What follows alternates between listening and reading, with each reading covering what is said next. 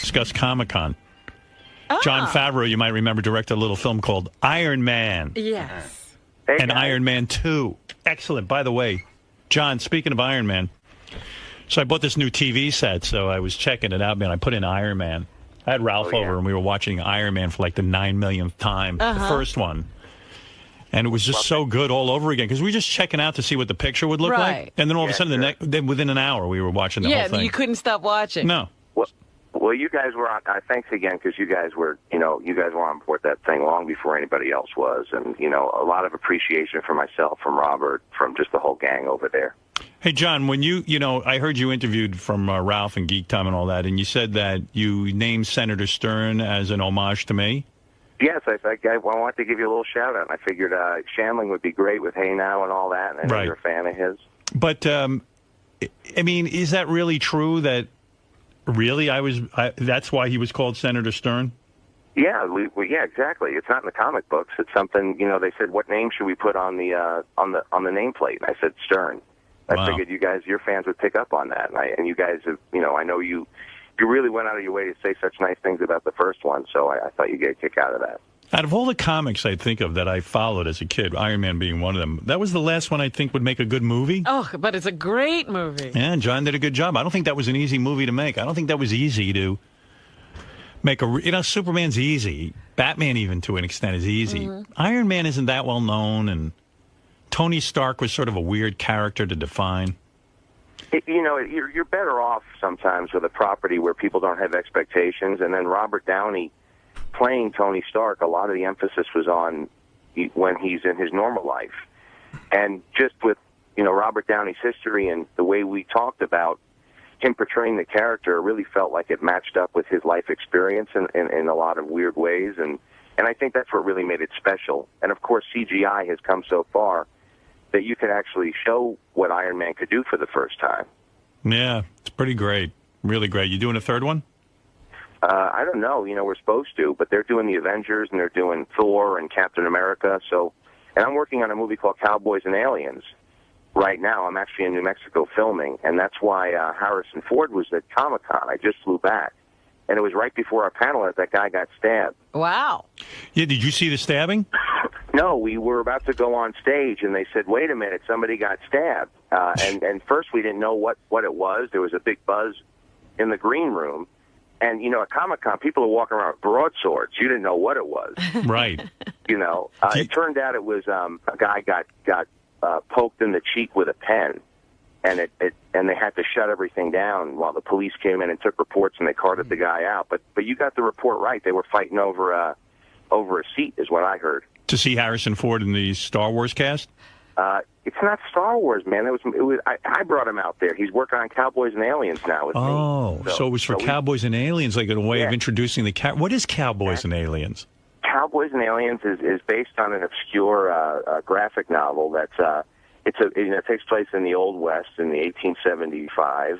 It stars Daniel Craig and Harrison Ford, as well as Olivia Wilde, Sam Rockwell, a wonderful ensemble of actors, and a bunch of aliens invade, and the Cowboys and Indians have to get together to fight off the aliens. So the Cowboys and Indians unite against the aliens. That's right. Oh, I love it. I would watch it. I love cowboy films, and I love the idea of them being futuristic and fighting off aliens. Well, look. How advanced are the aliens?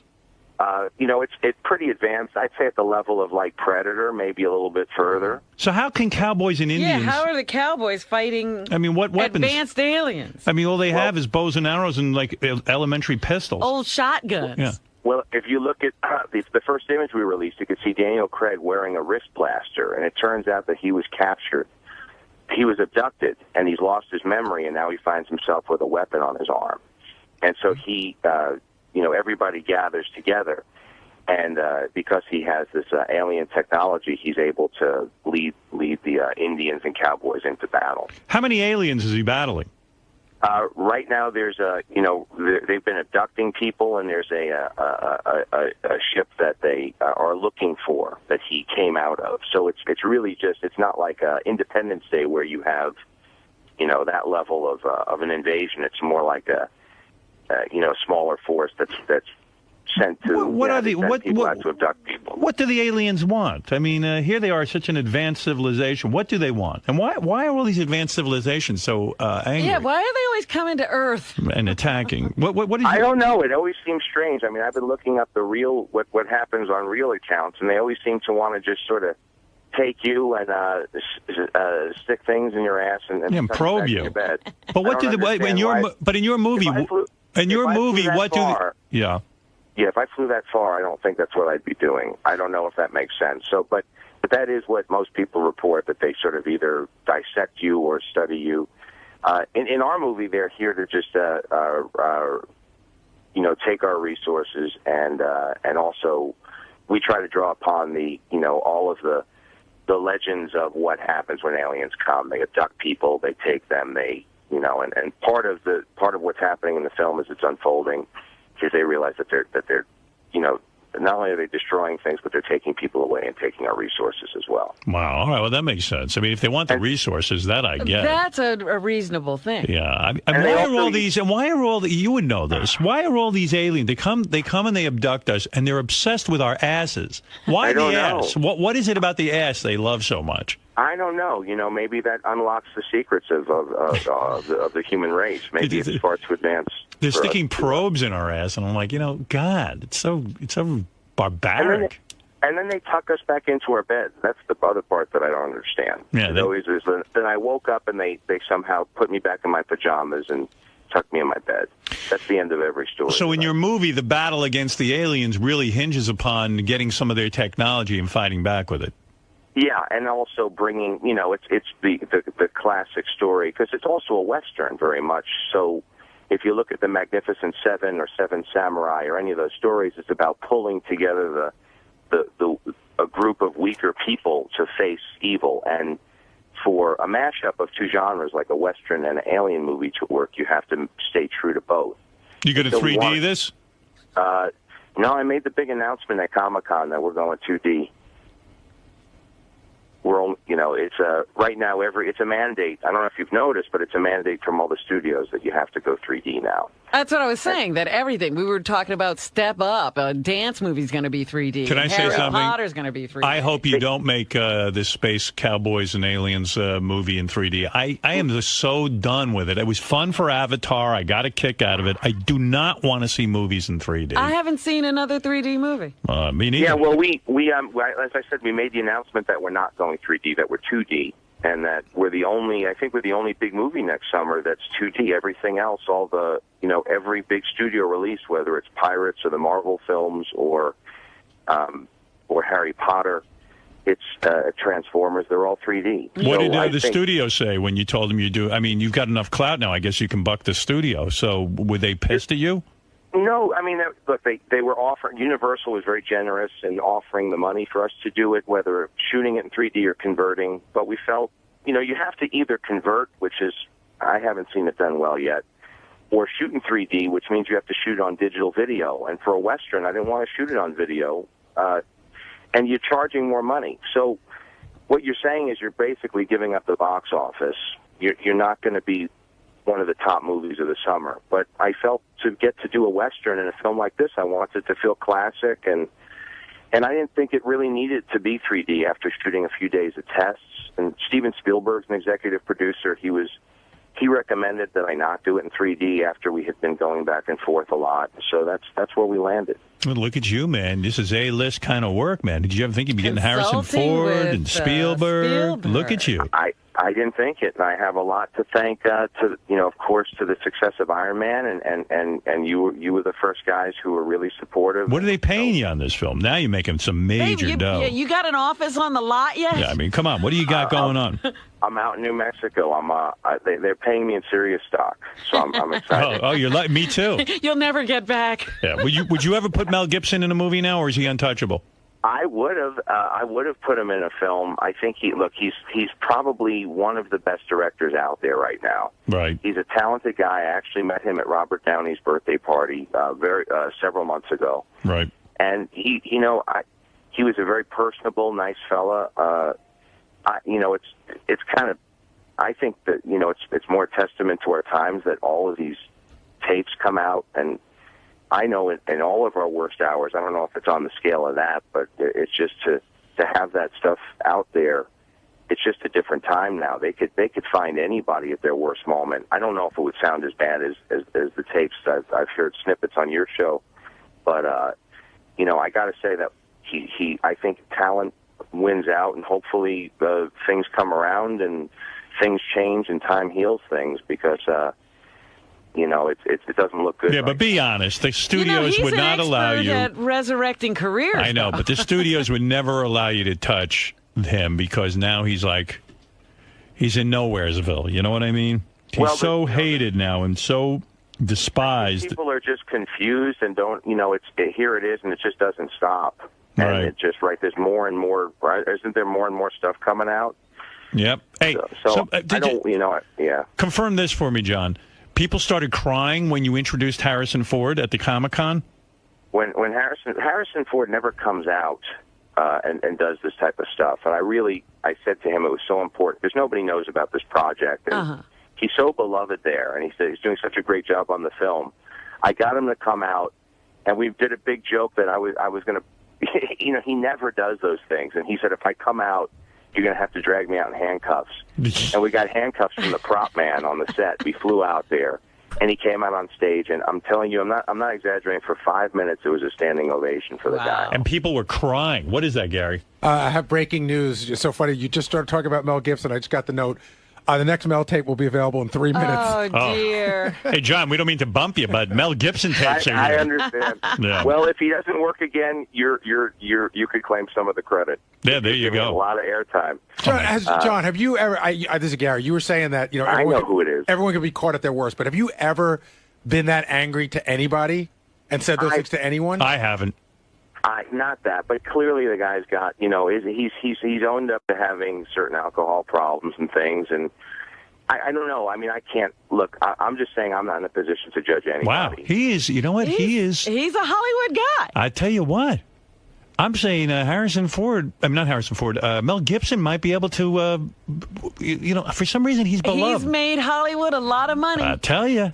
Look at Favreau. He's ready to work with him. Yeah. I'm just saying that he's extremely talented, and this is clearly a really, really rough patch, and I don't know if he could recover for it, nor would he want to. He's got so much money, and he makes his own movies, and I'm sure there were people that would, people definitely respect the guy's talent, so that's all I could really speak to. You realize, right now. You know what? Tracy Morgan was on my show the other day. He hit it right on the head. He says, you know what? I'll work with Mel Gibson. He goes, I could get him for like $5,000 now. And he could beat him up. Yeah, that's right. Like usually Mel Gibson's beating up everybody. Now you could hire Mel to get beaten up. Yeah. Hey, John. And people would love it. I really like this new project you're working on. I'm excited about it. Sounds good.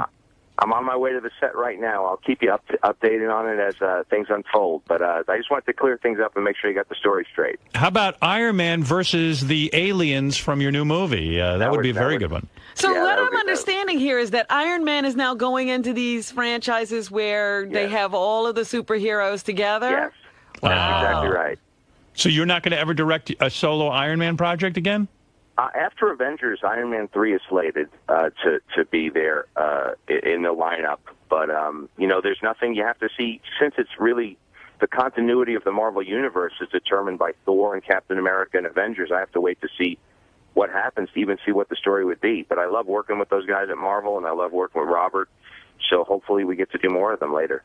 You know, you know what pisses me off? I never get advance copies of these movies. I'm talking about the actual DVDs. Mm-hmm. And I know certain guys, like people on the Today Show and stuff, they all of those people get DVDs. How come I don't get them? How come I don't have a copy of Karate Kid even with... Right. I mean, how come... I actually sell... I will get you a copy of Cowboys Aliens as soon as it's available. Thank you. That would be honored. I'm not going to bootleg it. But don't give it to the staff, though. No, just for me. I can't see it? No. Oh, God. I'm just proving my loyalty. I will set up a screening for all of them. All right. Thanks, Johnny. All right, take care, buddy. All right, listen, I'm excited about this film. I think you're onto something good here. Okay. Because if I'm excited about it, it means the public is excited about it. I'll get you the little teaser that we showed at Comic-Con. Yeah, I'd like to see that, too. Yeah. Right, I'll send it over to you guys. Get it over here already. What are you doing? But don't leave it on your desk. Don't worry about it. You see, he's very careful. You know what I do? I have a shredder in my office. After I watch this shit, I shred it. All right. Goodbye. Bye. Jon Favreau. Look at this guy. Wonder what he's getting paid. They get a lot of good stuff at that Comic-Con, but I can't go there. No, you're not going. Imagine the tweets. I want to make sure to get to Steve Langford from the Howard 100 newsroom. Steve is standing by with some very big breaking news. This guy is a top reporter. Very lucky he even stops by. Go ahead. The producers of the hit science fiction series Fringe on Fox moving heaven and earth to get Eric the Midget to the show's set in Vancouver. Fringe sending 2 staffers to Eric's home in Sacramento Friday to get passports and travel arrangements in order. Then, because of apparent complications over oxygen tanks on aircraft, Fringe will drive Eric the Midget and his roommate to Vancouver from Sacramento. Wow, they must really want you, Eric. Yeah, they do. Wow. Can you imagine? Did you hold out for a lot of money? Yeah. Wow. Look at this kid. Just strong-arming his way. So when do you commence principal photography? On Thursday and Friday. Of this week? Yes. And they're flying you there and providing all kinds of... Driving. Hello, you listen to what Steve says? Not really, no. So I meant to say, they're driving you there, and they're driving you with oxygen tanks and things, and anything you might need medically. Right. Wow. Wow. How long a trip is that? About 15 hours. Pretty pathetic that you don't even listen to your own reporter. Listen, I've been on the air for 5 hours. What's the matter with you? Eric, the annoying motherfucker. Does Eric have a work visa? Life. Does Eric have a work visa to work in Canada? Did they help him with that? I'm sure they've done that. I got the passport. You do? Yes. All right. Excellent. Wow, look at this guy. And have you read your lines? Have you seen the script? Yes. How many lines would you say you have? I believe it's like 5. How many scenes are you seeing in? 2. Wow. That's a lot to go through for 2 scenes. Give me one of your lines. Let me hear. Well, the person in the scene with me hands me $5, and I say, "Are you kidding me? I'm sure you have more where that came from." Well, boy, if ever there was actor, if ever there was a part tailor-made for Eric, it's him saying he's not getting enough of something. I mean, my God. I think he's being typecast. Yeah. Johnny Fratto was saying that Eric was a complete nightmare during the Fringe negotiations. Have you heard anything about that, Steve? Johnny had me in hysterics on Friday. What did he say? He had tape, which, of course, we can't confirm that it's all accurate, but and of course we aren't sure that we could air that kind of stuff. But he played this stuff, and it was unbelievable. What, Eric? And the roommate. And the roommate making demands? And yelling at Johnny. Eric, the complaining midget. I got to hear those. Beautiful stuff. Oh, my God. Eric, what were you yelling about to Johnny? Just that at one point it was going to be, the taping was going to be in August, and then all of a sudden, or the end of August, and then all of a sudden it switches to this week. Eric, correct me if I'm wrong. Aren't you guys sitting around doing nothing and just praise for some sort of recognition? I mean, and hasn't he been lobbying for more acting work? And so far, the only ones interested in you are Fringe. You would think you would drop everything, which is basically dropping nothing, and just do it, and don't be a pain in the ass. If you'd let me respond. Go ahead. It's the medical issue. The reason why we're not flying and driving up there is because of the fact that if they had given 3 to 4 weeks, we could have flown. But because of it being short notice. Yeah, but you understand Hollywood. You want to be an actor, you got to be ready to pick up and go. I mean, I don't know what to tell you. You can't exactly do that now with... All right, well, you got it all worked out. Will you improv at all, or will you do the script verbatim? Will you try, like Bill Murray does, to throw in some ad-libs or perhaps lend your particular brilliance to it, or will you stick to the script? I'll stick to what they wrote. You will not attempt to perhaps inject some of your own thoughts into the thing? No. Okay. What is his character, actually? I don't know if they want me to say. But you're crucial, you say, to the plot? Yeah.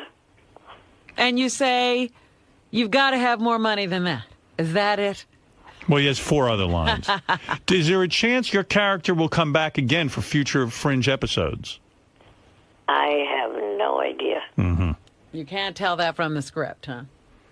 I guess it wouldn't probably hurt to say it. I'm playing a homeless guy.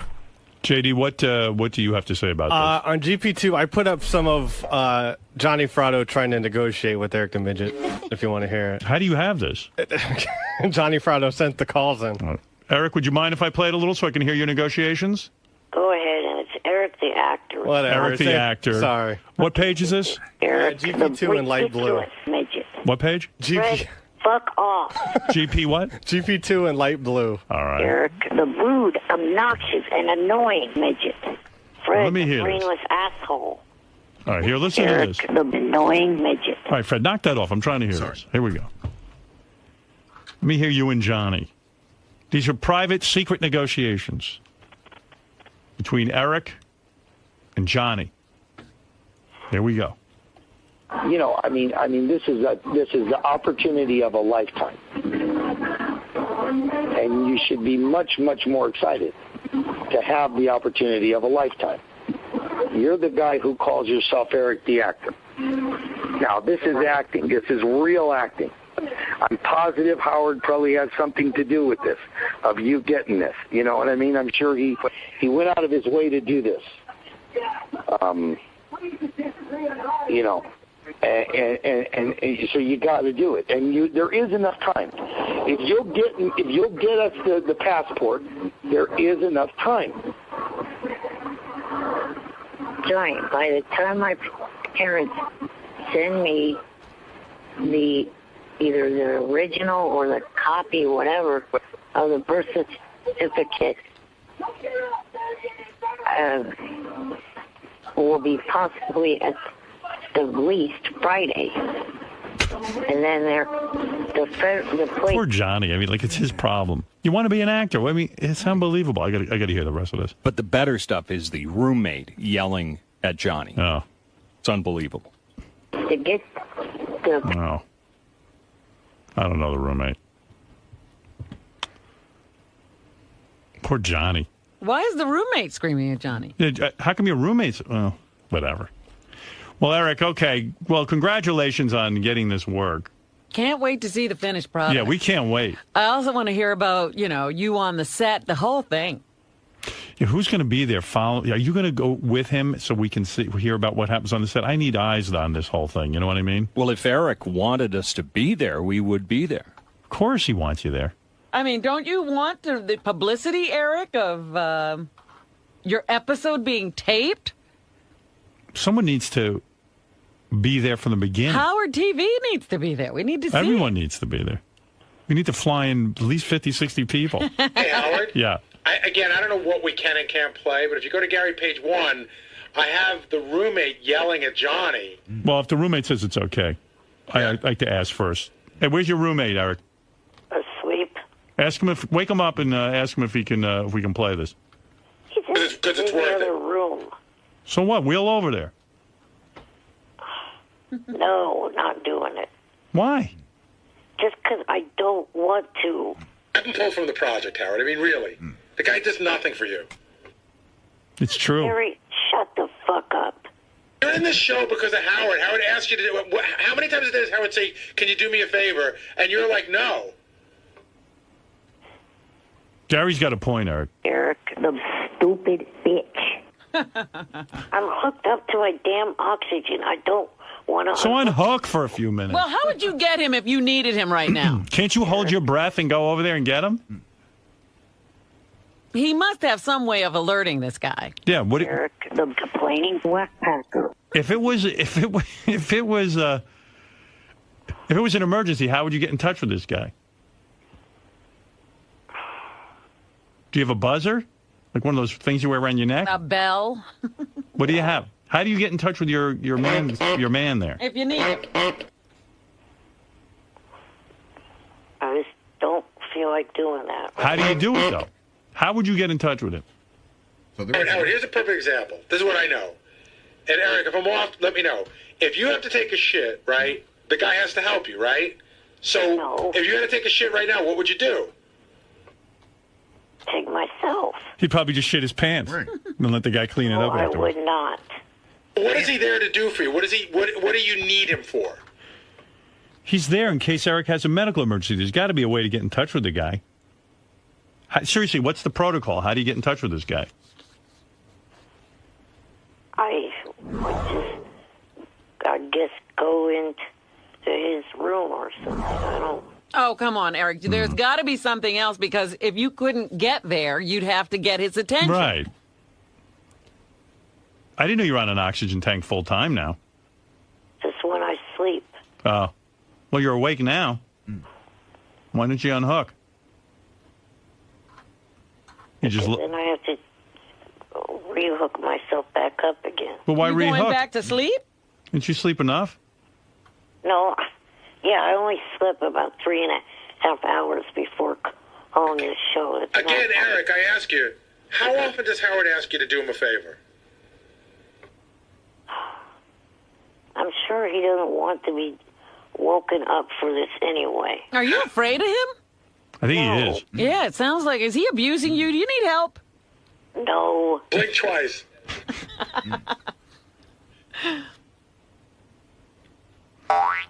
If you unhook... Well, forget it. Should be able to go a couple of minutes without his oxygen tank and I think he unhook. can. He just doesn't want to. Yeah. Fuck, I'll do it. Damn it, shut the fuck up. All right, go ahead. How long is that going to take? Could you hurry it up? Can you hurry? Robin, can you shut the fuck up? Stop arguing. Go get him. And all this time he could have already had the answer. I know. Arguing. All right, give him a minute.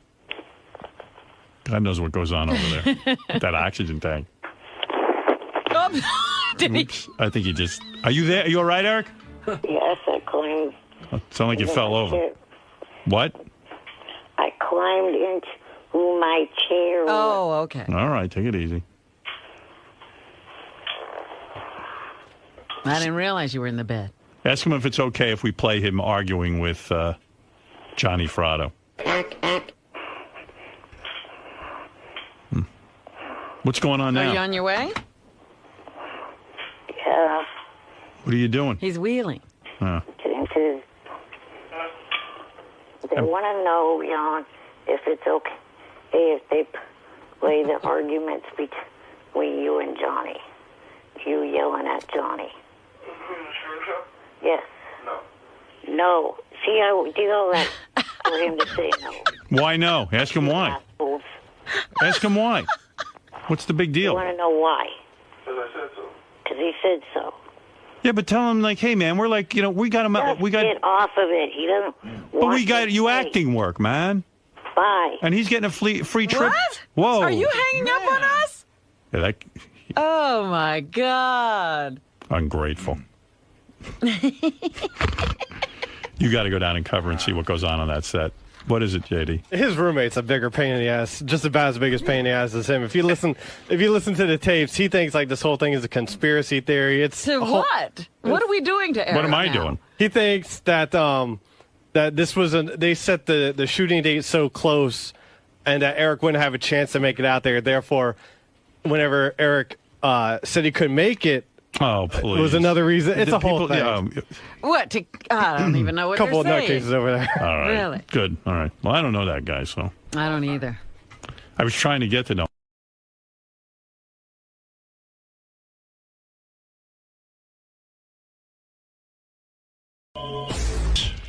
Eric the Midget, Johnny Fratto phone call.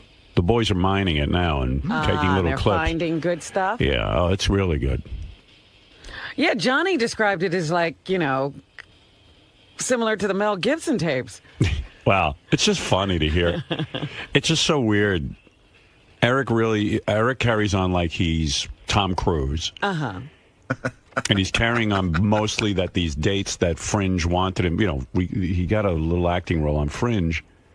And he's, this is all this kid wants. He wants to go. He wants to go. Can you get me on? So he finally got some acting work. And it was like 9 days away. And Eric's major problem seems to be that it's too close. In other words, how many months out does he need his schedule? And someone said to me he's just being a pussy anyway because he's insisting on driving to this set in Canada, but he could go on a plane. He says, I have the same condition as Eric, and I have oxygen tanks and stuff. And he goes, you just bring one on the... Here, wait, I'll read it to you. Hey, JD. I'll just say the main point of the argument is, or the disagreement is, Eric and Jon feel... Jon being Eric's traveling companion. They need a passport, okay, to get over there. And Johnny's saying, the film company is letting... they're able to get it done faster to get you over there. But the way that they can do it, like... Eric and Jon are nervous about, like someone's going to steal their identity or something weird. Yeah. So so they want to do it, in a certain amount of time. Oh. Yeah, they have all kinds of issues, and poor Johnny's like, guys. What are they living in, like this paranoid little world that they created, and Johnny is disturbing them by saying that things can be done a different way? Yeah, and Johnny, they act like Johnny needs them.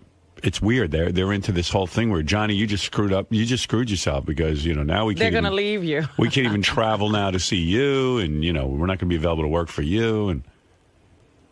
But Eric got out to the Bunny Ranch on the drop of a dime. It depends on what it is. It's weird. You got to listen to this. It's the greatest thing ever because Eric carries on like he is perhaps the largest or biggest star in the United States. Here, it doesn't even matter where I pick up from. You know what I mean? It's all good. It's all good. I mean, don't you see this as some way to have fun? I don't see the fun. You know what, Eric? I'm done with it. Call your dad tonight. He has a passport already, so all he has to worry about yours. And go with your dad. Because I don't want anything to deal with it if he has. What's he saying? He's saying he doesn't want to be a part of this anymore. I have to get my dad to go with me now. And just let him know nothing more in L.A. with him because I'm not safe. Hey, you just screwed yourself of having me come down there anymore because Jon can I ask you a question? How did I screw myself? Hold on. You're acting towards Jon. Jon, how did I screw? Tell Jon. I know a few people. Hold on. I know a few people that are more important than you and Jon. Okay? I don't make anything off of you and Jon. You and Jon make money off of me.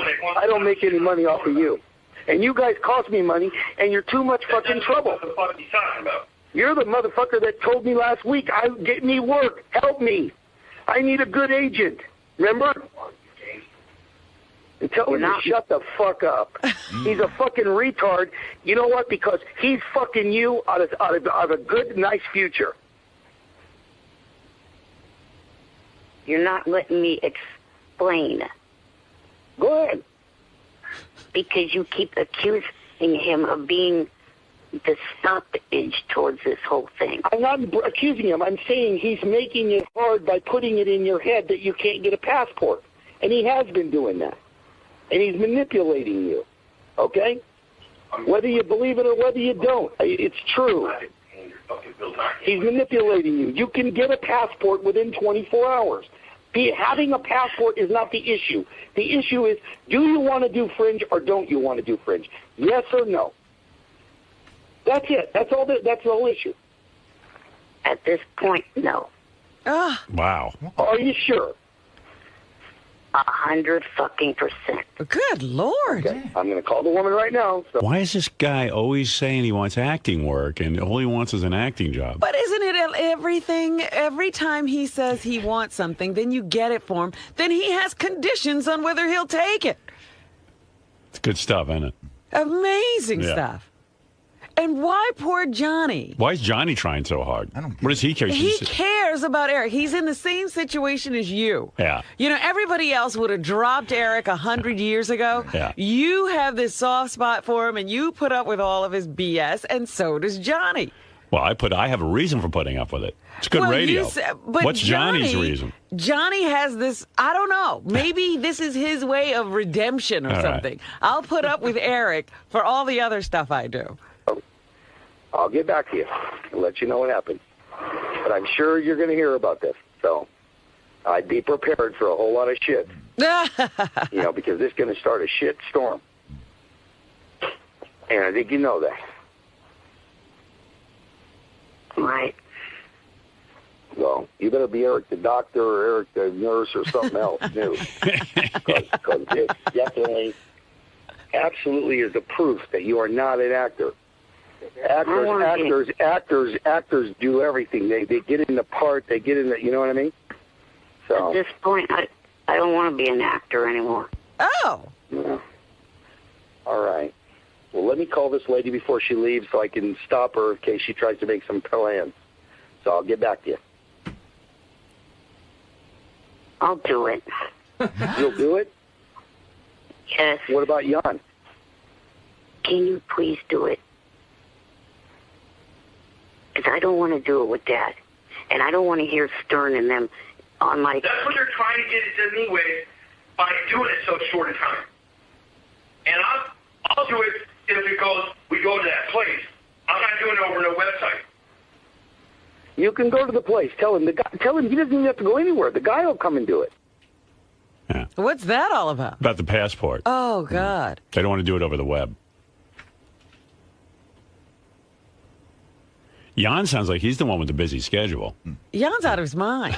No, he doesn't want to put up with that bullshit. No, I mean, even the way his attitude, what's he so upset about? Really? I don't know. Somebody said, go get a passport. Ah! Jeez. Maybe he's been through the mill with this Eric. He had a bad incident with the internet.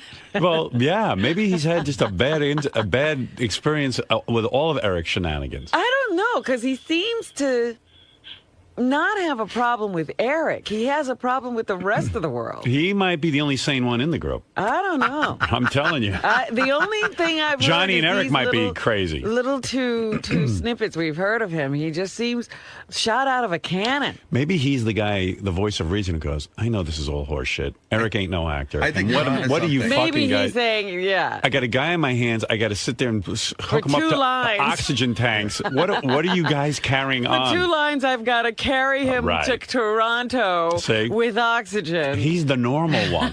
He should be yelling. You'd be yelling too. What are you talking about? He ain't Make-A-Wish Foundation. And why is Eric? I don't understand what's so problematic about Eric traveling with his dad.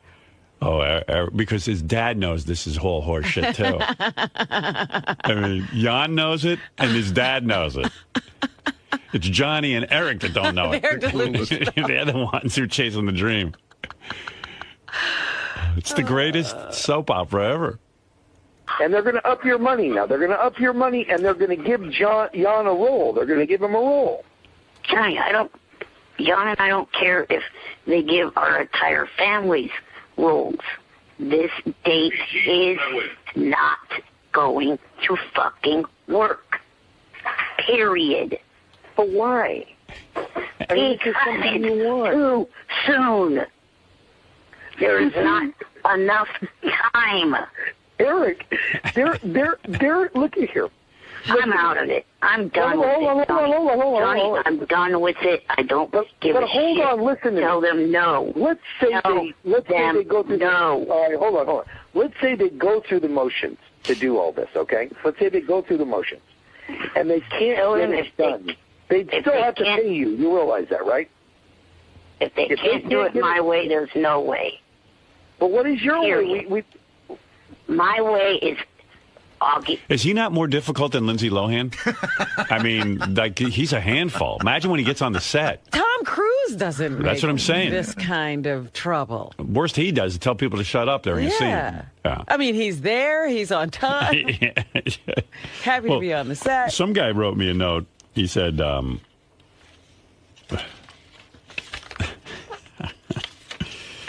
Hey, guys, that unlikable cunt Eric can fly in a plane with oxygen. I'm a rep for a home care company and deal with people traveling with oxygen all the time.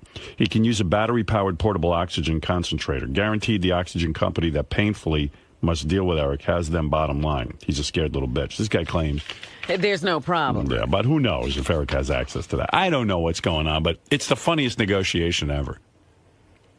Because you'd think that something major was going down. Yeah, this was his TV show. Right. And he's saying he was not going to show up. This is a guy, you would swear this was a guy who's done 10 to 20 films. They've all been major hits. And now the film work has dried up a little bit. Now they're giving him his own TV series, and he's not sure he wants to go to television from film. That's what you would think was going on here. That you got a major star on your hands. Around August the 20th or whatever the hell date that was. You would think this guy had a full calendar like Chris he Rock. made somebody some money. Yeah, right. And now everyone's fighting over him. Earlier when I talked to you, that's the way. This is a big production company. They're not going to send some goofball who's going to steal your identities out to do this. They're going to send somebody that's very normal. Imagine you're an identity thief and you steal Eric's identity, and now you're in the hole about, I don't know, 50 grand. Oh, my God. Yeah, you get his bills. He's like a grumpy, shrimpy Gene Hackman without the talent. You know, I mean, don't you guys are missing a huge opportunity. This is a big opportunity. They really want you. I mean, God, it should make you feel good that they really want you this badly, that they would go out of their way to get you. I mean, they must really want you badly. If they want me that damn badly, they will play it my way or no way. Man. You know what? And ultimately, he does want to do it. Right. Oh, yeah. Because the moment it seems to be going away, he's like, okay, I'll do it. Yeah, I'm telling you, the only sane one in that group is that kid Jon. He knows it's all horseshit, and he's got to have to deal with Eric and moving him. Yeah, this is a big deal. Yeah, 4 lines. He's the one who's going to do all the work. He's the guy who should be getting paid, not Eric. He's getting a role. He deserves a series for that job. Trust me. Let's go to CWB. Good morning, everybody. Hey. He has to travel with an oxygen tank. What's this guy traveling with? An iron lung? Well, he's got real medical problems, Eric. Holy shit. But I used to be an Eric the Midget hater, but yesterday he has proven his acting chops. Yeah, I've got to admit, yes. You got to love his saga. Well, even the fact that he says he no longer wants to be an actor, I'm like, what happened to him? I don't know. I still think he should do like a remake of one of those movies like he was trying to get him to do before, except he could do like I don't know, what was that Blue Velvet. He finally I don't know where that guy was going with that, but he finally got some acting work, and like so many people, their dream finally comes true, and then they back out. Right. Can I relate? I mean, my first radio job, I got the job, and I backed out. Yeah, the offer of a first radio job, I tried to turn it down. Yep. See, we can all relate to Eric. Oh, this is the greatest. Yeah, Steve, you're on the air. A couple of people want to comment on this. Yeah, this is Jon. I don't know much about him, but let's say he's been living with Eric. I think he knew him in high school. Think about how dark this kid's life is, having to He's the star. Every need, and how many times has Eric said thank you to him or done anything? Well, you're absolutely right. The guy who you really got to follow, the unsung hero, the guy who's freaking out in the back is Jon, because he actually has to really work. He ain't going to be acting. He's got to sit there and move Eric, who is a big pain in the ass. He's got tons of medical problems. He's got to go do all this shit and get the passports and do everything. Wait a minute. Johnny makes a point. Right. When he says, Don't you see this as fun? Most of the time, you're sitting in that house. Yeah, well, yes. Even Jan is sitting in that house with Eric. Isn't this is like that day at the amusement park? Isn't this is a no fun There's no, thing. not for Jan. Once I was in the hospital and I had this kid who was paralyzed from the neck down. Right. And Jan is right.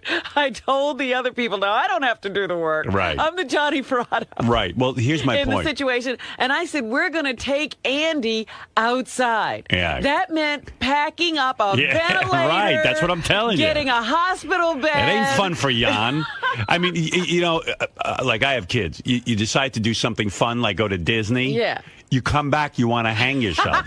I mean, it ain't fun for Jan. For Eric, True. it'll be fun. Now I'm seeing Jan's point of view. I see this as Jan's the sane one, and funny. Johnny and Eric are insane. It's great. Jan can only hope that Fratto's connected to end his fucking misery. Yeah, I'm with you. All right, Steve, thank you. That's why he's giving all that lip. Let's go to Dino. Dino wants to weigh in. Go ahead, Dino. Good morning, Howard. Morning. This midget is the most annoying midget I've ever heard in my fucking life. He's fucking bipolar, and no one should fucking hire this guy. Well, all I know is Gary's been listening to the tapes. I think he pulled a couple of clips, too. So there's more of the drama coming up. Lovely. Yeah, so if you're a fan... Poor Johnny, though I do feel for him hours and hours. Now, he's not only talking to them, he's talking to the people from Fringe. Well, I'll tell you what, Eric's the insane one. Jan is completely sane and knows what work this is going to be. And Johnny knows how funny all of this is. So he's running back and forth trying to keep this alive. And taping it, yeah. But he's dealing with, a sane production company on one end. Right. And Eric on the other. Yeah. I mean, he's actually really talking to a production company. It's the greatest. If this thing gets shot, it'll be a miracle. You still don't think it's going to come off? I'm 50-50. Yeah, Mike. Hey now. Hey now.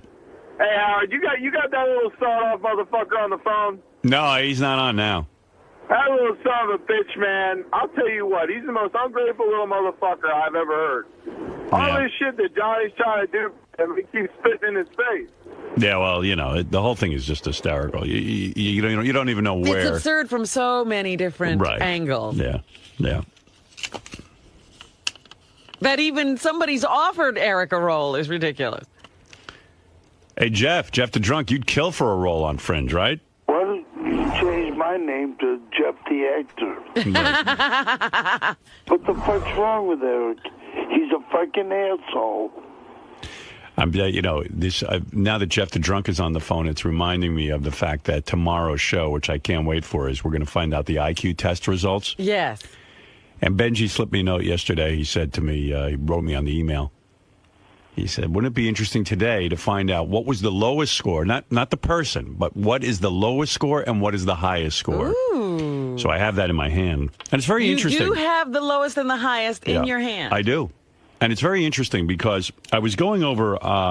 what are the actual... I heard them saying something about the actual levels or scores and where you fall if you wind up with that score yesterday on the wrap-up show. Okay, let me give it to you this way. Let's say you get under a 20. Oh, you mean people can score that low? Yeah, that's a profound mental retardation. I mean, you're basically... Like you can hardly get into the room. You're basically a vegetable, you know? You can't even move. Right. 20 to 35 is severe mental retardation. 35 to 50 is moderate mental retardation. 50 to 70 is mild mental retardation. Now, what can you do with mild mental retardation? Is that like... Are you saying that's like Wendy and... Gary. Probably Gary. Gary the retard. And again, we didn't test Gary, but we tested Wendy. Uh-huh. So anyway, I'm assuming the lowest number is going to be Wendy, but you never know. High Pitch Eric could surprise us. But High Pitch Eric went to high school. High Pitch Eric is not Wendy. I know. But, he went to high school and graduated, even though he was in the slow class. Yeah, but you know what? That doesn't mean that much these days. But anyway, here's the spread, okay? The lowest score... Of the people we tested. Right. And that would be Jeff the Drunk, High Pitch Eric, Wendy the Retard, Gary Delabate, Jason Kaplan, Scott DePace, Ralph, and who am I leaving out? Anybody? You said Jason. Yeah. JD. Richard and Sal, and JD, right. So the lowest score is a 61, Which would be mild retardation. And you got to figure that's Wendy. Yeah, that's what I figured. I've got a 61. Who? Ralph. Lowest is 61. Uh-huh. Now, that's mild retardation. let me explain to you the high number. The average or normal intelligence for the average American, The average human majority being, of people. Is a 90 to 109. Okay. Okay. Superior intelligence would be anywhere from 110 to 119. Now, I said to Gary this morning before I looked at this number, I said I would guess that most of the guys, excluding High Pitch Eric, maybe Jeff the Drunk, and maybe Sal, are going to be somewhere between 110 and 119. Really? Yeah, I think so. I think they'll be of a little above average. Okay. Okay, I believe. Now, the next number, 120 to 140, is very superior intelligence.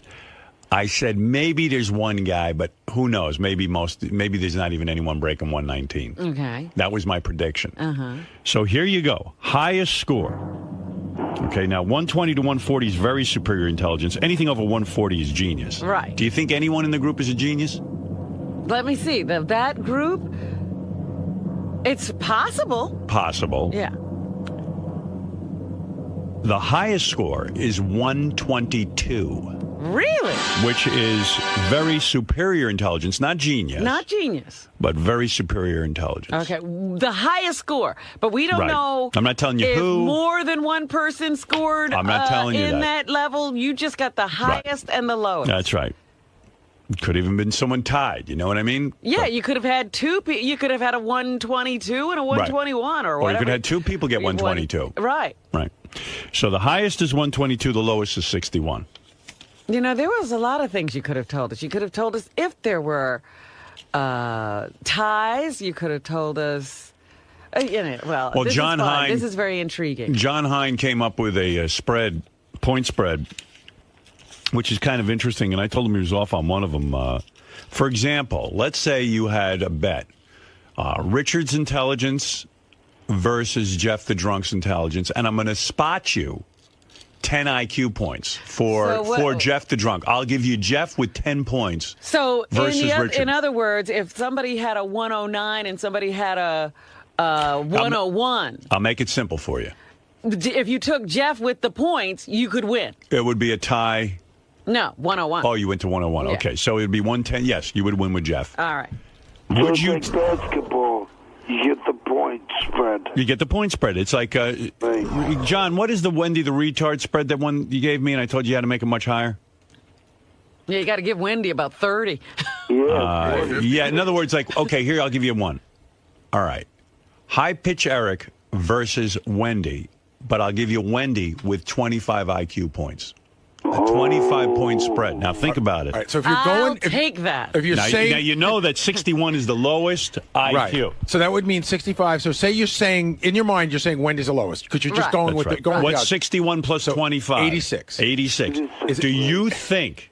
I'm giving Wendy 25 points. That's a great bet. Yes. Do you think Eric can win? Still, in other with words, Wendy with the will points. Eric have higher than 86 IQ? And You're let right me there. remind you, I think you're right there. That's right. So that would be dullness. 80 to 89 is called dullness. He's very dull. He's dull. He's dull. He's dopey. Right. Like a butter knife. So there's the big betting. Right. All right, I'll give you one. Go ahead. Okay? I'm going to give you one. I'm going to give you... What was the one you had, John? I originally had Eric at 6.5 over Wendy. Yeah, and no, you said no. it's way too low. I said you got to go 25 points in Yeah. order to get people to bet. Right, because Yeah. nobody's taking Wendy at 6. Would you take... okay, I'll tell you what.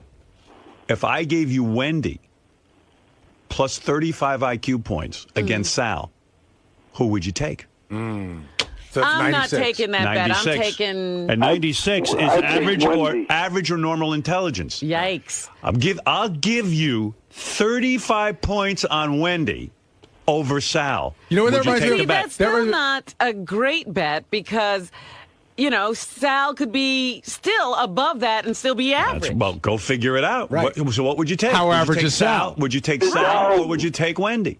I think it's a great bet. It is a great I'm bet. thinking in that case, I might take Wendy. That's right. Howard, I have one for you. Go ahead. Jeff the drunk. Go ahead. Versus Sal. I'm giving Jeff 10 IQ points. I'm taking Jeff. And I don't Taking Jeff. I'll bet you there's not a 10-point spread between Jeff and Sal. I'm with Howard. Yeah. Wow. Jeff, how'd you feel taking the test? I felt good about it. That doesn't mean anything, Howard. Nobody walked out of there feeling stupid, by the way. Really? Except for me a little bit. Right, because you don't know how you did on the test, and the people giving you the test don't give you any indication. All right, I'll give you an easy bet.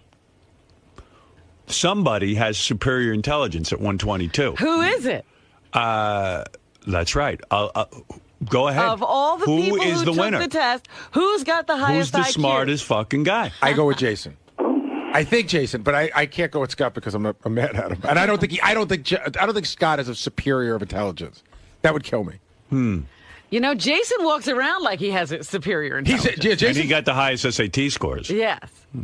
Yeah, I'd have to go with Jason myself now. What if it were me? I used to be the pace guy. Now, there you go. If it was you, I know it's not you. See, here's the thing. I'm not crowing about the test. Wait a minute. How come you know it's not Gary? Based on Gary's academic performance. And Gary will start pointing to his communications degree. And I read his book, you know, the one that's coming out. Yes. Oh, you should see him crowing in there about what a genius he is and how he could have gone to any college. See, again, your comprehension is and then your horrible. opinion of Adelphi is way too high. I don't think I gave him an opinion of Adelphi. Read your book. I did read it. I wrote Have it. you read your book? Maybe But you misquoted. Howard's comprehension is off. I never said that I could have gone to any school. I had an opportunity to go Texas, to I go to know. a different school, and I never made it there. But I never said I could go to any school. Nah, you couldn't find those he words starts in the book. bragging about. Wait till you hear how he starts bragging about his academic career and how he was summa cum laude or magna cum laude. Wait till at Adelphi and how he won some big award. Don't ask. It's all bullshit. He thinks he's way smarter than he is. But the award I won was for communications. I said that in the book. It's a moron award. But it's not. It's not an crowing academic award, and I say that. You're crowing about it. Your It's like opinion of yourself is very high. It's like a special Olympic His reading gold medal. comprehension Listen, is Gary, off. when I lay down at night, I know I'm an idiot. I went to communication school.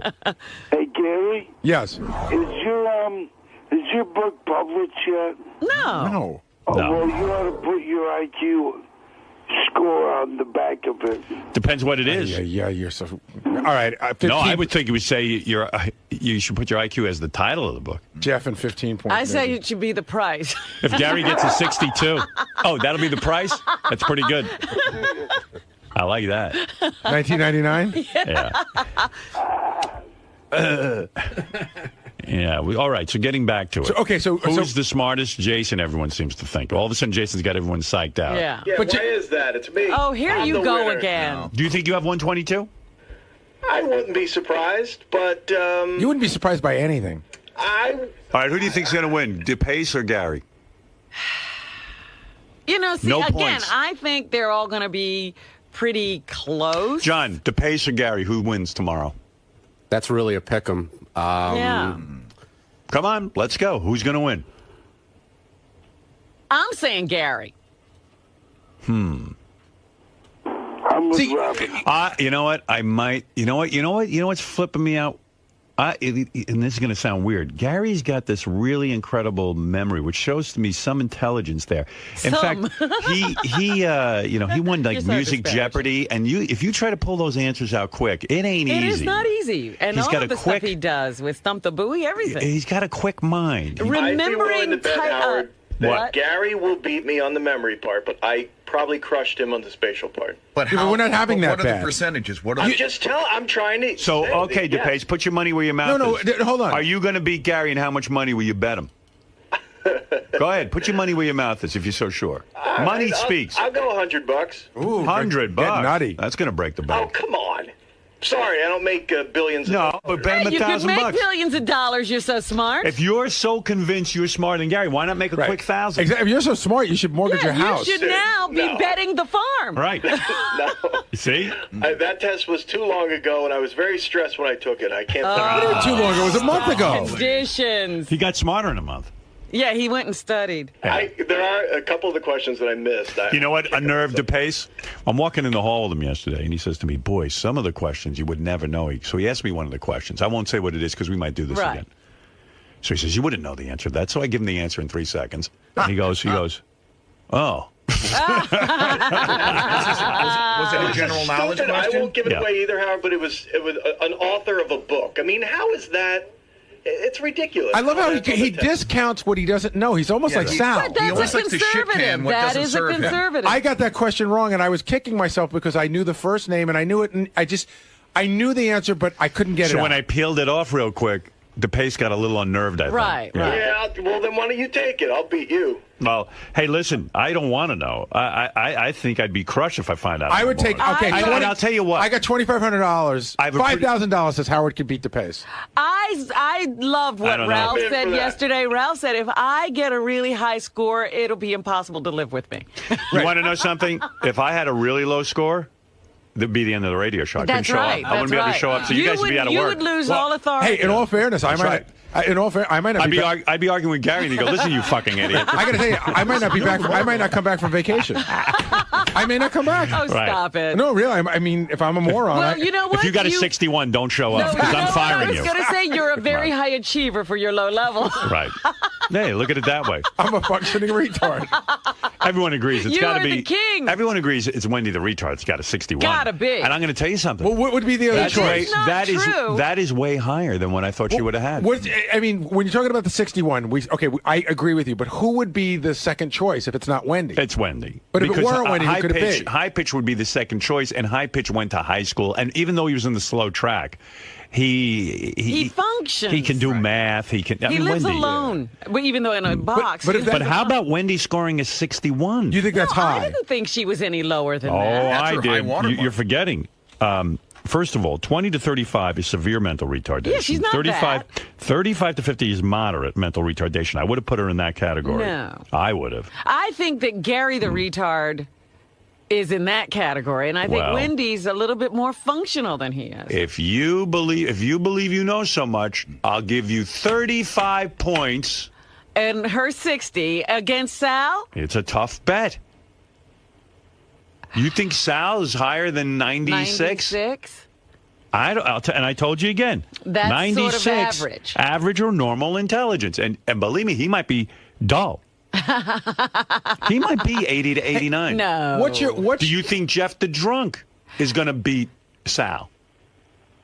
I do. No, I just don't think so. I think you give Jeff a lot more credit than he deserves.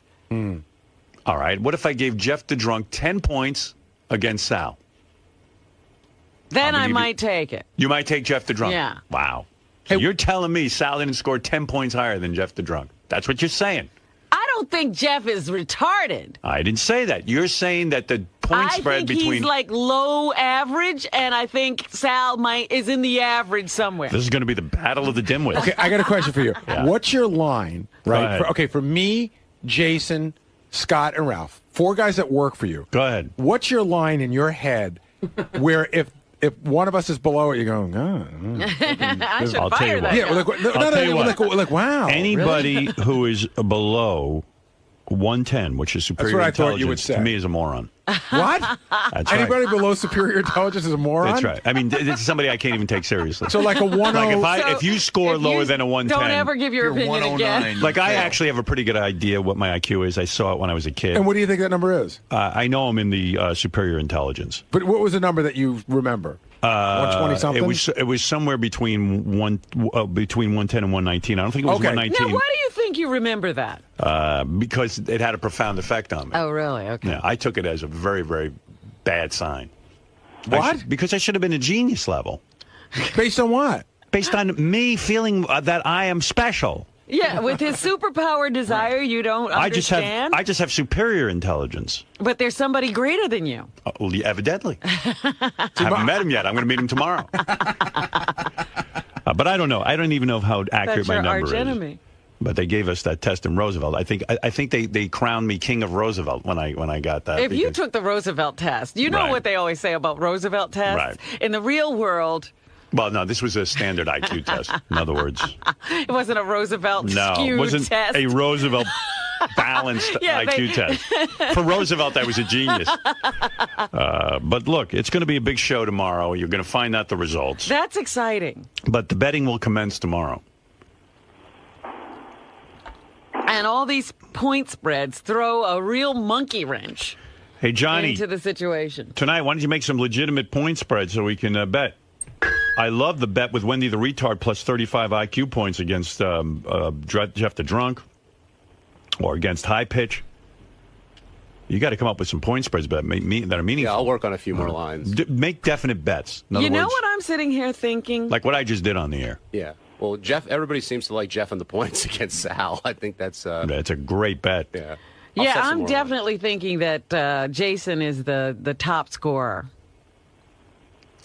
He's got everyone convinced. I think the SAT thing, believe it or not, put it over the top. It's not only that. I've been like the reason I give Scott DePace such Oh, come on. Let me talk. It's because he doesn't. Remember when you were talking to him about, various things, the dog and hitting him with the paper and the Right. whole thing? He doesn't have the ability to understand. to accept new material and assimilate it. Shit. So let me ask you something, all right? And you guys don't accept my opinion at all. Based on what you've said, and I think that's a very intelligent comment, is Scott DePace going to surprise us all and be dull? Yeah, maybe you guys are all the dumb. Average I'm or the smart one. Is there any shot at him Right, being you're dull? Planet of the Apes. Which is 80 to 89. No. Okay, you think he did better than that? Would you think? Hey, Will is the only guy who's actually seen the results because he's been working with the woman. Uh-huh. Would you like to know right now from Will how many people are dull? How many people are? Oh, God. That's what I was saying. We could get a lot more information. Well, let me ask you something. Let me ask you a couple of general questions. Maybe it would be bad. Well, I don't want to influence the This betting. is the greatest conversation, by the way. All right. Now knowing. All right. Will. Yes. Will we were people in the dull category? Were people in all the categories? You mean people on the staff? Well, no, I'm just saying. We know somebody was in the category feeble-mindedness, right? And we're assuming what was dull? Dull is 80 to 89. I don't think so. All right, So we skip dull. So we skip dull. Yeah. All right. There might be lower than dull, and it might be higher than dull. Right. All right. Ooh. Maybe we shouldn't ask too many questions. All right. You don't want to know how many people were average or how many people were... All right, maybe you're right. Yeah, We'll because wait. then we don't have such a huge pool of people. Is there anything you want to tell? Were you shocked by anybody's IQ? No, don't say that even. No, don't even say that. Oh, come on. He could say that. Were you shocked by how... This is the Have you general changed question. your opinion of people because of the test? I feel like I never want to take this test now because all people can do is think poorly about you. There's a couple people that are going to be very happy, and then most people are probably going to be like, oh. Oh. So that's not fair either. I shouldn't even say that. Right. So is there anyone there who shocked the hell out of you, whether good or bad? There's a few that are pretty surprising. Yeah. Really? Okay. Positive or negative? There's surprises in here. Yeah, Gary. Will, I got a question for you. Has anybody contacted you off the air trying to get information out Why, of you? yes, Gary. It's funny you bring that up. Who would that be? Who would it be? DePace called me last night. I knew it. Oh, Wait a minute. Wow. Come on, dude. Boy, I oh, was boy. calling you about golfing, idiot. Yeah. I just happened to say, do you have the results? Yeah. I knew you wouldn't give them. No, that's your job, you jerk off. That's how stupid you are. Why don't Yeah, you he's take too the test? stupid to see through you. Exactly. Let me ask you a question. Go ahead. Will I have to fire anyone or switch jobs around based on this information? That would be funny. I can throw a few people out. Okay, look, you're too stupid. This is so great. Yeah. I got to get out of here before I get in trouble. I don't want to say anything. Yeah, I don't think we need to know anymore. The pool is too small. We don't want to have too much All information. right. Tomorrow the betting will commence. So 61 to 120? 122. What? Let me just double check that. I ripped it up. I got Yeah, it. 122? He's a 121 or 122. Let me double check. It's 61 to 122. Nice. Yeah. So there you go. All right, Jeff. Thanks. We'll talk to you tomorrow. I think we're going to see you down here, right? Yes. Okay. Very good. See you tomorrow. Bye-bye. Jeff coming in for the... I hope Jeff beat a few people.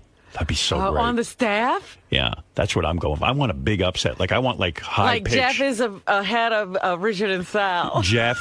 Richard and Sal are beaten by high pitch Eric and Jeff the Drunk. Like, that's a headline. That's great. You know. Like, wow. But looking at just the simple result we got, we realized that somebody on our staff is twice the IQ of the other person. So if, let's say, Jason's the smartest, that means he's 2 times smarter than Wendy. Which doesn't mean much. Well, it means something to me. It doesn't mean much mathematically, but obviously it means a lot. It might help you with the point spread when you make your bets. Well, here's what I'm wondering. Again, I think the best matchup is Sal and Richard.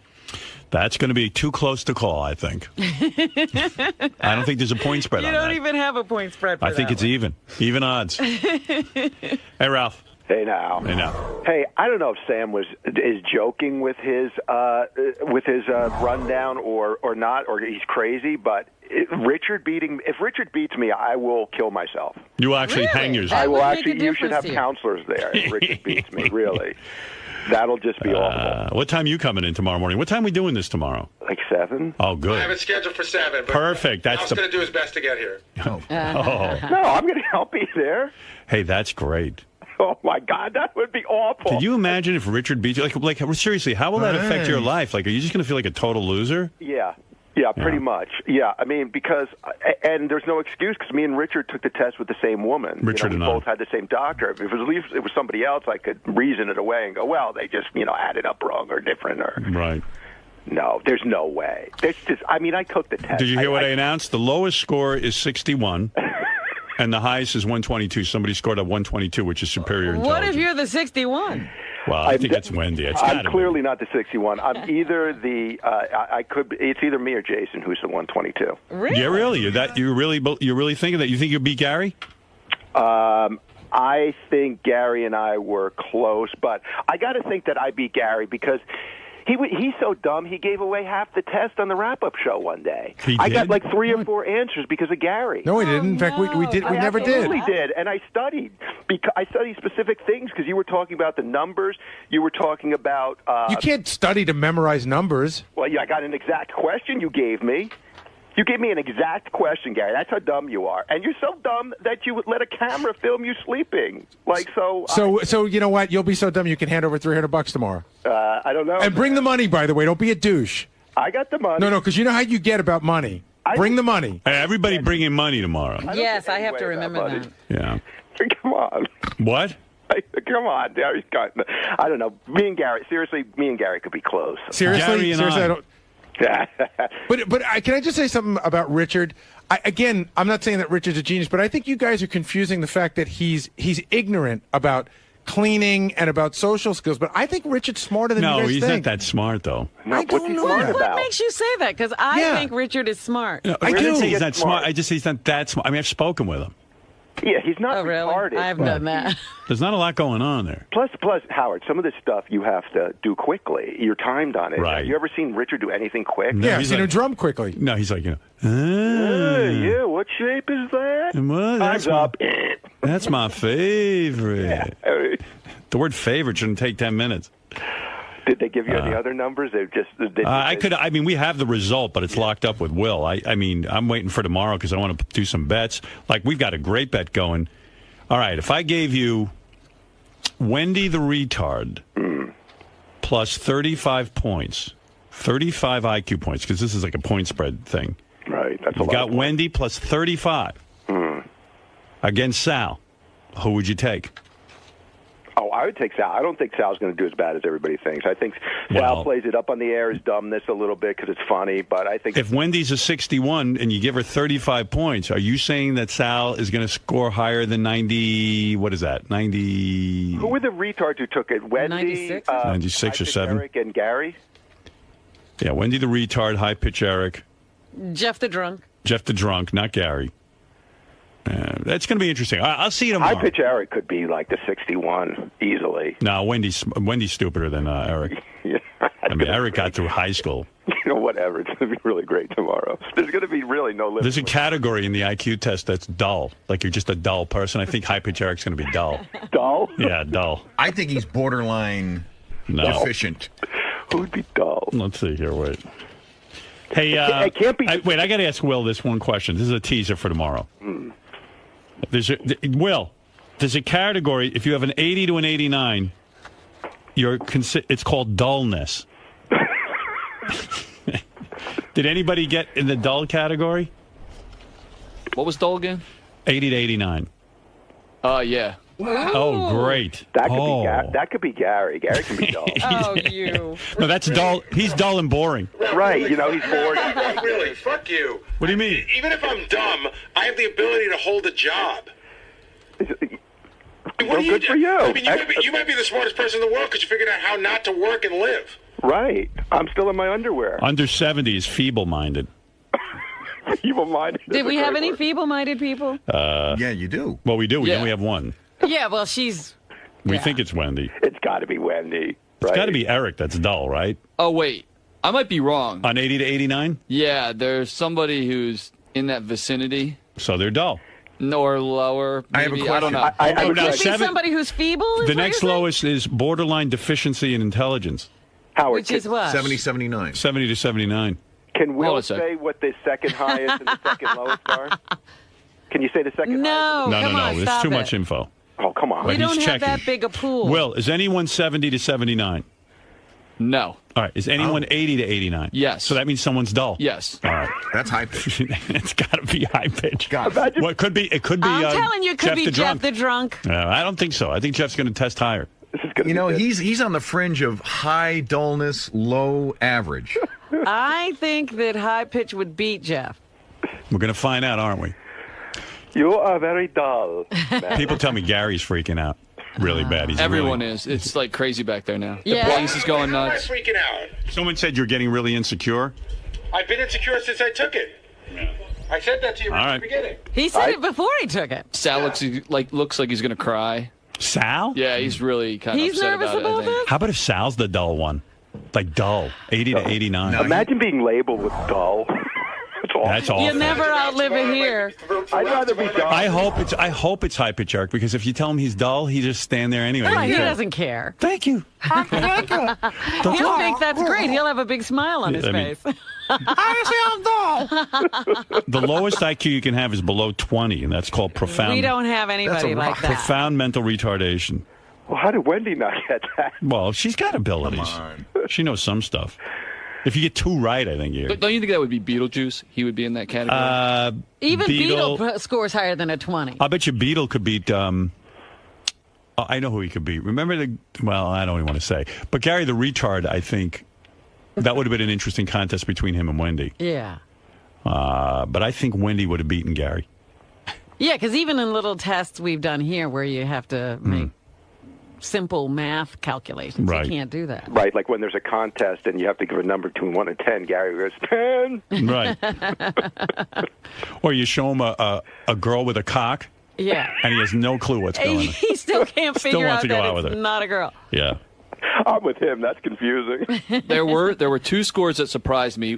One was higher than I thought. One was lower than I thought. Wow. You mean there was a person who seems very, reasonably intelligent, Yeah. and they were really low.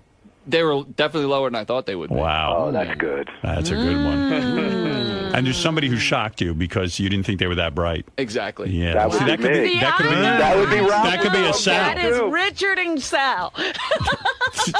That's like one person. I'm the Einstein of Kansas. So somebody shocked you. They were way brighter than you thought. Yeah. Wow. Yeah. So. I can't wait to see if the pace is dull. DeBase can't have done that well because he just doesn't think well, like he... Shut he up, doesn't- Ralph. he I'll doesn't- beat Ralph by at least 10 points. He doesn't Wait have a an second. open Hold it. mind. It's a pretty First, ballsy here's the bet. first bet. Here's a bet. Why don't you bet Ralph some money that you beat him by 10 points? Yeah, I will. Ralph, much? where do you want to go? We'll do bets tomorrow. Yeah, well, we'll forget this by tomorrow. How about, I don't know, again, $100? Ralph, are you willing to go $100? Okay. And what the pace is saying is he's going to spot you 10 points, 10 IQ points. Scott's going to give me 10, which is a good chunk of points for that That's contest. right. He's saying he's spotting you 10 points. Absolutely. All I would right, take that. boys. Scott, you're on? See? Yep, I'm in. All right, $100. Because you know why? I think Scott and I are going to be close, and I think I'll edge him out with that 10 points. Thank you, dummy. That was really stupid of you, Scott, by the way. So you admit I'm smarter than you. He spotted you 10 points. That's how confident he is. Yeah, well, that's how dumb he is. All right. Well, we're going to see. That's $100 right there. All right. We'll see you tomorrow. This is going to be great. Yeah. I'm going to kill myself. Every time I look at Will, the fucking smile on his face, I want to punch him. Will, you're the only one who knows the result. That's a smart reaction. It's like giddy power. It was a joke, dummy. And you better get my joke or I'm going to come in here and punch you. Who's crumbling now? Scott, will you be wrecked if Gary beats you? No, because you know what? I was thinking about that. If Gary wins, maybe it'll make him feel a little better. We can stop this fucking whininess. How about me being smarter than you isn't going to make me forgive you, douchebag. And besides, you'll just discount the test. If I beat you, you'll say, listen, these tests are stupid, they're meaningless, and I know in my heart I'm smarter than everyone else. Well, I don't think it's meaningless, but I do think that the general knowledge stuff is kind of weird that's on there. But if you win it, you'll crow like crazy. Smart. But if you lose it, you'll discount the whole test. Will everybody agree? Not the whole test. Will everybody stick by the results, or will everybody say that now, or you're all going to kind of? Because I'm sticking by it. Whatever they say, I'm with it. Well, there's nothing to say. That's the result. And Scott will handle things the way he handles Let Scott handle it his way. If he wins, he's for it. If he loses, he's going to discount everything. That's what Gary's saying. That seems like the safe way to play it, if you ask me. Absolutely. Gotta live with these I'd be results. doing all kinds of fucking dances if Backpedaling. You tell me I'm dull, I'm gonna fight that one. I'll demand the retest.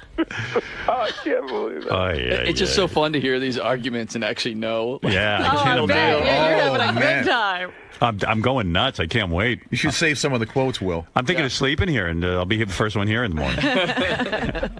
All right. Thank you, Ralph. All right, see you tomorrow. Bye-bye. Big show tomorrow. Big show. Wow. All right, Gary, so tomorrow we're going to find out the score of the IQs, and Will said that two people surprised them. One scored higher than he thought, one scored lower. Does that get you nervous at all? Of course it does. I think there's only three people who could fall into surprised at how low they scored. It would be me, Scott, or Jason.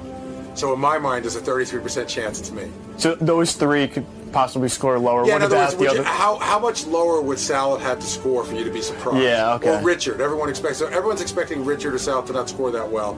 So to me, Richard or JD I was surprised at how well he did, although Jeff could fit that bill, but I don't think any of those people fit I was surprised at how low they did. Is it going to be ugly tomorrow, you think? How do you think the reactions are going to be? It's going to be, I mean, Ralph's already being a dick, and Scott's going to already fucking being Scott, and, you know, listen, Jason and I are sort of laying low. I haven't said, hey, fuck you, I'm smarter than you. I got a couple of bets out. I'm just going to play it as it goes. Now, is there a line? You said there was kind of a line that you draw where if you're so low, you don't come back? I would like to be over 110. I'd like to be 110 or over. Really? Okay. I would like to be. All right, we'll find out. If I'm 108, you know, I don't know. Maybe I'll be like moderately happy. But it depends on, you know, who the 122 is. So you'd be bummed out with the low 100 score? Oh, yeah. Bummed out with a low 100 score. All right, Gary, we'll find out tomorrow. All right, thanks. Richard, so we're going to find out your results tomorrow. And Will said that two people surprised him. One is higher than he thought and one's lower. Does that get you a little nervous at all?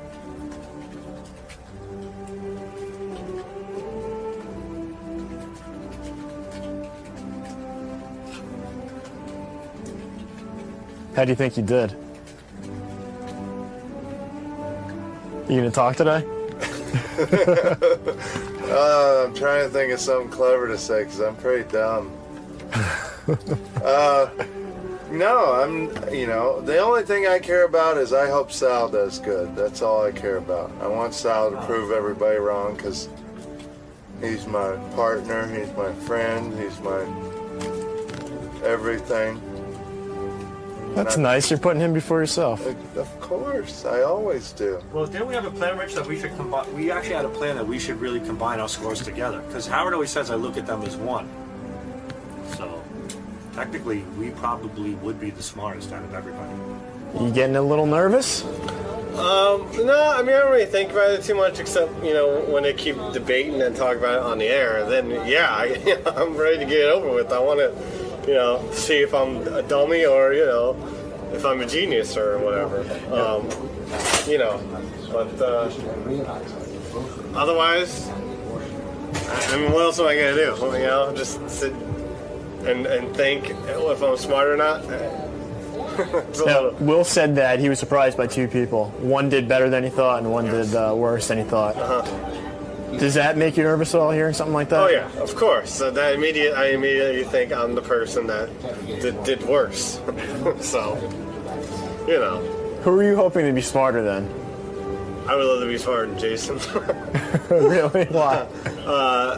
You know, just be fun. Bragging rights in the office? No, bragging rights, just be funny. I don't know. I would love to be smarter than everyone. I mean, who wouldn't want to be the smartest person?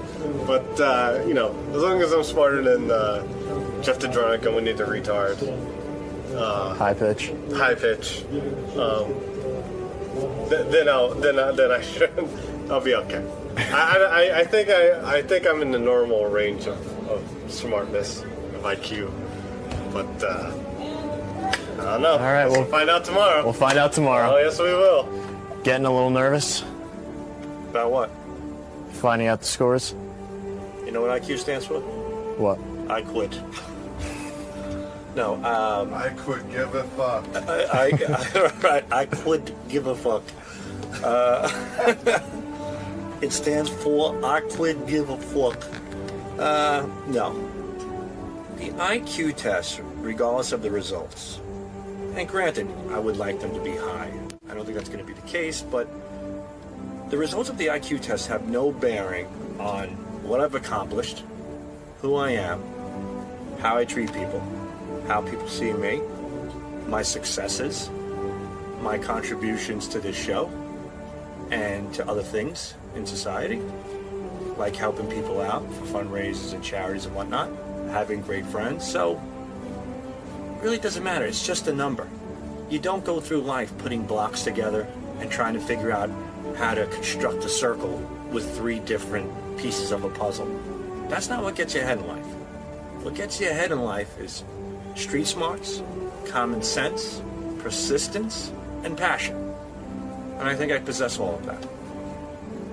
Does that sound pretty smart to you?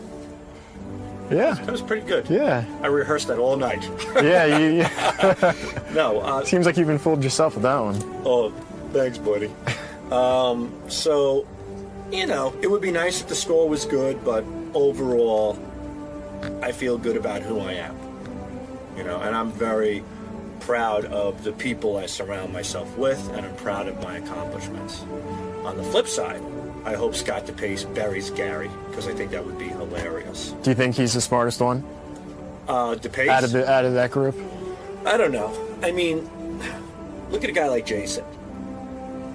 Jason doesn't have much to hold on to, you know? He blogs the show, you know, anybody can do that. You know, just listens and types, and he takes photographs. So the only thing that Jason really has going for him is the ability to not only retain fat, but retain what I consider to be useless information. And now he can show off about it. Do you know what, you know? Yeah. It's like a retard who might hit the ball. He's all happy. No one else could give a shit. You know, they're just patting him on the back. Like, hit the ball, home run, home run. You know, he's clueless. He's running around in circles. It's good for the retard. If Jason wins, it's good for him. But the fact of the matter is, really doesn't get him anywhere, except it makes him feel superior. And that to me is just a sign of arrogance. Because if I happen to do real well, I truthfully would just be humbled. I don't think I'm going to do that well, but again, you have Jason, who might do great. You have me, who might do lousy. If you compare our lives, I would really seriously say that I have lived a much better life than Jason. You know, I've had a lot more fun. I think I have people who respect me and who adore me and don't look at me as a rat and a backstabber. And I'm not saying he is, but that's how he's looked upon at the show. So if that number makes somebody like Jason feel good, so be it. But at the same time, I know if that number isn't good, that fat blob of shit is going to feel crushed. It's just going to ruin him. There's not enough confidence pills in the world that could go down his monstrous hippopotamus gullet that would make him feel good. And you know what? That's what makes me feel good. Really good. Jason, so yes, sir. We're going to find out the results tomorrow of this IQ test. Yes. Getting a little nervous? Well, I've been trying so hard not to think about it, not be paranoid about it. And then Will goes in the studio and goes, "Oh, somebody did a lot worse than I thought." So that just wrecked me. I mean, that's it. It's over. It's like he threw a bowling ball at pins. I'm just like, great, I'm that guy. I'm fucked up. Also, people are putting a lot of pressure on me to beat the pace. There's a lot of people out there in our audience that they don't care what I score as long as I do better than the pace. And the thing is, I've taken the test already. Like, now this is just pressure. I can't do anything about it. Like, test is done, man. And but I hope to do good.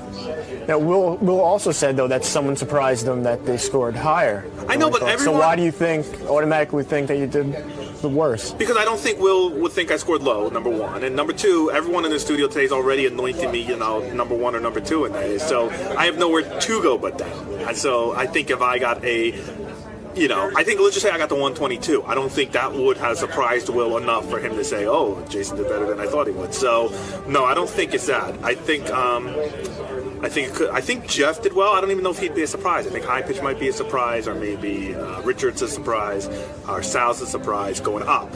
Going down, I think it's either me, Gary, the pace, maybe JD. So I don't know, man. I just wish it was tomorrow already. This is fucking driving me nuts. And Will sits 2 seats down from me and has all the information. And it's uncomfortable. It's uncomfortable. And there's nothing I can do. Like, the test is done. Like, there's nothing. I can't go home and study. I can't go home and change anything. Like, it's just over. Why are you talking to this dummy? Oh, no, see? You're attacking me. I think I did reasonably okay. We'll see tomorrow, okay? But that thing that Will said, someone surprised them that they did higher and someone surprised them that they scored lower. Does that make you nervous at all? No. Look, there's no way. At minimum, I got average. There's no way. If it's not that, then something was fucked up. The guy messed his scoring up or something. I know that. So there's no way that applies to me. The above average one, I think what he's talking about is someone who like maybe Richard, someone who people thought isn't that intelligent, and then I think Richard's going to do well. So I think that applies to him. So I don't think either of those apply to me. All right, man. Find out tomorrow. We will. Is he really fishing for answers, for scores I'm just here? kind of poking him, man. It's just fun because I can tell he's completely on edge about this whole thing. So it's funny just to fuck with him. Is anyone else? No, actually, Scotty's the only one that's really been. Sal's a little concerned, but yeah. But it's just funny. Everyone knows you don't want to say anything too much because fucking Howard will go nuts. But I'm not giving any kind of real information.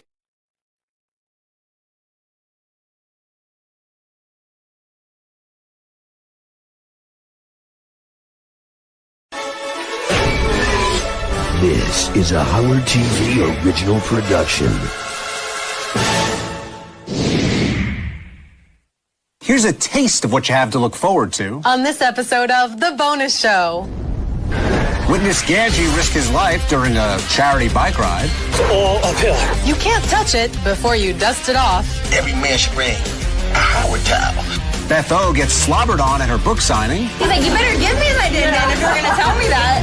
And Benji has the hots for one of the actors on Full House. Stamos is better looking.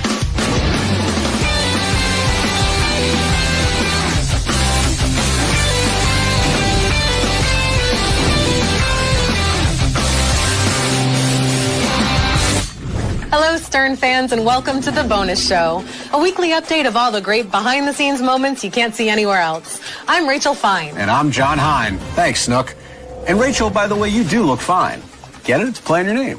I get it just fine, Hine. Time to shine. Let's dive right in with a woman who's too cool for two names, Jewel. You look divine. Thank you. Thank you doesn't rhyme.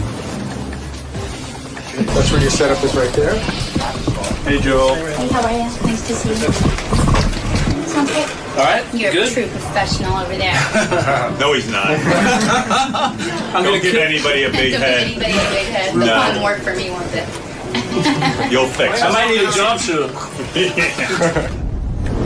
We've talked before about how incredibly athletic the staff here at the Stern Show is. That's right, John. And when it comes to people who look good in tight bike pants on our staff, one immediately thinks Ganji. Agreed.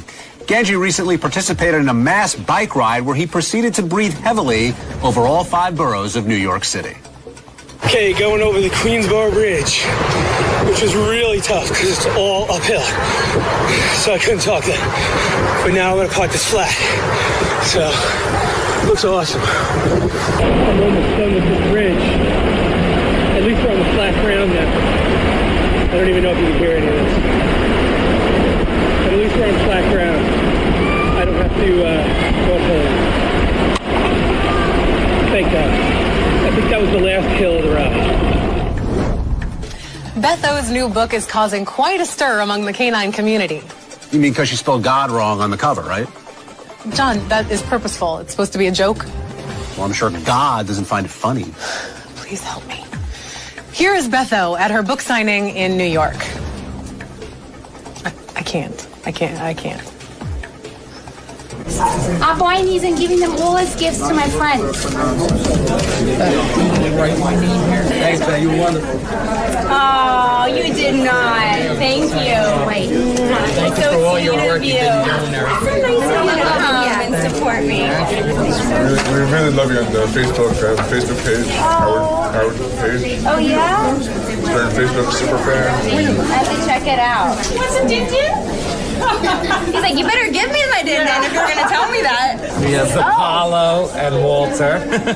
Yeah. Oh, my God. Are they related? They're licking each other. No, they're not. They're not. We were walking down the street and there was an adoption service and the little one grabbed his shirt and wouldn't let go. Like, that's it. Yeah. She or he? They thought he was a she when he gave him to us.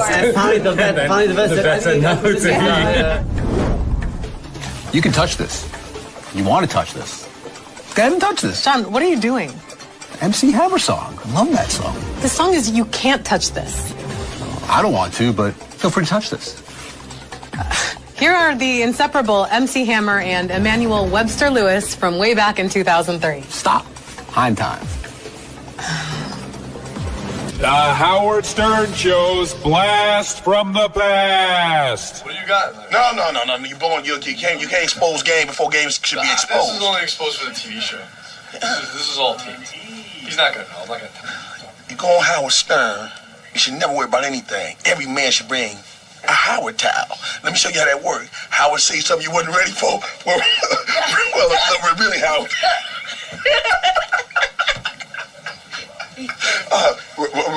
Howard, you know, I really wasn't to think the Howard towel, baby. You got to have a Howard towel. Howard, I wasn't really there. It wasn't me. That was my shadow caricature of me, man.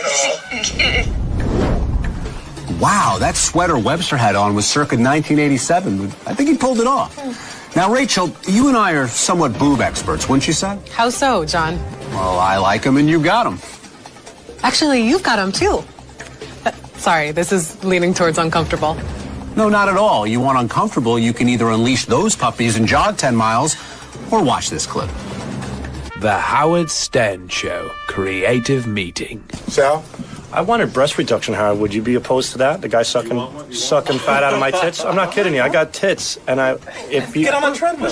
Oh, and you also want that sucked out too. No. Serious? So vain. I'll do this tomorrow. I got tits. Yeah, I was saying. Start your stomach and work your way up. All right. You ever heard of it? I'm not. What are those? What are those? Where do we suck the fat out of your tits and put it in your chin? And now, for the only thing John loves more than his wife, it's time for the wrap-up show. No. That's not the only thing. Wrap-up show. It's for penguins and my wife. Just kidding, honey. And Benji's loves consist of John Stamos, John Stamos, and John Stamos. In that order. So you think every woman in the world is sexually attracted to John Stamos? Yes. He's going to be so happy to hear that. You just made his day.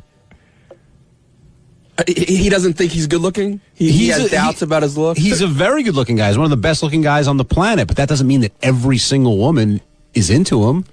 Do you think George Clooney has ever been turned down? Brad Pitt? You think Brad Pitt's ever been turned down? Yes. And you think they've been turned down just because Stamos is better looking. He is. So who's better looking than Stamos? I'm sure there are people, like no celebrity comes to mind.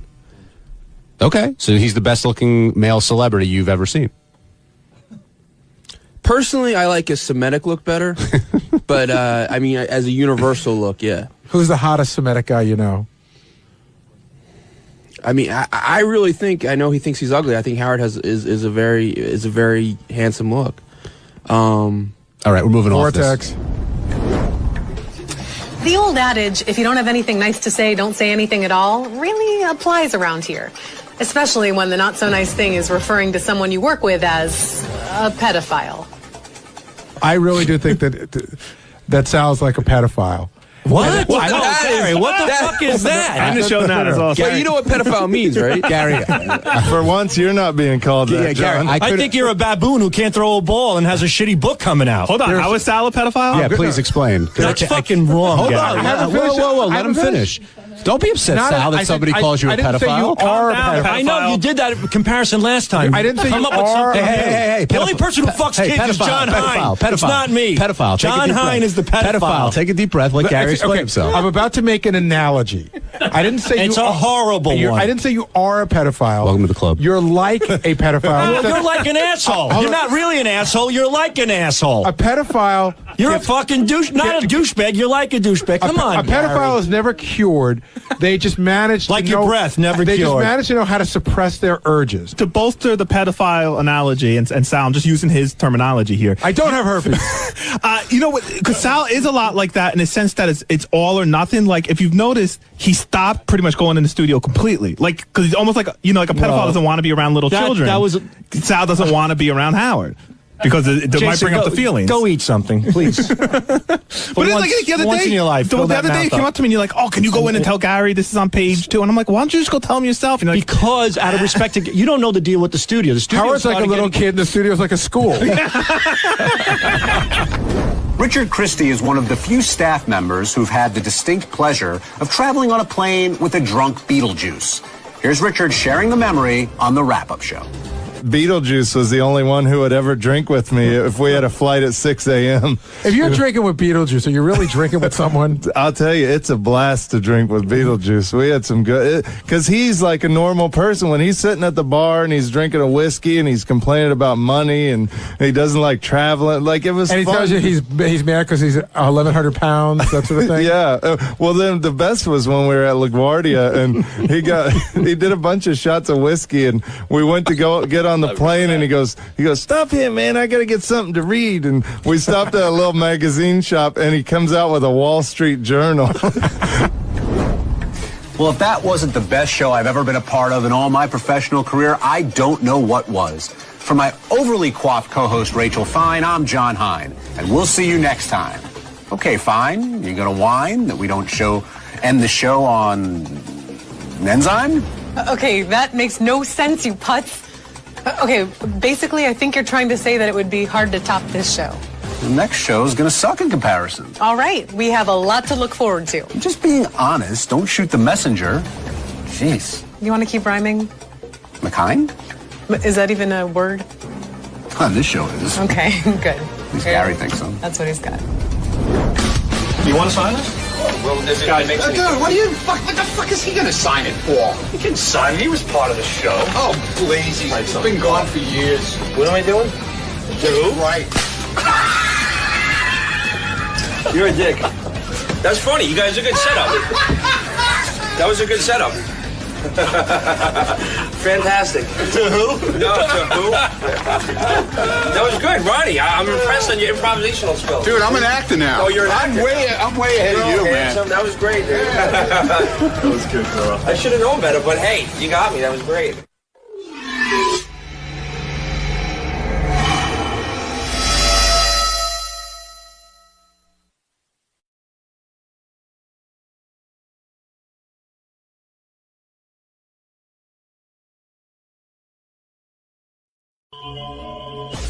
Have me come down to the show today. I'm here with my book. It's called My Appetite for Destruction. I hope you enjoy it. And plus, we got a single, and I'm very glad. Thank you for. And scene. And scene. Stephen Adler, Chip Snuff. We're here for Adler's Appetite and the book. And we have a single out coming out, and we're on tour, 50 city tour. And once again, coming to see our brother Howard Stern. And we love you, Howard. Thank you for having us. Chip's here with Steven. Steven's promoting his new book. Steven wrote a book called Stephen Adler's book, My Appetite for Destruction. Hey there. There he is. There's Steven. And there's Chip. Look at Chip's enough. Hey, Steven. Is Steven going to walk right out of the studio? Steven He just keeps laughed. walking. Good seeing you. Good seeing you. Yeah, sit down. We'll talk. Where's the monkey crew? There's the crew.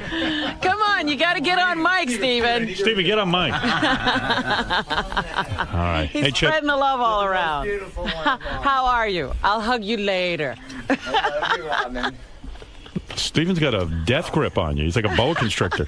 You could squeeze a man to death, couldn't you?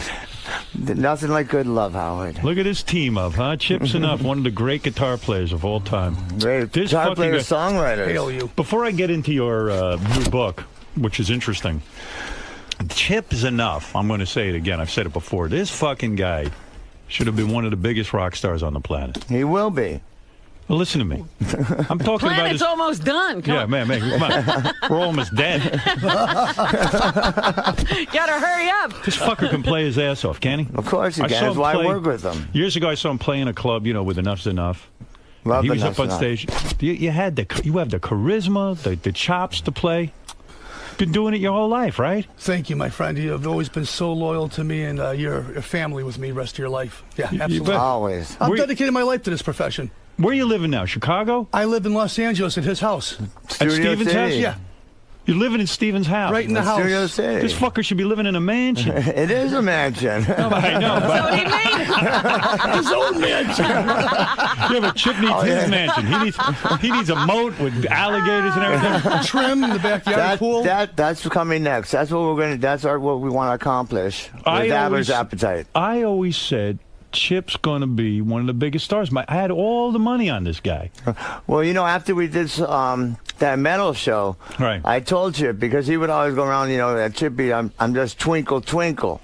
Well, listen. Little star. I said after we did that metal show, there's no more twinkle twinkle. I'm just going on You're a record star, as saying baby. Chip was supposed to have it all as far as I'm concerned. He got his share of pussy, don't get me wrong. He lived it all. He lived a rock star lifestyle, but the big payday wasn't there, was it, Chip? No, Never. that money went to bankruptcy. It's bullshit. Yeah. Not yet. Not it will. It's coming. It's on its way. Steven, for every band out there that's a Guns N' Roses, there's 10 million that didn't really get the big payday, right? That's why Guns N' Roses was such a unique thing, and like Aerosmith or Queen. It's hard to get 4 or 5 guys together that actually. There's so many musicians, but if you get 4 or 5 guys that had the same goals, the same dream, and the same drive. It's And the very odds hard. of meeting each other. Yeah. But you were friends with Slash since you were what? 11. 11 years old. Have you reconciled with Slash? Well, Of course. I remember on Celebrity Rehab, you cried one time. You said, I miss Slash. One time. Many times. Since Celebrity Rehab, have you maintained a sober lifestyle? I've had, to be honest, I've had, as all addicts, relapses. Right. But I've got 5 months going right now. Right and now. It's been right now. How you feeling? I feel wonderful. You feel clear? I have a new book. I got a new single. When he relapses, what does he do? What does he do? Well, you know what? This is really heroin. No. You know what happened on this last relapse? Right. And it might sound kind of crazy because of all the drugs I have done. Pot. Oxycontin. Oh. I never did that before. You found a new You one. found something new. Yeah, Slash actually told me about that. Now, And they call that hillbilly heroin. So why try it, though? You knew.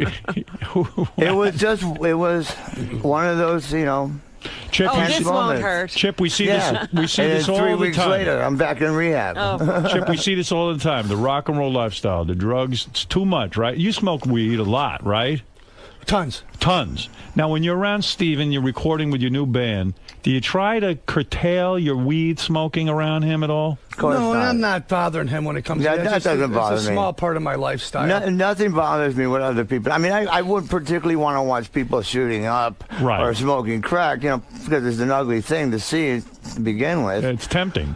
Well, yeah. Yeah, but Because Chip, I'm an addict, but and Chip, I'll I always know, be one. But Chip smokes so much weed. I know that he's like a cloud of smoke around. I'd him. rather have Like smoked Pigpen. weed Yeah. than cigarettes. Linus, Okay. the dirty blanket. All right, so let's get down to it. The new book is out. Steven Adler has written a book, believe it or not. That's right. They said he'd never write it, but he did.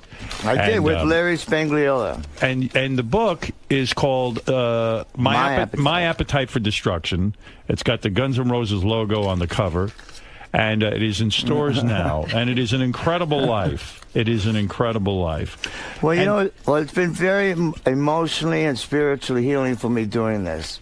The thing that kills me, and this is what kills me, because I love musicians and I love rock and roll and I love Guns N' Roses. Yes. You know, the odds, let's get back to it. The odds of making it in this business are a gazillion to one. And then for you guys not to be together, for you to destroy it with the drugs and everything, it kills me. Because Chip knows how rough it is. And I do too. Yeah, you know how many guys that you played with, and they were all around at the same time, and none of them made it. Yeah, none of them's doing anything. Yeah. And let's review. Let's review. Yeah. This is all from the book now. Steven started smoking weed at age 11. Good Lord. Where'd you get weed at 11? From Chip. Believe me, kids out there at 11 years old are smoking weed. Really? Right. There's a lot of masturbation, a lot of drinking, and a lot of smoking going on Oh at the age of 11. Now, Stephen, is everything in What the book happened to true? the age of Because innocence? I remember from Celebrity Rehab when it was very dramatic. Your mother came into a session. And she says, "Oh, Stephen lies about everything. Stephen's lying about everything he says. I was a great mother. Stephen's full of shit, basically." And it set you off. You just were like, what the fuck are you talking about? Where's your relationship with your mother? And is she telling the truth that you are exaggerating? There's some exaggeration because once you get at the period that my mom came into my life again there with on the Celebrity Rehab thing. Right. I was coming off of the drugs, so I was very cloudy. And things weren't. But cloudy schmouty. I didn't lie. She definitely did those things, and it hurt me very much. I mean, the things you said about your mother on Celebrity Rehab, I felt for you. I ached for you because you said, I was thrown out of my own home. My mother remarried. I guess your stepfather or something didn't want you in the house. She stuck up for the stepfather, threw you out on the street at age 14. 11. At age 11, you were thrown out of your Chip. Can you imagine? My mother would never do that. But at the time, you don't think you think that's the worst thing happening. But now, 30 years later, if she didn't, I would have never met Slash. Is she saying you're all this wouldn't have happened? Well, that's true. But then again, the last 20 years wouldn't have sucked either.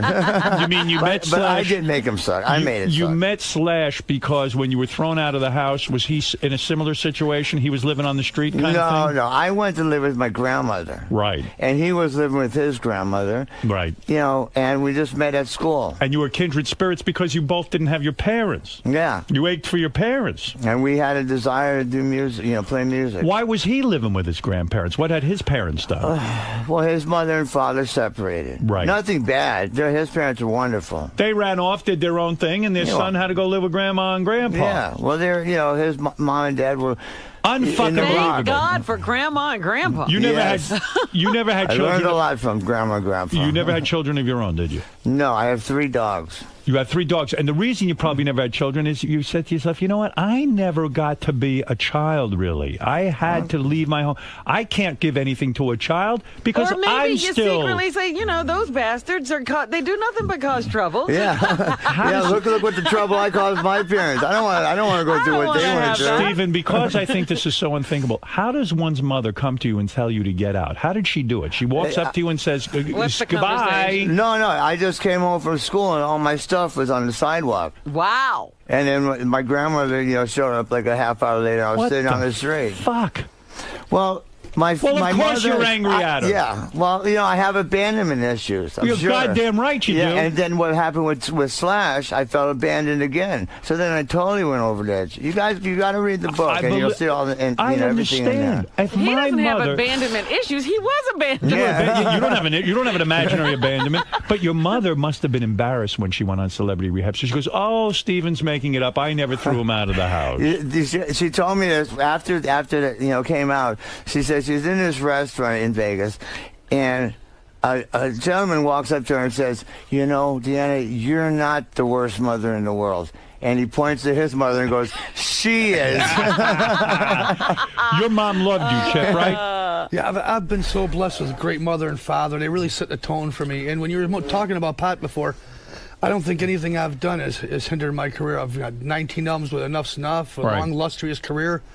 I've done records with Journey and Santana and Right. Steve Miller Band, all these bands, and Yes. now I'm playing with Steven Adler from Guns N' Roses. Right. We're making brand new music, Adler's Appetite, and I'm real happy about it. I think we got a good chance to one more punch. Understood. We Steven, got a big punch, my Steven, brother. We're not done. going back to the book, we're going to get to the band, but first I want to promote your book. Yes, thank you. Did you ask your mom why she threw you out? In other words, if I came home and all my shit was on the, and believe me, my shit was embarrassing. I've seen what I would have ended up on the front lawn, bunch of nudist magazines, and a porno reel. When you and dildos, but I don't want to talk about that. Right? Remember, maybe one or two gay magazines. I don't know what was in there. But listen to me. What did you?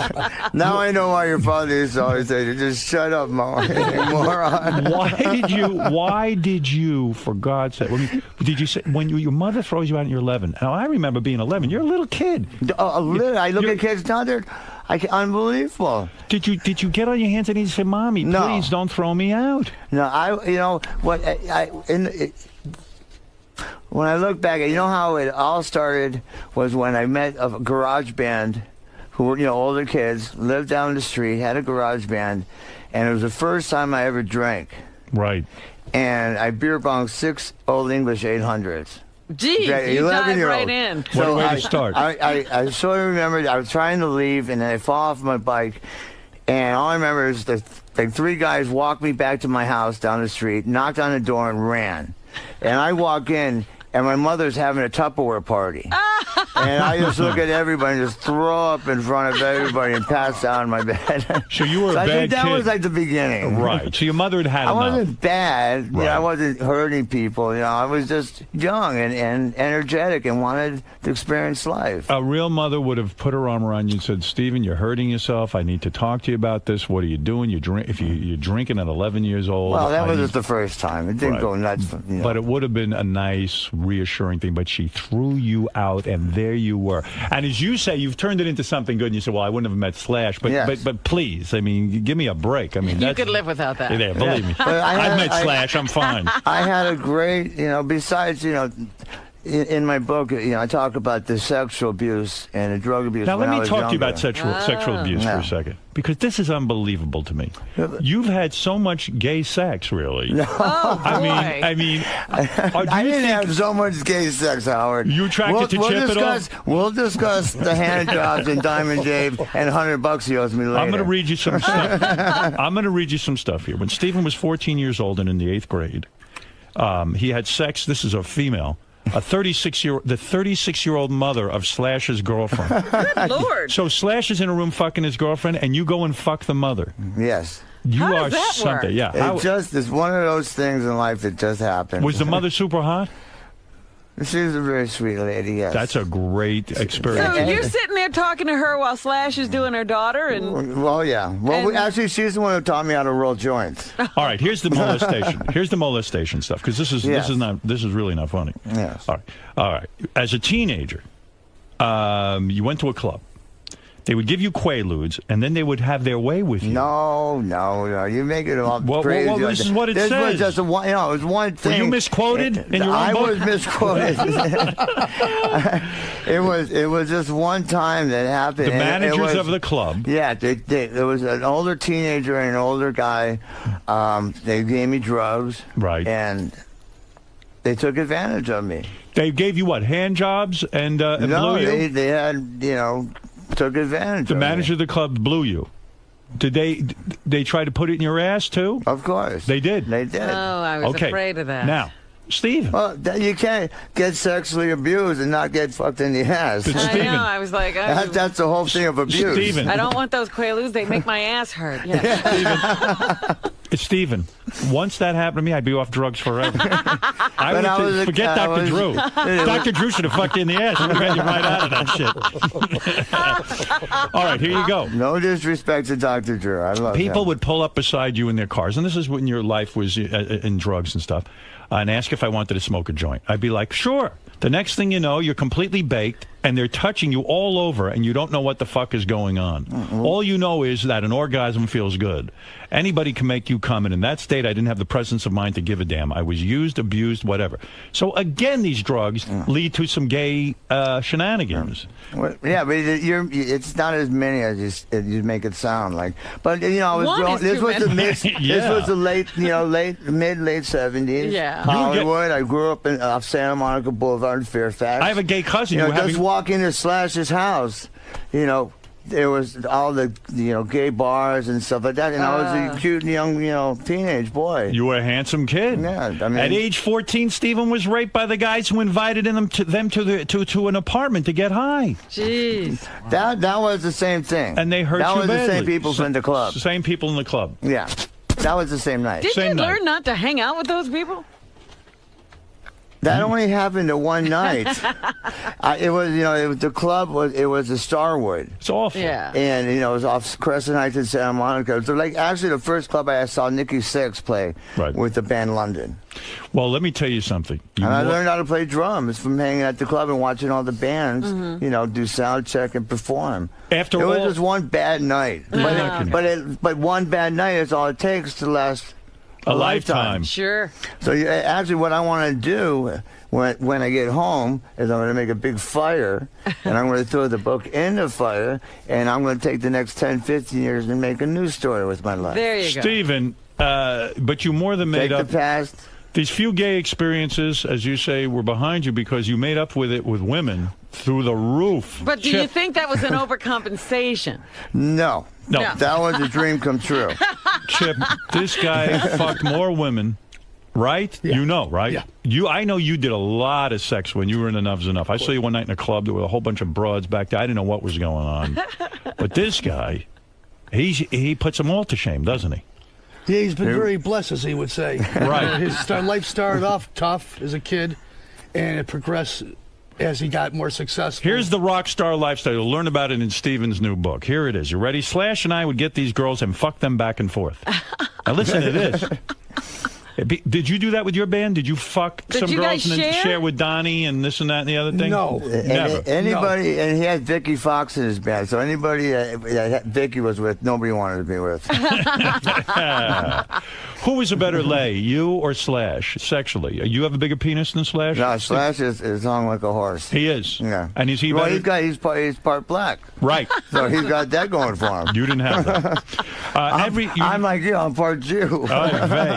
It became sex everywhere, anywhere, anytime. It just happened. If I saw a girl I approach her, and that would be it. You and me right now. There was no such thing as warming up to the situation. The situation was, hey, bend over and do it. Down on your knees. Wow. How many women you think you had sex with in your entire life? Well, let's just say I had sex with 9 women with Steven Tyler in the back of the tour bus one night. You write about that night. Yeah. You and Steven Tyler, the great Steven Tyler of Aerosmith, a legend. What is this all Love this him. Joint sex, though, Howard? It's a little gay. If you ask me, there's too many men around when you're having your sex. Hey, believe me, Steven Tyler's got a huge rig. Take me back. So it was difficult, but it was like, hey, this is Steven Tyler. I got to do this. When you describe in your book, to happen. You describe in your book your night with Steven Tyler. You're on the tour bus with him, and there are women there. You're about 9 deep in women. Yeah. Okay. And Steven says, "Watch this." And he begins to orchestrate scenarios. Yes. That's his thing. He's a great producer.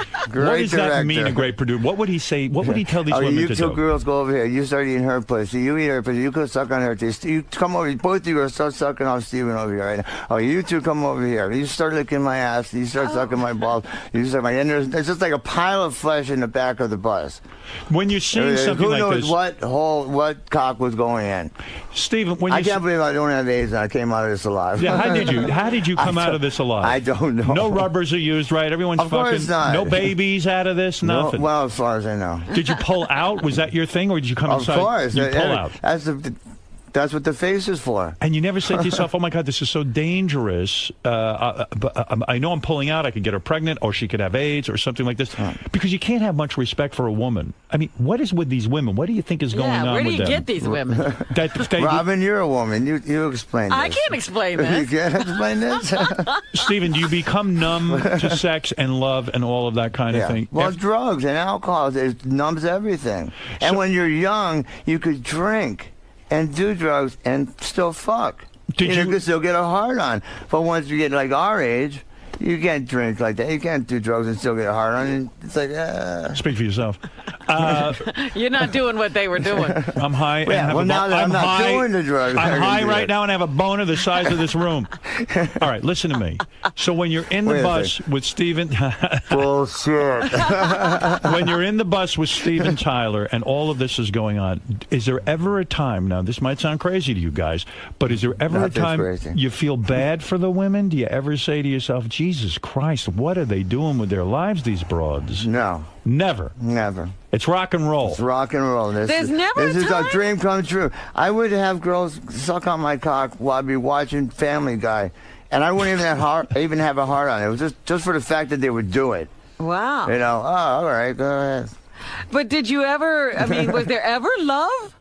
Yeah, I had my first wife I love, my second wife I love and adore. Mm-hmm. When you're involved in a scene like that, Wendy, when you're involved in a scene, there's so many bodies on top of bodies. By accident, do you and Steven Tyler start making out and then go, oh, shit? Did you ever touch each other? I felt his rig. Oh.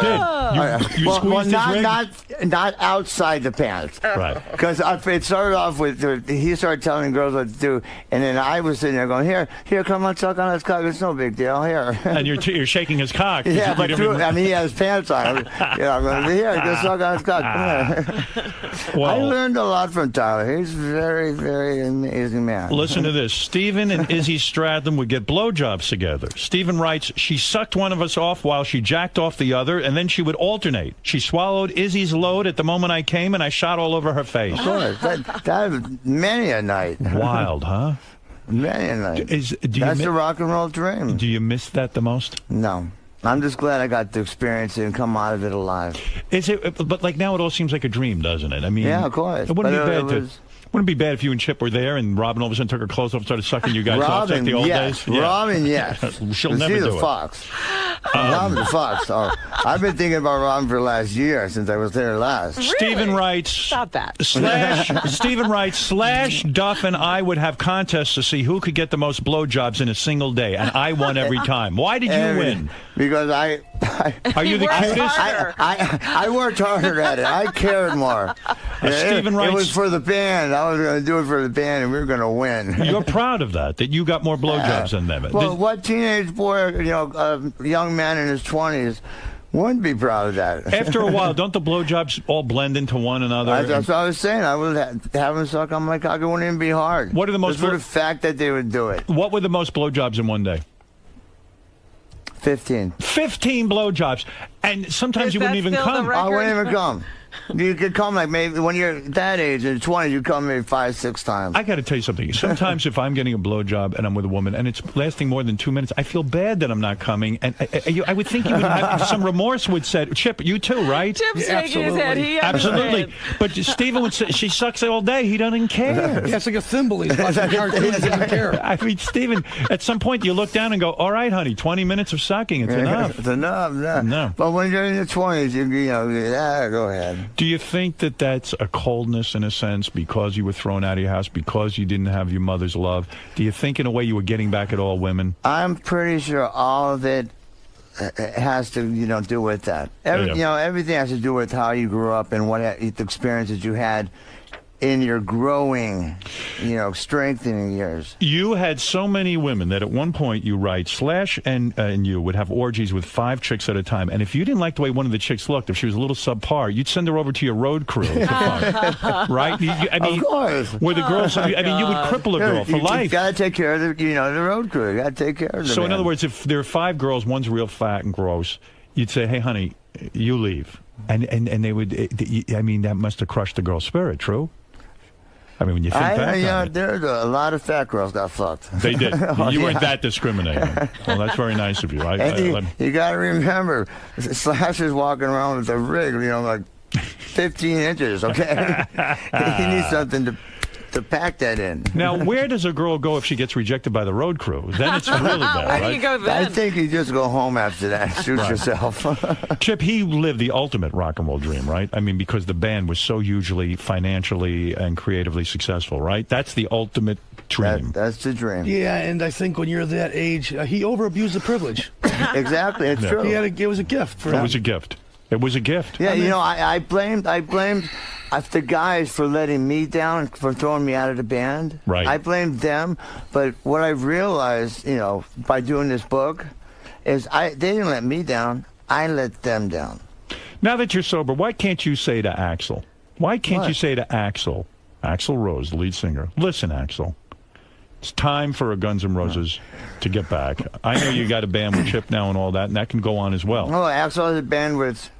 So what? I don't know who the hell. Right, exactly. Why can't you sit down with these guys, be the peacemaker, and say, listen, guys, we had it all. We could have it again. Let's go on tour. Let's do it. I'm now sober. Slash is sober.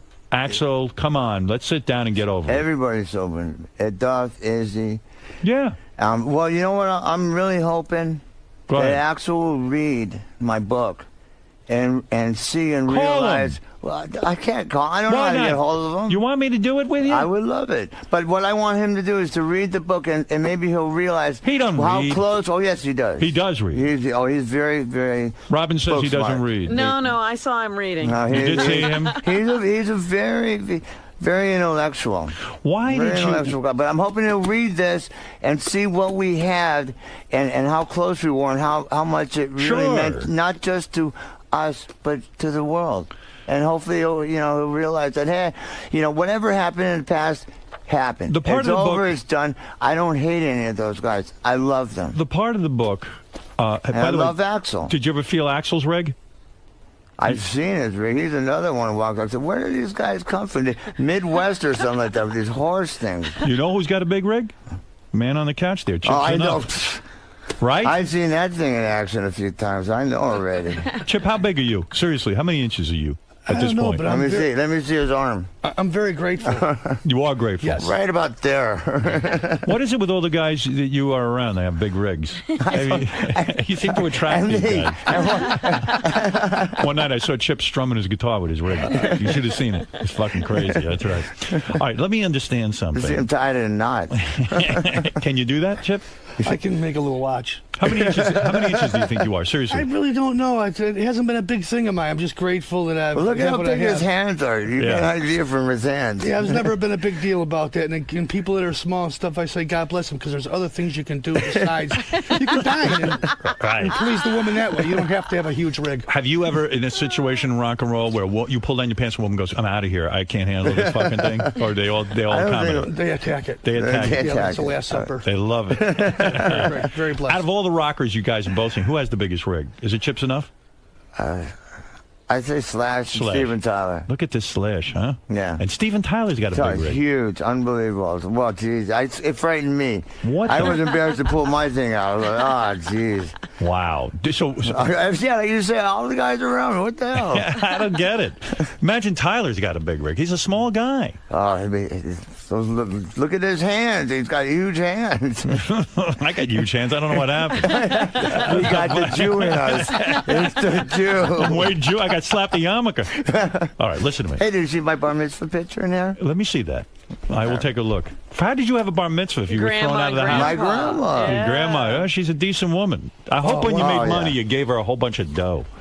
Oh, of course. You did. Okay, let me see. It's a bar mitzvah. Look at you doing the baruchas. Look at that. Here you go. Talk to me about Do you see your picture in there? Here's something. Let me see my picture. Yeah. I didn't know I made it in the book. You're such a jag-off. You didn't even look at this, did you? I'm going to look at it. Son of a... You think I know how to read? Let me see this. Oh, yeah, look at this. Look what's going on. Look how handsome I am. Holy mackerel. Chiseled. How chiseled. Good Lord.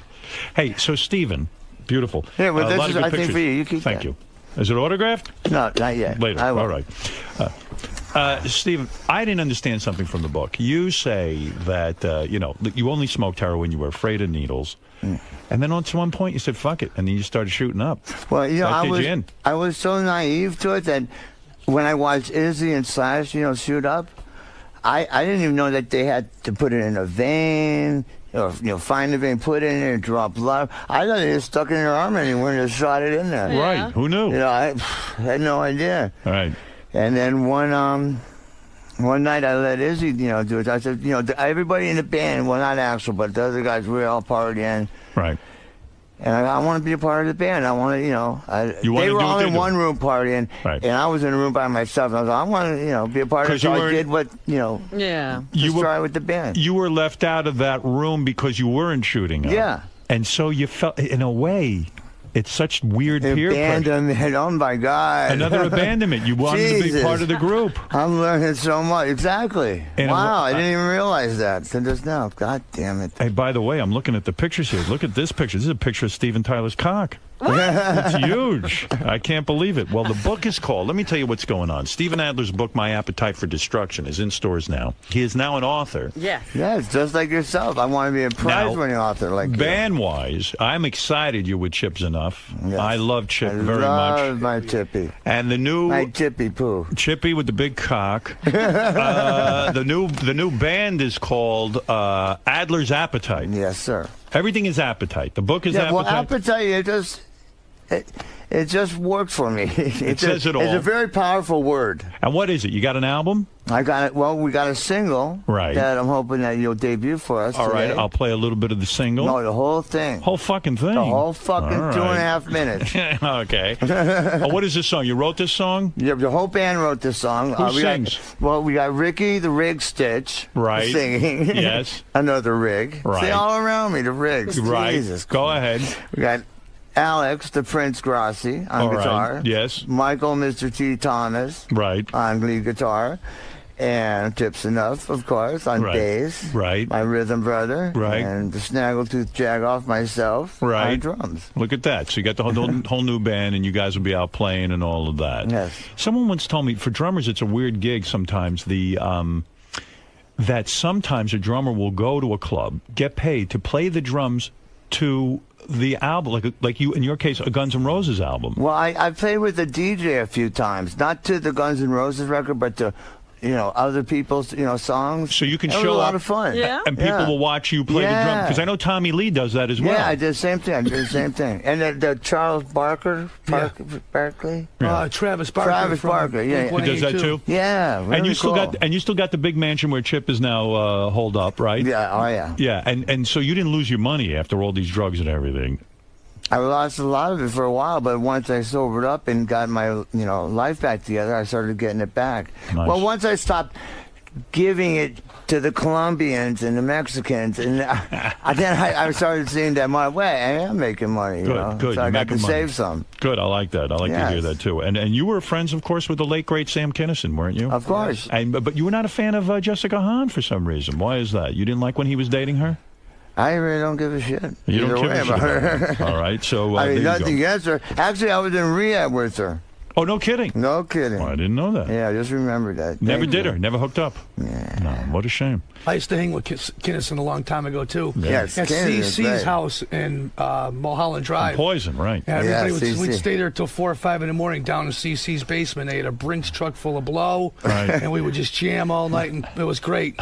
Donnie V on the drums, put 2 cigarettes in each hand. Oh, Jesus Christ. Steve Lukather, I shouldn't be saying these names. I don't want to be disrespectful. But like all these guys are great players and terrific musicians. Yes. Right. Not everyone was doing coke. Let's be fair. Most were. The coke was just sitting there. It was everyone was doing coke. Everybody was bumping back then. It was fashionable. I think when just in one night I ruined $1,000 worth of coke just trying to cook it up. No kidding. Turning it into mush. People were mad at you, I bet. Too much baking soda. Did you guys ever date any famous women? Cook. Did you ever get the famous? I know you'd say in your book you had a little thing with Rachel Hunter. She was a great beauty. Beautiful woman. You had her when she was 18, but you never had sex with her, did you? You never had. Oh, you did. You banged her. Look at you. I don't want Rod Stewart calling me up again. He'll. I love Rod Stewart. I respect and love Rod Stewart too much. Rod called him? Oh, yeah. Why did Rod call him? Because she was pissed that I mentioned that I made out with his future wife. Rod said that I'm going to send him over there to kill you. And I'm calling, dude, I love you so much. I can't believe you're calling me. Wow. You want to kill me? What did you do the wrong thing? Why? Because you were into Rachel Hunter? I mentioned it in an interview. It wasn't while he was seeing her, right? No. But when I mentioned it, he was seeing her. Is that why in the book you say you just made out with her? You don't want to say you fucked her? I don't want to disrespect her. And I don't want to. I look up to Rod too much. Aren't they divorced now? I mean, should he really? I don't know. I mean, what is this? I mean, come on, Chip. Right, it's I rock ate and her roll. pussy. I think they had she some has a children pretty little together. ass. I ate it. What Chip's explaining? What is I this? think they had some children together, and they, out of respect, he don't want to hear anybody speaking about the kid's mom like that. And I understand it. Steven says too. He dated Christina Applegate. She's a beauty. Wonderful woman. Yeah. I saw actually on her mother's birthday is on the same day as my birthday, and we were up at the Magic Castle or Yamashiro's. Yep. And for my birthday, and she was up there, and I got to see her. She's very beautiful. Why don't you marry that broad? What was wrong with her? Nothing. I was too fucked up, and she had too much going for her. Yeah, she said, hey, I can't hook up with this guy. He's going to embarrass me. That's right. So look what I did to my first wife, poor thing. Says here, you even had sex with porn star Tabitha Stevens. Is that correct? Is that right? On your show, the first time I did it in your green room. Is that right? You fucked in my green room? Wait a minute. Oh, yeah. Chip, what do you make of that? He'll leave banana juice anywhere. No, it's not banana juice, Chippy. It's pineapple banana juice. Oh, man. I didn't know that was going on in our studios. Oh, yeah. Did you eat Rachel Hunter's ass? I like it was going on in style. Love. You're the man. You're the man. Look at you. All right, so the new band is called Adler's Appetite, as you know. Chip's Enough is a great player. Chip, you married still or what? You're divorced, right? No, I'm single. You're single? Yeah, I think that's the best thing for the right now. Yeah. Hold my attention to the band. Put your attention on the band. We're in a different time right now. You can come up with a great song and put it instantly on iTunes and Rhapsody and eMusic if you have a name. Right. A new band, it can't be done, but for guys like us who have a history, yes. Bingo. 1, 2, 3 until you get 10 songs, then put the record out. Right. Why make the fans wait all this time? This is the marketing plan. Make a song, stick it right on the fucking internet, and let's go. And go tour. Yeah, and go tour. Well, look what happened. We were talking about that chick who did some single, and she was on that dance show or whatever. Yeah, just recently. So she did one single. Are you guys thinking of going on a dance show and maybe promoting me the and single? Chippy together? Right. Definitely. Would you guys team up and go on Dancing with the Stars and dance with each other? Well, our manager Marty has to look at the offer, but I'm interested. Vanessa. And we'll see what Vanessa So, Chip, you're single. You're at Steven's place. You're bringing some broads back there and banging once in a while. You're hitting it real hard over there? That's not the party. At this point in my life, it's who cares who drives the bus? Let's get to the picnic. Yeah. I'm not playing any games What does at that all right mean, now. You're not playing games? There's not much sex going on in my house. Robin. When is the last time? When is the last time you got laid, Chip? How long has it been? Months and months ago, my old girlfriend Susie that was here. You're kidding me. Yeah. Months? And can you believe this? What happened with you guys? I think you hit a certain age and you lose that. Yeah, you don't care I'm anymore. more focused I want on to focus doing good on things. other things. I want to focus on important things. As I don't Grandpa know. would say, we're not built to last, but hopefully our work is. Yes. I don't know what the picnic is or the bus, but it sounds like you've matured. In some way. That's right. That's right. So it's all good. Is Chip saying he likes going to picnics? I don't know. I don't know. And Steven, are you getting laid, or is it like? There's no sex going on in my house, in my life. Look at this. He had a girlfriend during the show. What happened to her? I had a wife. I still have a that's wife. right. Oh, Still no sex going on in this house. Well, I've been married 10 years. You still got the wife? Of course. I got the wife. And Chip, you got your own room in the mansion, or? Absolutely. He just give me the whole house. I They're give him very the kind. laundry They treat me room. really well. How long you been in this room at the house? I've been there for about 1.5 years now. A year and a half? Yeah. No kidding. Yeah, I stay out of the way. I don't bother anybody. We've been together I'm playing with the 5 years. doggies and stuff. Rent free? Of course. Yeah, of course. Does he ever yell at you like, "Hey, Chip, can you fucking back off and get out of the kitchen so me and my wife can have some alone time"? Honest to God, never, not once. I yell at him, God damn it, get in the kitchen and cook something. Yeah, that's about it. Do you share the housework? Do you Of have a course clean I up? do. I'm very good. I'm very we're good domesticated. I was together. married 23 years. Do you clean up the bathroom after yourself? Absolutely. He's Dishes, very kitty clean. cat litter. He's very clean. Yeah, everything. Are there other rock stars living in the mansion, or is it just you? No. As far as I know. One chip is enough. One chip is enough. One chip is enough. Do you ever feel self-conscious being in the house? Like, oh, gee, maybe Steven and his wife want to be alone, or That's maybe the I'm only in the thing way? that bothers me sometimes because I cherish their relationship. I know it's like the sanctity of a marriage. Yeah. I try to stay out of the way. I don't want to bother him too much. But then he yells at me, "What are you doing? Get over here!" And what happens if you're sitting in a room, you're watching TV, Steven's there, the wife's there, and you are watching a show, and Steven wants a different show? Is it you have to acquiesce to what That's Steven one wants? thing that I lost. I don't have any rights at all. You have no rights. Yeah, when he goes to bed at 3, 4 in the morning, Yeah. I'll sneak and change the channel and put on something, see news, some kind of current event to see what's going on in the world, because all day it drives me crazy. It's Family Guy and all the cartoons and stuff, and I'm losing my mind there. Do you ever say, gee, I like the guy, but maybe intellectually you think you could step it up and stop watching cartoons? Well, actually, those cartoons are very well written. They are well written. Seth MacFarlane's a genius. Do you think because his childhood was taken away, he's obsessed with the cartoons Yes. and he's living it? Yeah, and the you last do. thing I want to do is be a wheel. I don't want to stop it. I think he's enjoying his life, and I don't want to be anywhere where it's going to... Would it be fair to say that Steven should give you a night where you get to be in control? No, I don't pay no for anything control. there. Not with the TV. No. Do you ever find yourself getting attracted to Steven's wife? You're around her. And I would say it right now because she's very, very attractive, but not at all. No. I'm an older guy right now, and I just like I Steven looked at your doesn't get wives or something. I don't look at it like that. Steven doesn't get upset or jealous sometimes. She comes down in her nightie. She's got her No. tits are out. I look at her like a beautiful sister. Have you ever accidentally seen Steven's wife running around the house nude? No comment. I haven't even seen my wife running around the house nude. She never cuddles with you. Like Steven gets into a knockdown, drag-out fight with her. She comes, Chip, I have to talk to you. No, She's in her negligee. She's like, Chip, he's a monster. And you start hugging her, and then one thing leads to another. No, that's a pretty good story. That might be for the next. That might be for the Chips You're an Enough book. instigator. I'll have you out of the house in a day. That might be for the Chips Enough book at HarperCollins. Were you ever taking a bath and she comes in and starts to sponge bathe you? I don't take baths. That's very... Have you ever caught her coming out of the shower and you start to dry her off with a towel? Dude, I'm telling you, I haven't even seen her naked in the Well, she's getting it house. somewhere. It's My got to be with wife. this guy. He's taking care of her, I'm sure. Yeah, right. Who knows? Dude, all I know is I learned the reason that I still have a wife is because I learned a secret. Yeah. At first, her words would come out of her mouth, and I'd eventually get them to go over my head. Right. Now I've gone and I've gotten to the part where I can control her words. The words leave her mouth; they don't even hit my ear. Really? It's like, Chippy, did you hear something? Did you guys later? Did you hear something? Did you Oh, guys it's TV. listen to the Mel Gibson tapes? You understand. You just wanted a blowjob. He's supporting this woman. I mean, on some level, did you understand where the anger was coming from, guys? He has a hard on. He didn't want to jack off anymore. I have no idea. If he fell off his wall, he'd break his neck 50 Yeah, times. exactly. I understand that. And, Right. she might be... she's mother of some of his kids, right? Right. One. Oh, I thought I you said think his girlfriend. once you have children together, we have to stay out of there. Sanctity of marriage is so important. It's up to Guys, the couple. To Would take you care of ever that. consider letting Mel move into Steven's house with you guys and He maybe sounds like a hanging fun out? guy. I wouldn't even consider him getting in the car with me.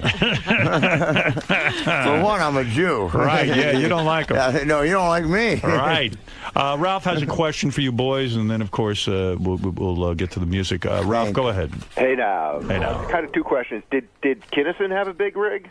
No. It was thick, according to But Jessica and Hahn. plus, when you do a lot of blow, it just it's a thimble. Where did you see Kinnison's rig? Were you orgying with Sam? Oh, yeah. Yeah, and he took his pants off, and there was nothing doing. He about it. ran around the house, jumped in the pool naked many a night. Yeah, and his rig was nothing to brag. He was no Steven Tyler. He was no Chips Enough. No Chips Enough. Definitely no Steven Tyler. Yeah. Definitely no Slash. So talented, though. So funny. So funny. He's so great. He had a very firm erection, did he not? When it was in my mouth, oops. Gee, I thought we were just talking. I was going to say, I kind of felt it between my Crazy. fingers. Oh, shit. Yes, brother. The other question is there any guy in your life that you haven't seen his cock?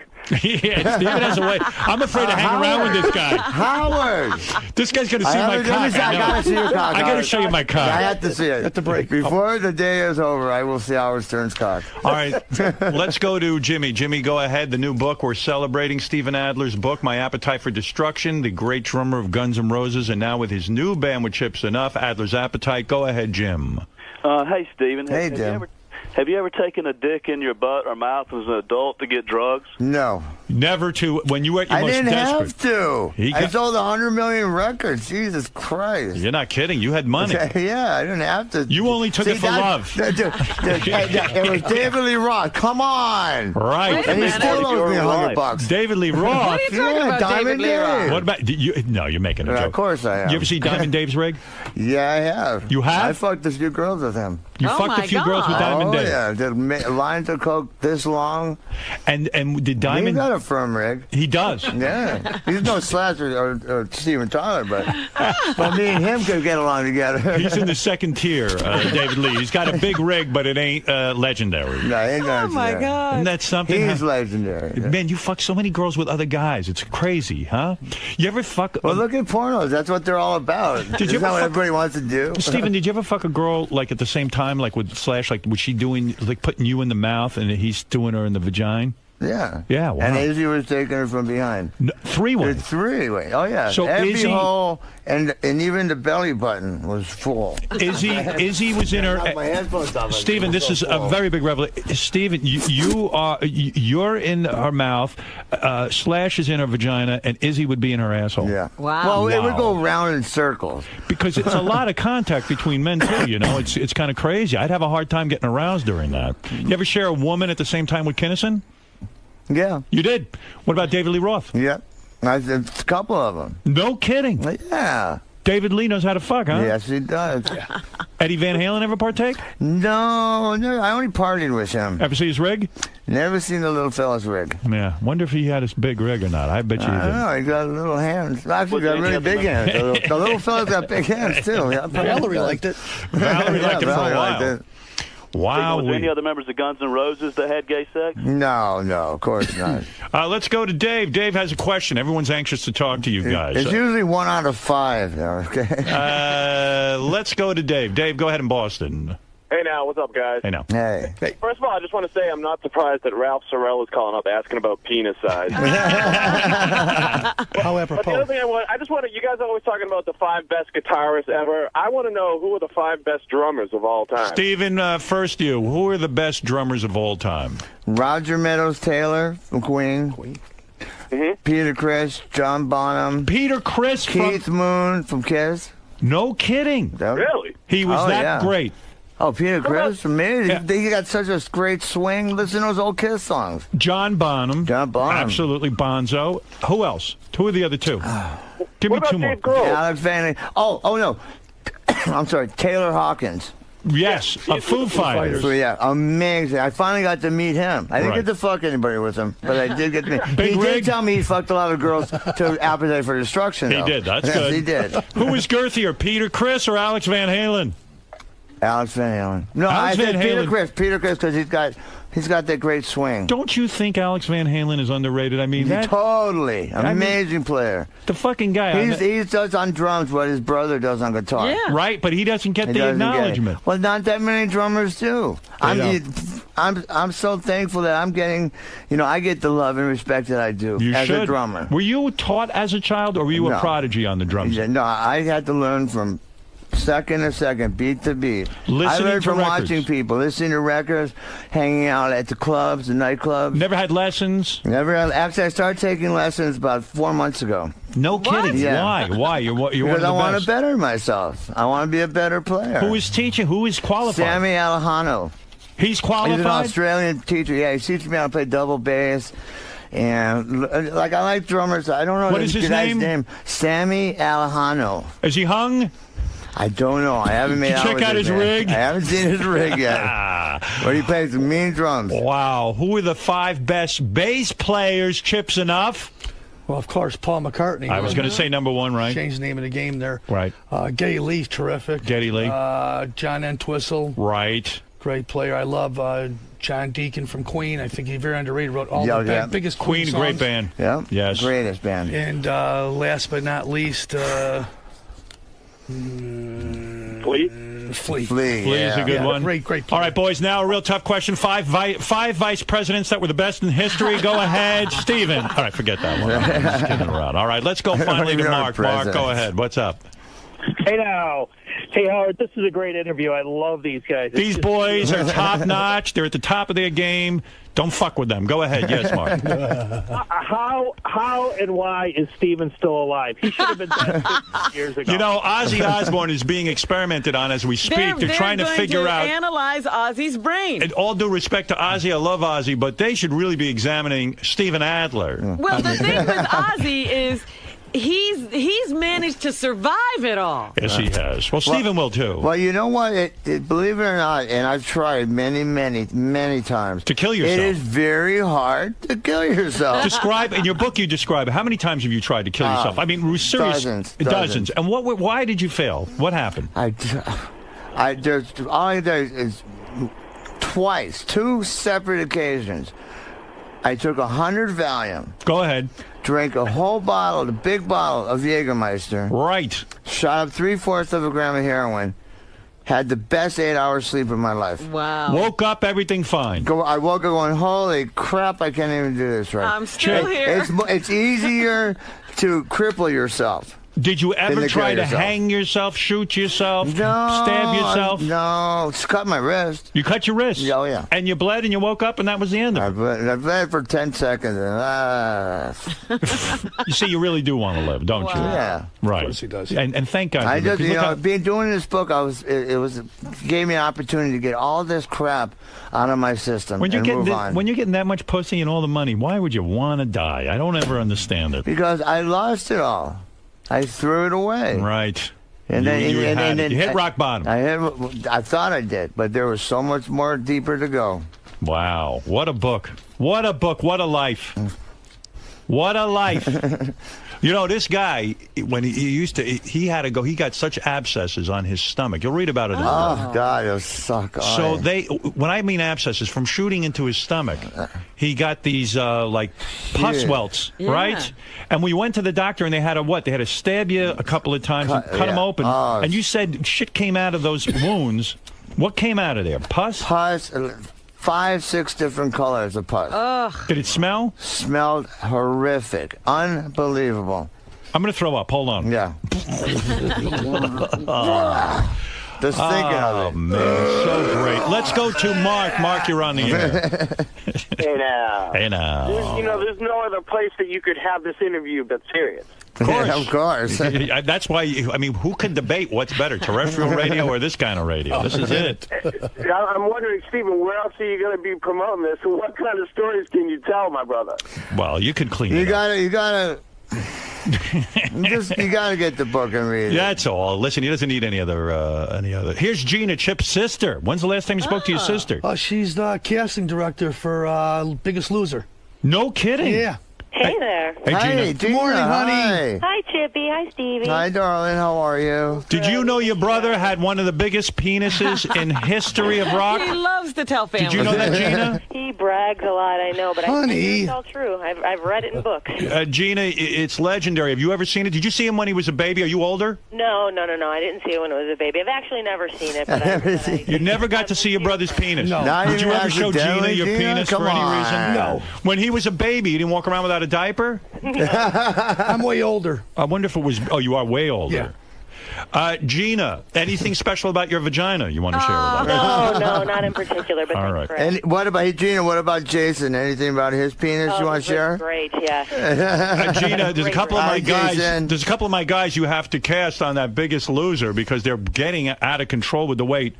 And we're still having open calls in 5, 6 cities for the next 2 weeks, so they should come out to one of them for sure. I'll give them a VIP pass. Very good, Gina. Thank you. Do you think they could make it on? They're getting such big people for Biggest Loser. If they've got at least 100 pounds to lose for men or 80 pounds for women. Hey, let me ask you something, Gina. When you're doing the casting, if you don't mind, boys, if I ask Gina, because I'm curious about this. Sorry, I don't mean to. No, you're wonderful. Go for it. When you look at the fat people, I would think you got to do more of this. You got to say to yourself, gee, if they lost weight, I got to find someone who's going to look fantastic and hot when they lose the weight. And within the show, they could get down to a normal weight. Right. You are both 100% right. We met a girl in Denver who I pray makes the show. She was fantastic. And all I could do was look at her and say she would be so beautiful.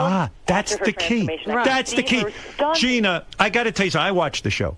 I know. The reason I got disillusioned, these people would lose weight. They were uglier than when they started. I was like, why are they wasting their fucking time? You got to get people who get hot. It's Cinderella. That's all I'm saying. All right, Gina. Thank you, darling.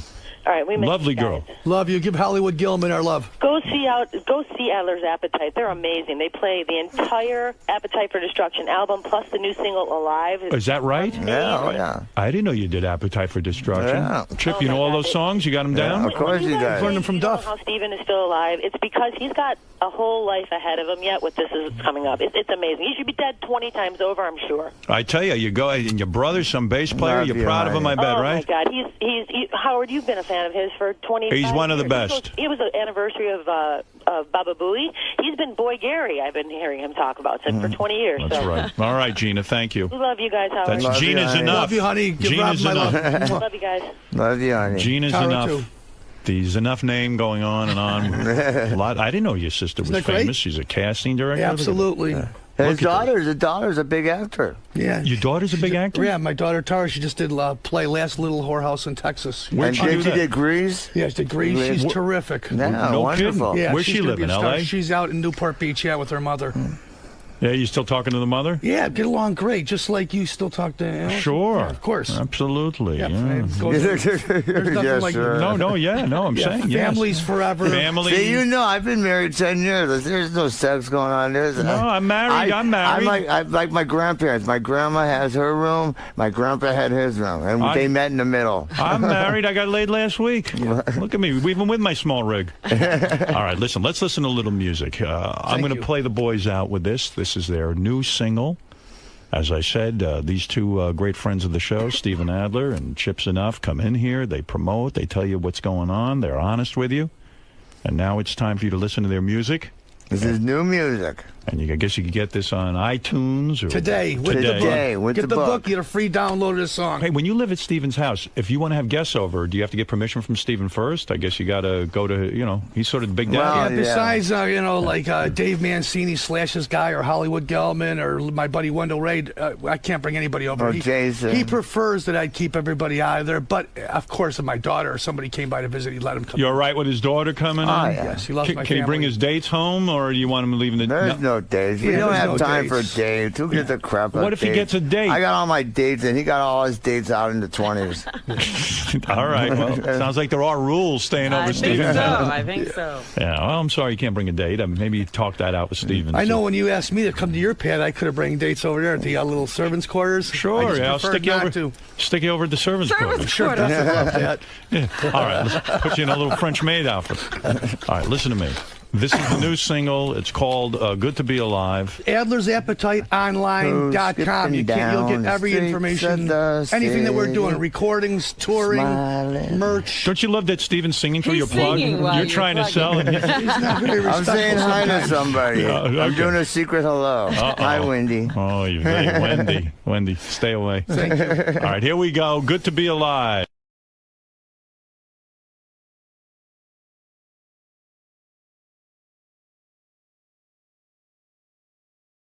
It's good to be alive. Guys, how is it to be back on the show? Oh, wonderful. Even better than last time. Of course, we're not having sex in the green room this time, but it's been a great time. You talked a lot about sex, though, today. That's usually what Howard likes to talk about. Actually, that's what guys like to talk about.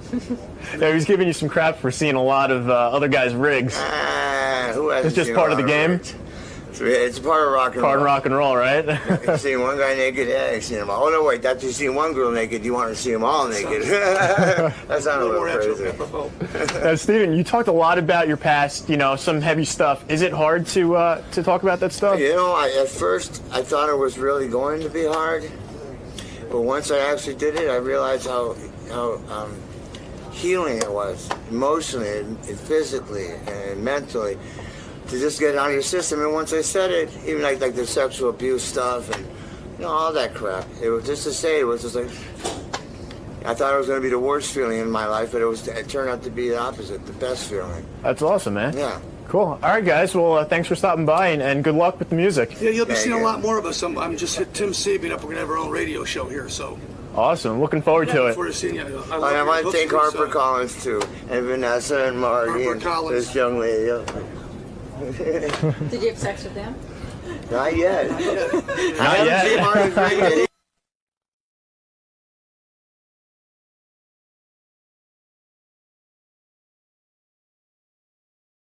Even worse. I Because guess I'll have to check. I'll go to the bank.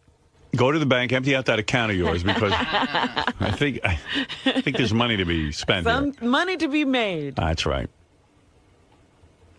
I hope. Does anybody have the results, or will an expert come in here with sealed envelopes? Well, I know it was done very professionally.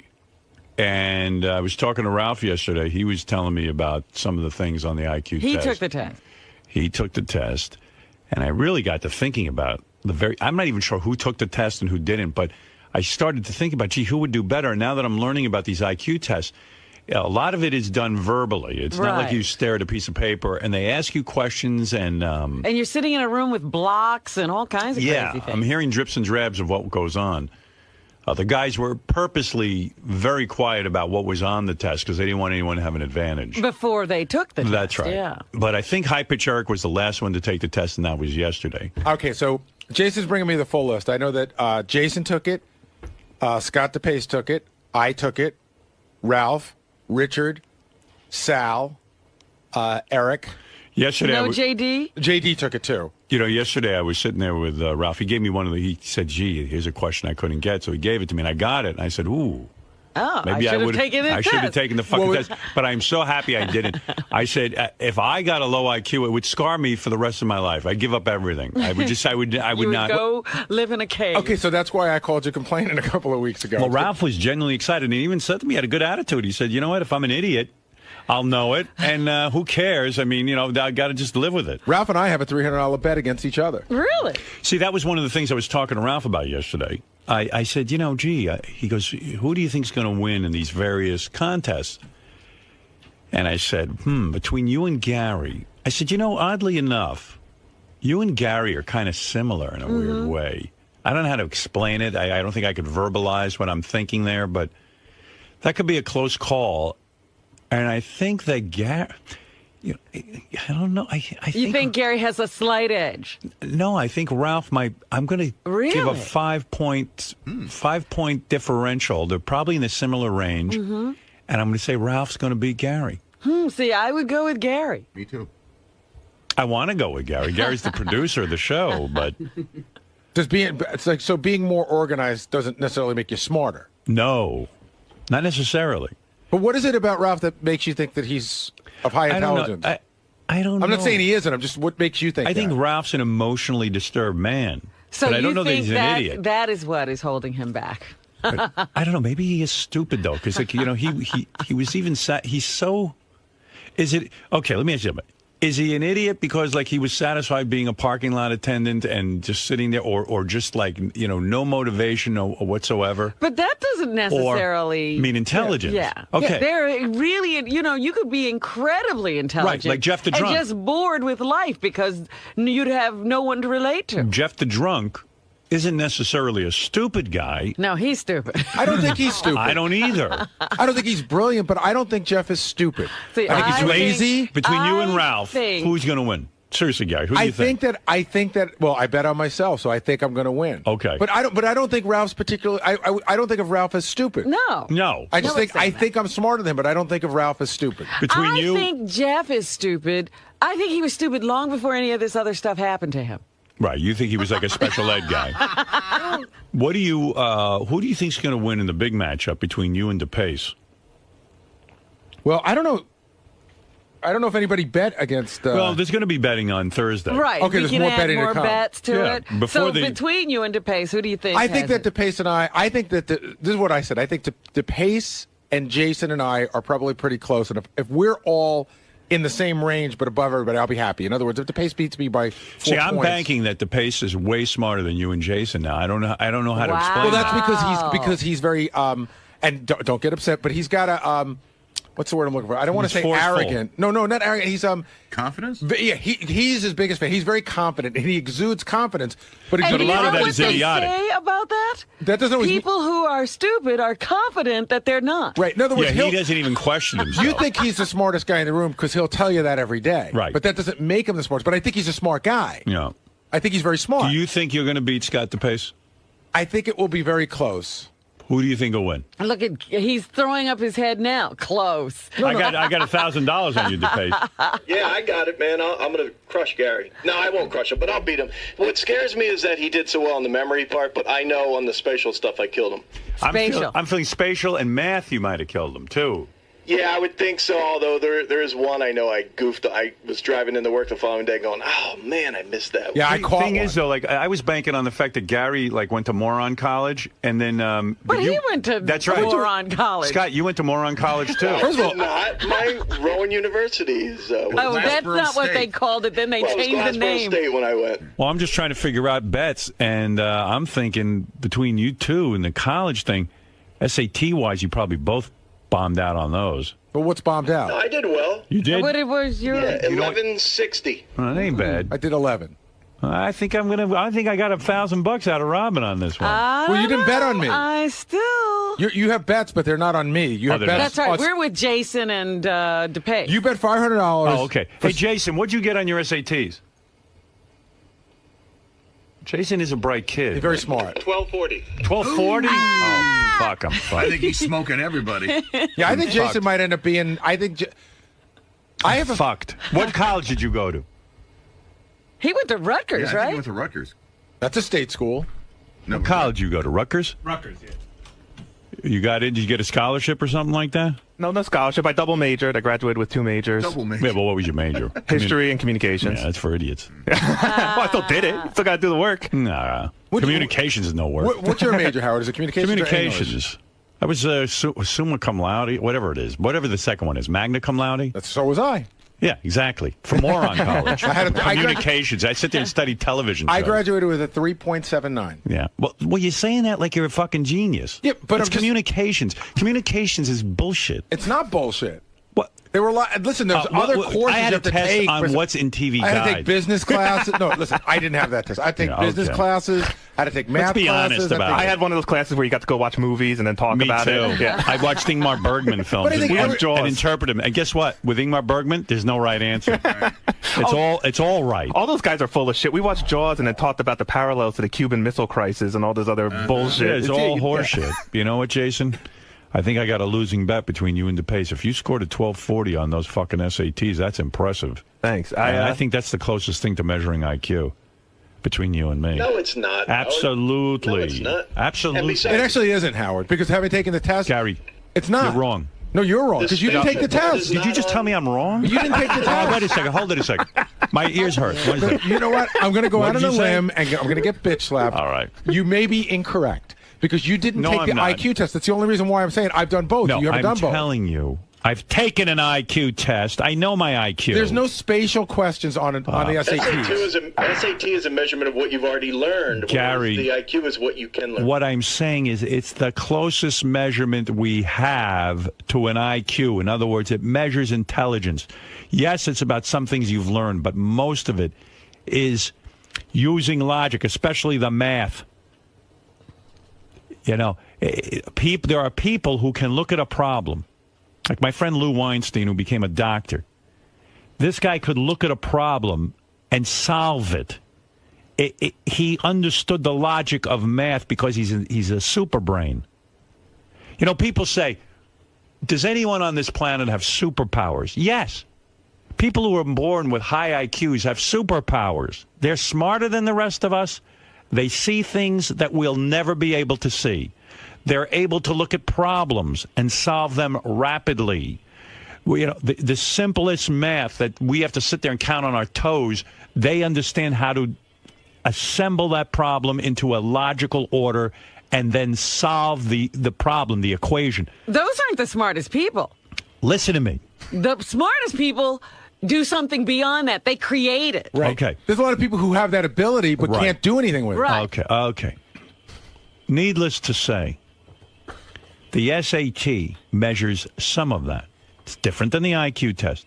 But I guarantee you now, based on the scores that you're telling me, I have a sinking feeling that my bet is going to not pay off because I think Jason's going to beat the pace on this and Robin's going to take the 1,000. So with your calculations, it should come in Jason, Scott, and Gary because that's the order of the SATs. That's right. Okay. I think it's going to reflect in the IQ test. And this will be a great disappointment to me. Howard, I took an IQ test online against Jason, and I beat him. You did? Yes. And was it the same test? No. Not even remotely close. What did you get on it, Jason? I think we were off by a point, whatever it was. No, we were off by about 15 points. I don't remember. This gives me hope. Yeah, See, again, that's his confidence. Cling to that hope. 1 Howard. point becomes 15 points. I don't know what that. See, Jason says 1 and Scott says 15. So what's the truth? Well, we don't know. He has his Here's truth, the truth. and Jason has his. Here's the IQ. Here's the IQ test Scott gave me. He yelled for me to come back to the control room. He goes, I just took this computer program. Sit down and do it. And we sit down. Right. There's 5 questions with like triangles. So I just sat down and did it real quick. And Right. then he said he scored higher than me. I never even saw the scores. It took 20 minutes, and as you know, on the life of my children, I beat you by about 15 points. All right, well, we'll see where it counts, buddy.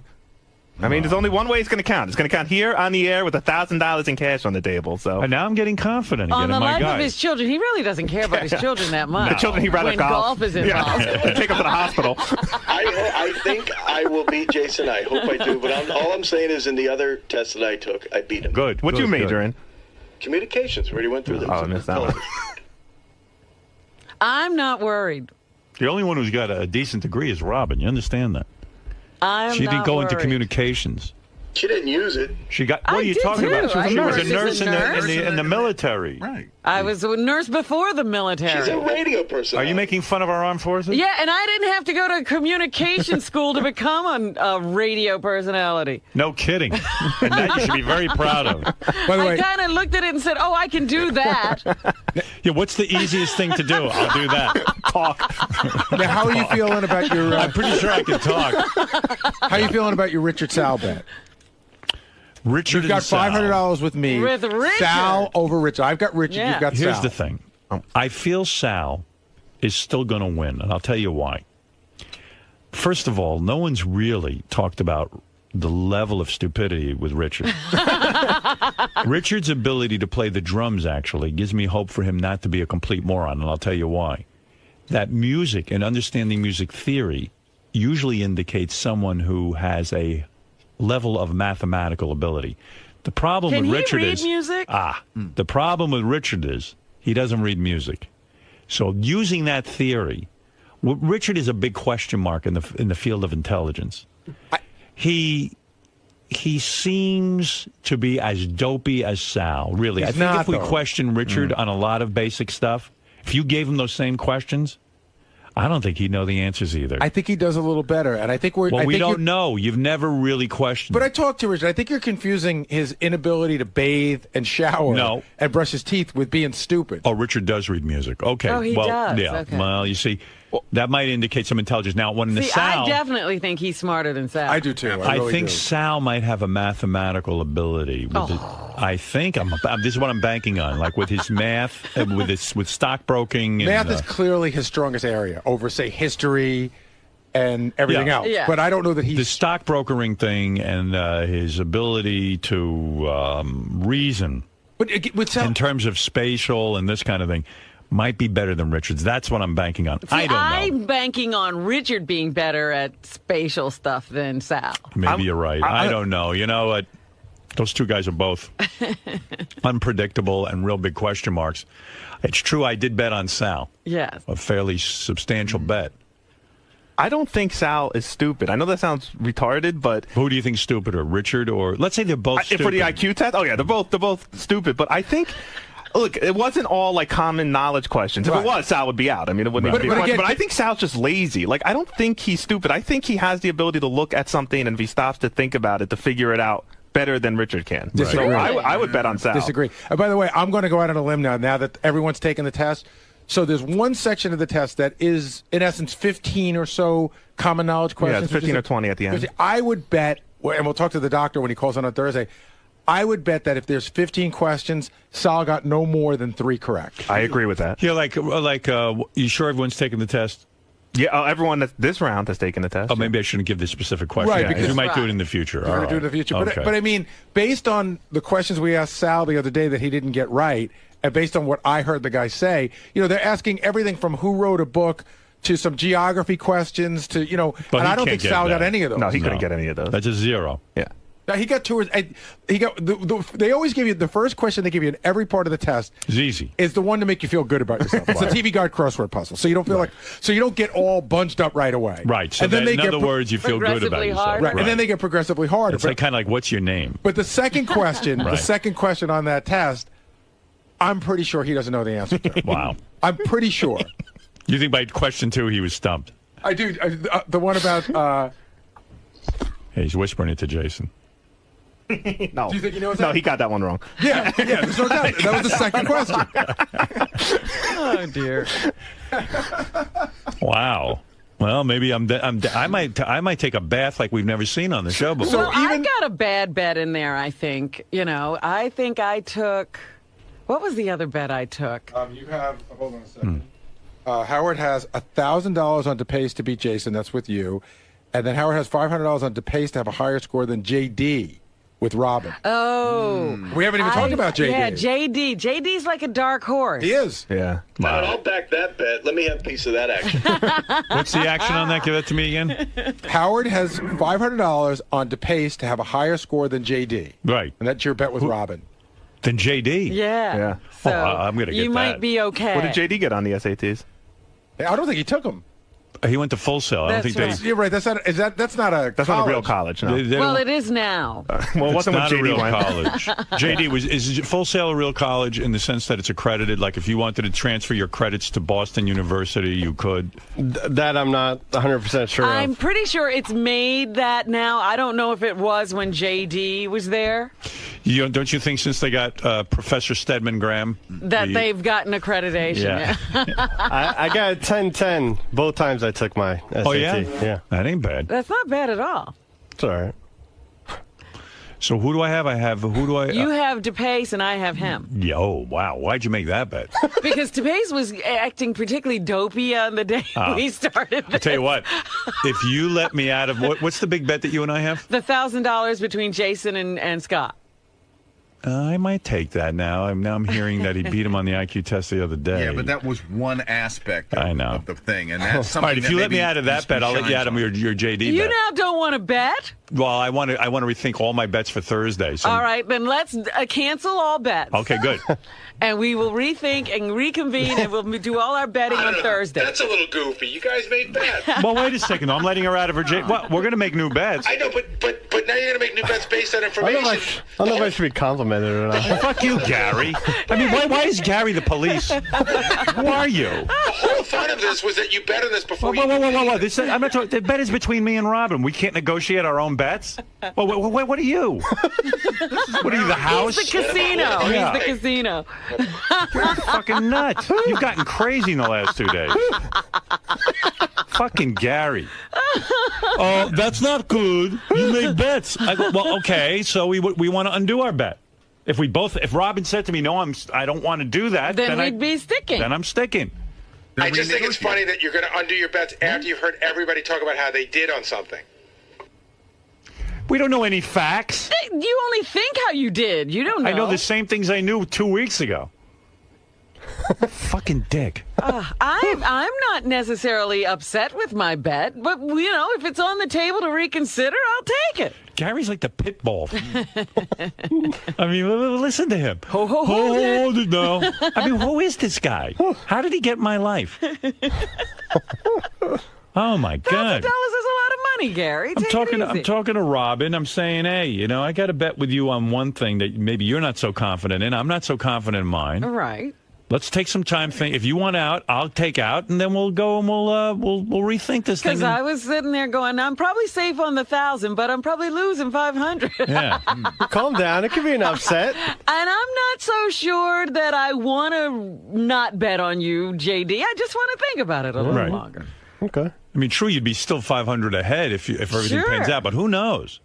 And I guess we're going to be, like there's some really iffy bets there where you got High Pitch and Jeff the Drunk.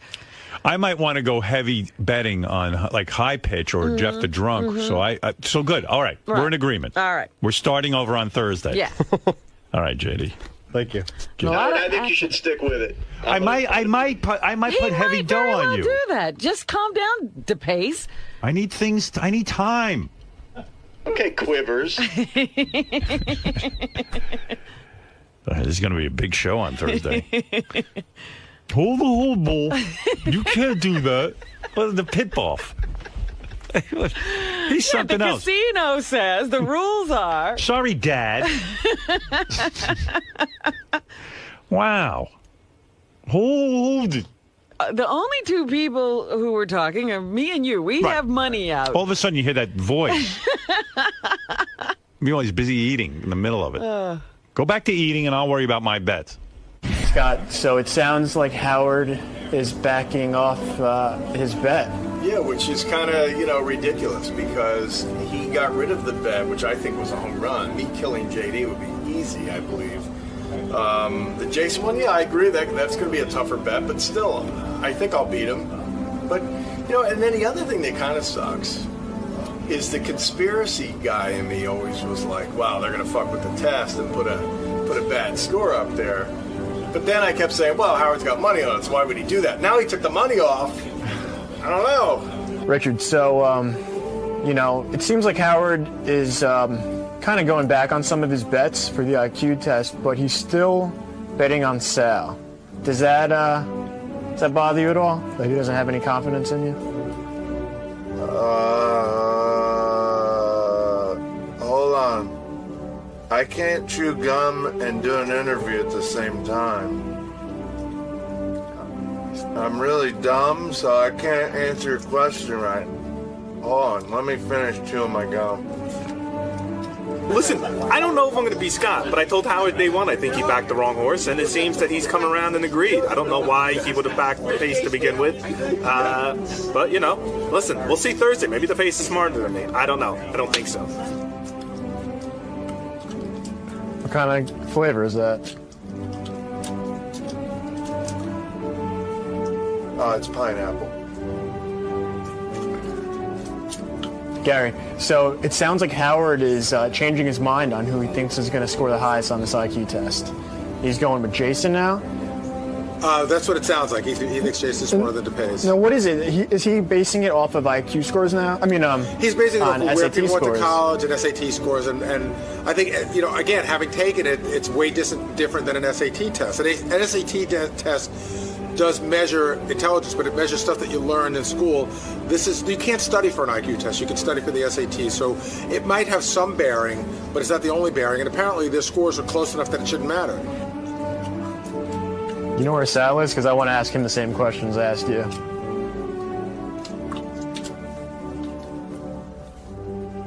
He'll be back in a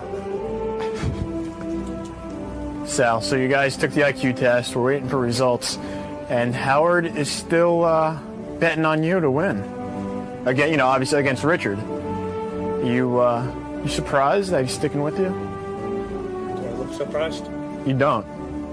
So what are you asking? What is this? What are your thoughts on all this? My thought is you're asking me stupid questions. I have to. I'm apparently a very smart guy. I'm not surprised at all. I'm probably one of the smartest guys here. And I think my results are going to be great. What do you have to say about that, Sparky? Well, we'll find out on Thursday how smart you really are.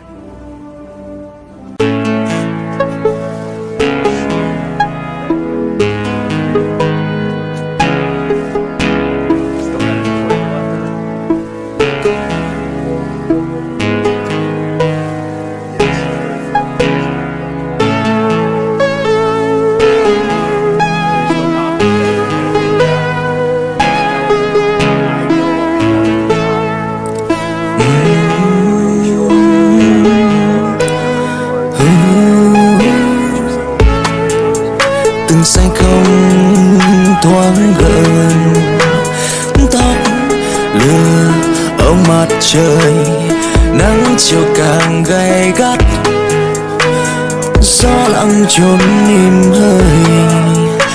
Đường đến trường em bước, cảnh vật ê ẩm ngồi, cây gục đầu rụ ngọn, thân thể toát mồ hôi.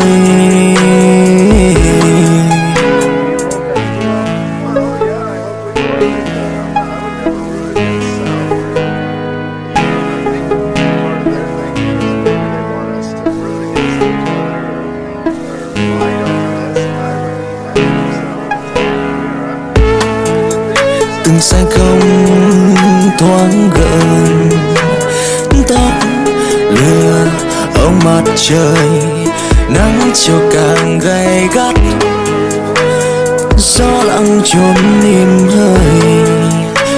Đường đến trường em bước cạnh vật ê ẩm ngồi, cây gục đầu rũ ngọn, thân thể toát mồ hôi.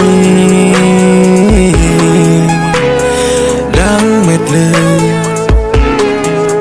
chỉ mây trắng từ đâu nhẹ nhàng đưa chân đến che nắng em trên đầu.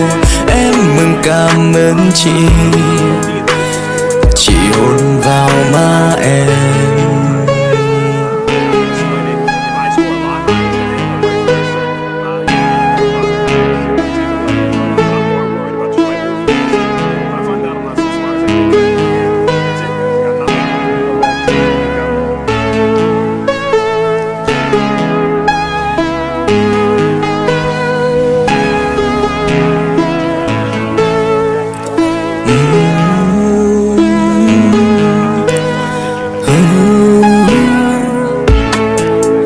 Từng say không thoáng gần, tóc lừa ông mặt trời, nắng chiều càng gay gắt, gió lặng trốn im hơi.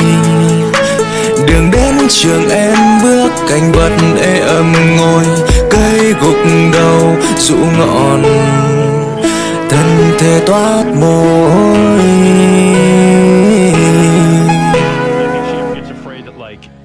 Go berserk again and shoot her in the face? You know, I don't think so. I don't think that's going to happen. Unless you order it. Who was that, Audie? Yeah. I didn't even know he was still on the show. Why you don't get it in the joint? No, we don't get it in the joint. Joey, by the way, was most recently in prison for a few bullet casings in his house as a guy on parole. Ngắm nhìn biển rộng bao la, một màu xanh biếc cho ta say lòng. Lắng nghe sóng vỗ rì rầm, như lời ru thua ta nằm trong đôi. Ngắm nhìn mây lượn lờ trôi, bồng bềnh là lướt như thời đôi mươi. Nắng vàng như miệng ai cười, cho hoa đùa đó, cho người thêm xuân. Ngắm màu xanh thẫm núi ngàn, chung chung điệp điệp.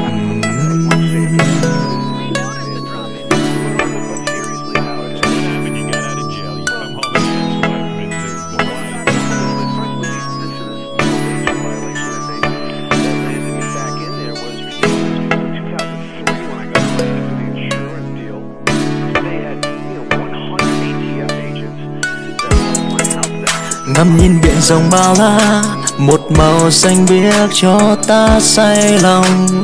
Lắng nghe sóng vỗ rì rầm, như lời ru thua ta nằm trong đôi. Ngắm nhìn mây lượn lờ trôi, bồng bềnh là lướt như thời đôi mươi. Nắng vàng như miệng ai cười, cho hoa đùa đó, cho người thêm xuân. Ngắm màu xanh thẫm núi ngàn, chung chung điệp điệp.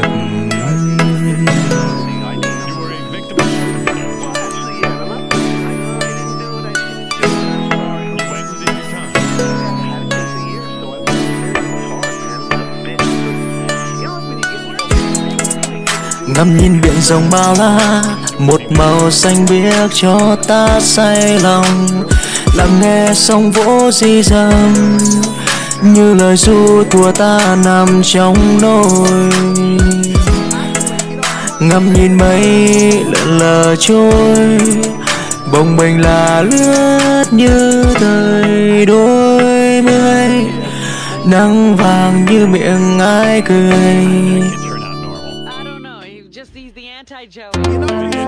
Does he look like Joey? A little bit, you can tell. Yeah, I mean, And he's normal? yeah, you know, After the mom gets shot in the fucking head? I gotta say, he seems normal, and he's a really good kid. He's got a great energy about him. What's he do? He just got a lot of fun together. Thank you, Warren. I really appreciate that.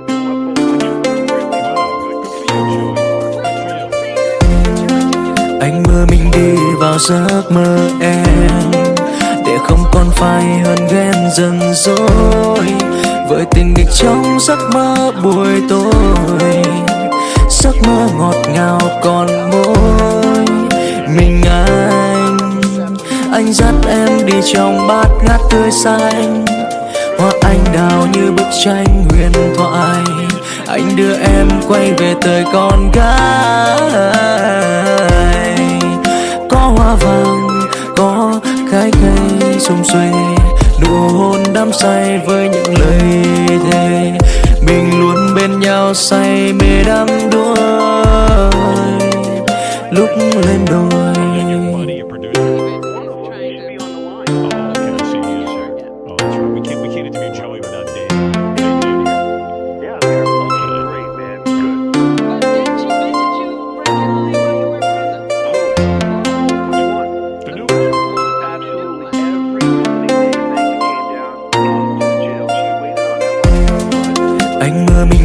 Vào giấc mơ em, để không còn phải hơn ghen dần dối với tình địch trong giấc mơ buổi tối.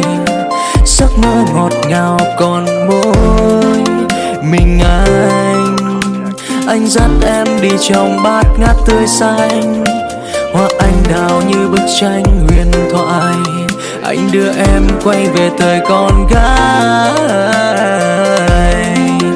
có hoa vàng, có cái cây xum xuê, nụ hôn đắm say với những lời thề. Mình luôn bên nhau say mê đắm đuối lúc lên đồi.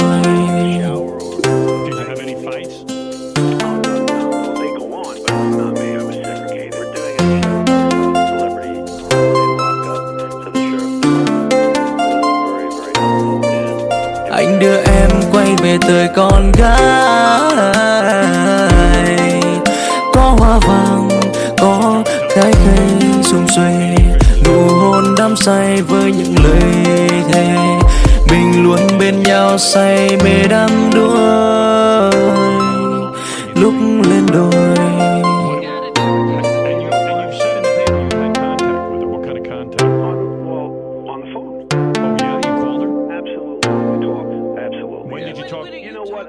I have to tell you, and it's like, you know, like life has to go on, and like I've been trapped in this whole, well, not trapped, but just like in this situation since Mary Jo got shot, where I was just like pounded by Mary Jo for years, and it was like when Mary found out when we all met a year ago that, you know, Amy did what she did and there was drugs involved, and Amy didn't remember doing it, and like Mary Jo and Amy made up, and it was like okay for them. I'm still carrying the anger and all this other crazy, horrible stuff. You've said horrible things about Amy. Yeah, I did for all these years, and I decided, you know, for me to be able to, here we go, here's a little Dr. Phil for you, but for me to go on and get on with my life and be able to, like, recover from everything physically, emotionally, financially, I need to put that down. I need to put the anger down, because it does, no matter how strong you are, no matter who you are, the shit eats you up, man. It eats you up from the inside out. And I'm like, fuck this, man. Why, you know, Mary Jo didn't even care at one point that, oh, I don't care. She says she doesn't remember shooting me. You know, I care. So what do you? So what happened? You started calling. So I have to let it go to be able to make up with my life and go on with my life. So I have a good relationship with Amy. What do you mean? How often do you speak? I spoke to her twice this week. And, wow. And you spoke to her on the phone. Did she talk to you about the fact that her husband and her were breaking up? Yeah, I know all about that. And, you know, I didn't file for divorce. My wife did. And I understand that her husband filed also. But did because Amy... you two were talking? Maybe. Did Amy say to you that she still has feelings for you? You know something? We talked a couple of times, and I'll be in New York next week, and I'm going to definitely go to dinner and just, You know, I owe her an apology from the way I acted the last time that I saw her, and I'm not defending myself to the point, well, I was sick or any reasons why. Wait a second. You're attracted to her still, aren't you? You want her. You know what, Howard? Honestly. Listen, it's just me and you on the phone now, right? Right.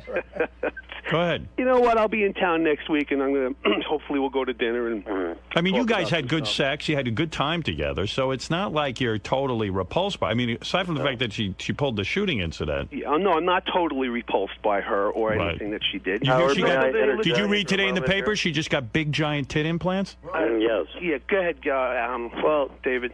You know, all I wanted to say is these two have an opportunity where they can rekindle their relationship after 15 years. Wow, that would be the biggest story ever. It was a Romeo and Juliet type of love affair with the gunshot, you know, that everybody heard. But Amy's shooting Mary Jo, going to jail, Joey going to jail. Can you imagine the ending of the story is Joey and Amy get back together? Yeah, they got to do the movies over again.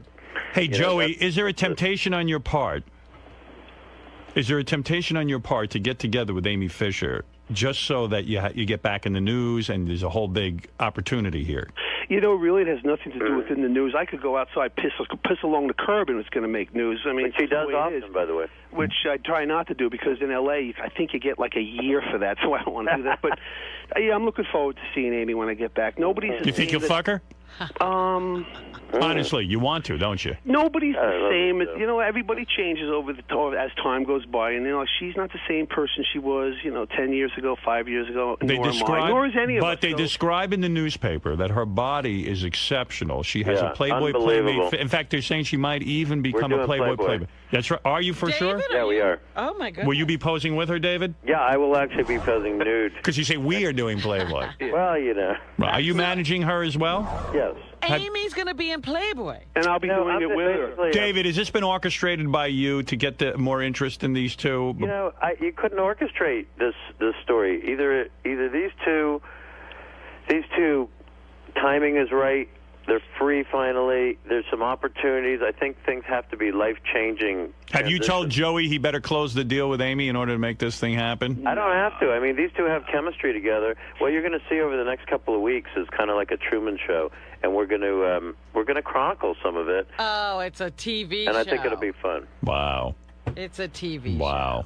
Listen to Robin. Oh, yentering on everybody. Stop it. Wherever it goes, it goes. It's going to be, it's going to be all right. Please. She's a professional yenter, you know. It's paid to be a cute yenter. Yeah. That's right. Yeah. Joey Boots wants to say hi to Joey Buttafuoco. Go ahead. Who does? Joey Boots. Joey Boots from Massapequa, Long Island, your hometown, Joey Buttafuoco. Hey, Joey, I want to tell you right now, you're the most disgusting, vile human being. I wish death on you. I hope you fucking die.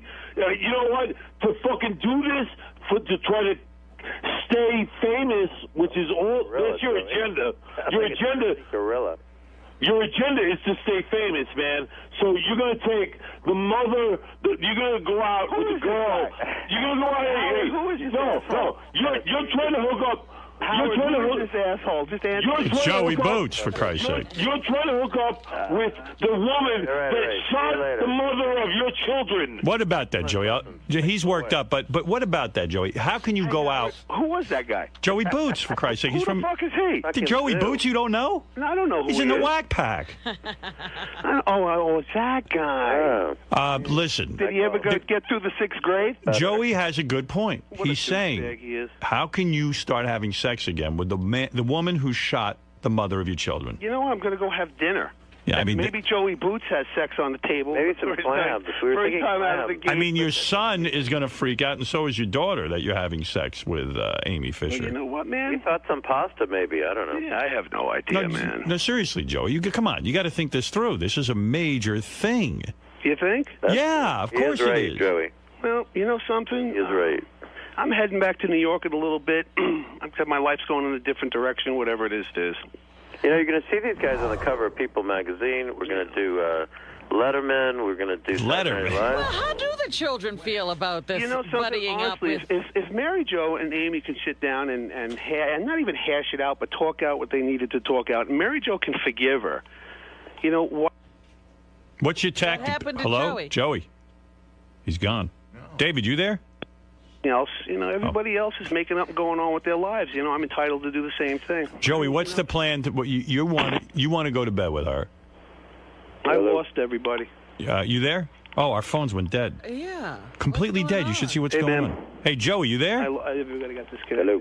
Hey, anybody here? Nobody can hear anybody. Wow, the whole... Maybe they'll call back. Let's listen in. Let's hear if anything else happens. We get some inside information. We got disconnected. Hello? I think he hung up. Hey, guys, the phone system just died. Yeah, we know the whole thing just crashed. We're checking on it. That would have been great if he just said something like, Amy, you can keep blowing me. What do you guys think? I'll go around the room. All right, first Fred. Is this just a huge publicity stunt orchestrated by David Creef? Yeah, David Creef is definitely behind the whole thing. And I really feel badly for Mary Jo. I mean, she's taken more shots on this as phone being dialed up.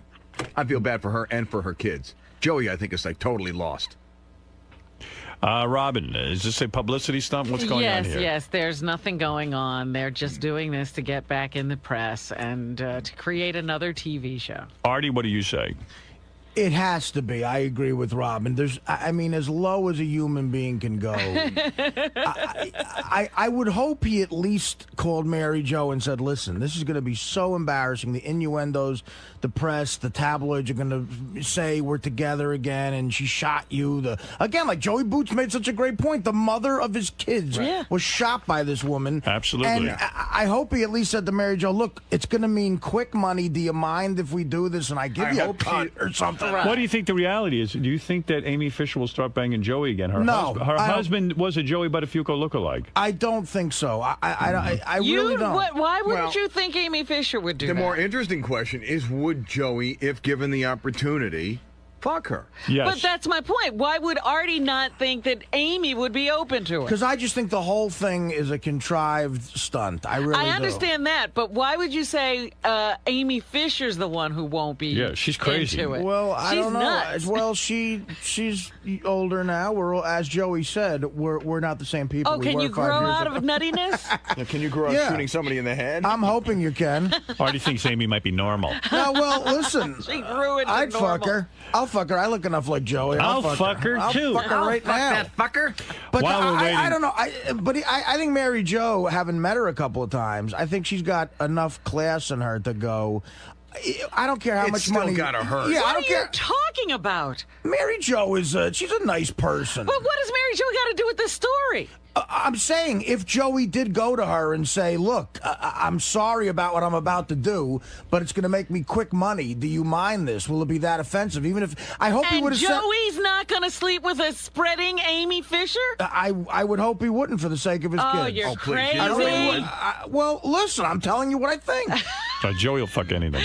Absolutely. Well, he likes that he'll be Amy fucking. Fisher. He'll be fucking his kids. This will be fucking because they're going to be screwed up, and his kid is a nice kid. They're going to be screwed. How if they've survived all this, they can survive that. I don't think anything he can do will hurt them. I met his son. His son's a real nice kid. He doesn't seem to have any issues. And Did you talk to him about the whole situation? No, that was awkward. I wouldn't have done that. But I've actually hung out with Mary Jo a couple of times too, and I think she's the type of person that would have said, "I don't care how much money you're getting. I don't want this to happen." So I think he's already pissed her off. Let me just say something. I'm trying not to blow my stack because we have a phone system that regularly just has to be rebooted. I don't understand that. I don't get it. So I'm trying to maintain my cool when we're in the middle of an interview, but that will need to be looked into. Joey, you there? Yeah, I am. All right, hold on a second here. I'm going to get this all back again. I got to get your friend there, David Creef, on the phone too. Oh, okay. You two are like two peas in a pod. Yeah, maybe they're having a relationship. Maybe that's the real story. David, you there? Robin. All right. Joey. How about you? Joey, the question was asked while we got disconnected. Are you, let's say the scenario arrives. You're out dinner with Amy Fisher. Having dinner. She looks great. She got the big titty implants. You know, she's wearing a short skirt. You like what you're hearing. You like what you're seeing. She smells good. You're having a few drinks. She says, Joey, you know, I always loved you and I still love you and I want to fuck you. For old time's sake. I want to have sex with you. I want to take you back to my house. Would you have sex with Amy Fisher if that kind of scenario evolved? And Lou did not have his guns there. There you go. Yeah. Right. Yeah, totally. You would? Yeah. Thank you. Artie, do you see what we're saying? He's saying it. Artie said you wouldn't. So who won? No, listen. He's saying it because that's the only way anyo's interested in all this bullshit. Oh, stop No, it. Yeah, it's to make money. It's Can I to ask make you money. something, Joey? Joey, man to man. Sure. Is she the best Artie, you pussy? crazy? Is she the best pussy you ever had? You know something? It's no, but you know, it's that's a tough question. It really is. You've had a lot of experiences. Yeah, I mean, it's especially lately. But you know something? Right. Especially last night. What happened last night? What happened last night? No. We're not going there this morning. Too early. I'm sorry, Howard. What was your question? The question is she the best pussy you ever had? You know what? Amy's a lot of fun. Well, how so? She's just she was always just a very nice until all the shit broke. But then again, we all know why and how that happened. Would she be open to anal with you? You know something? I don't know. You never did that with her? No. I'm talking about in the old days when things were good, when you had your affair with her. No.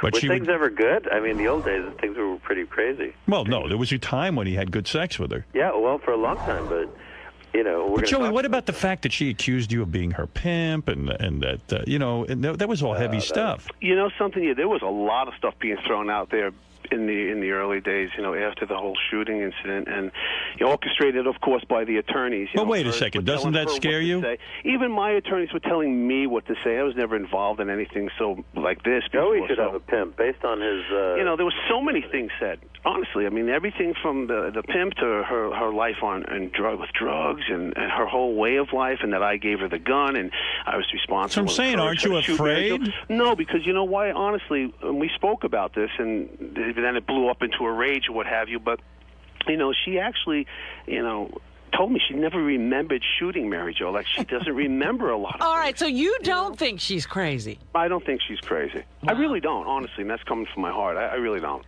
Do you have nicknames for each other when you were on good terms? Did you have lover names? No. Never.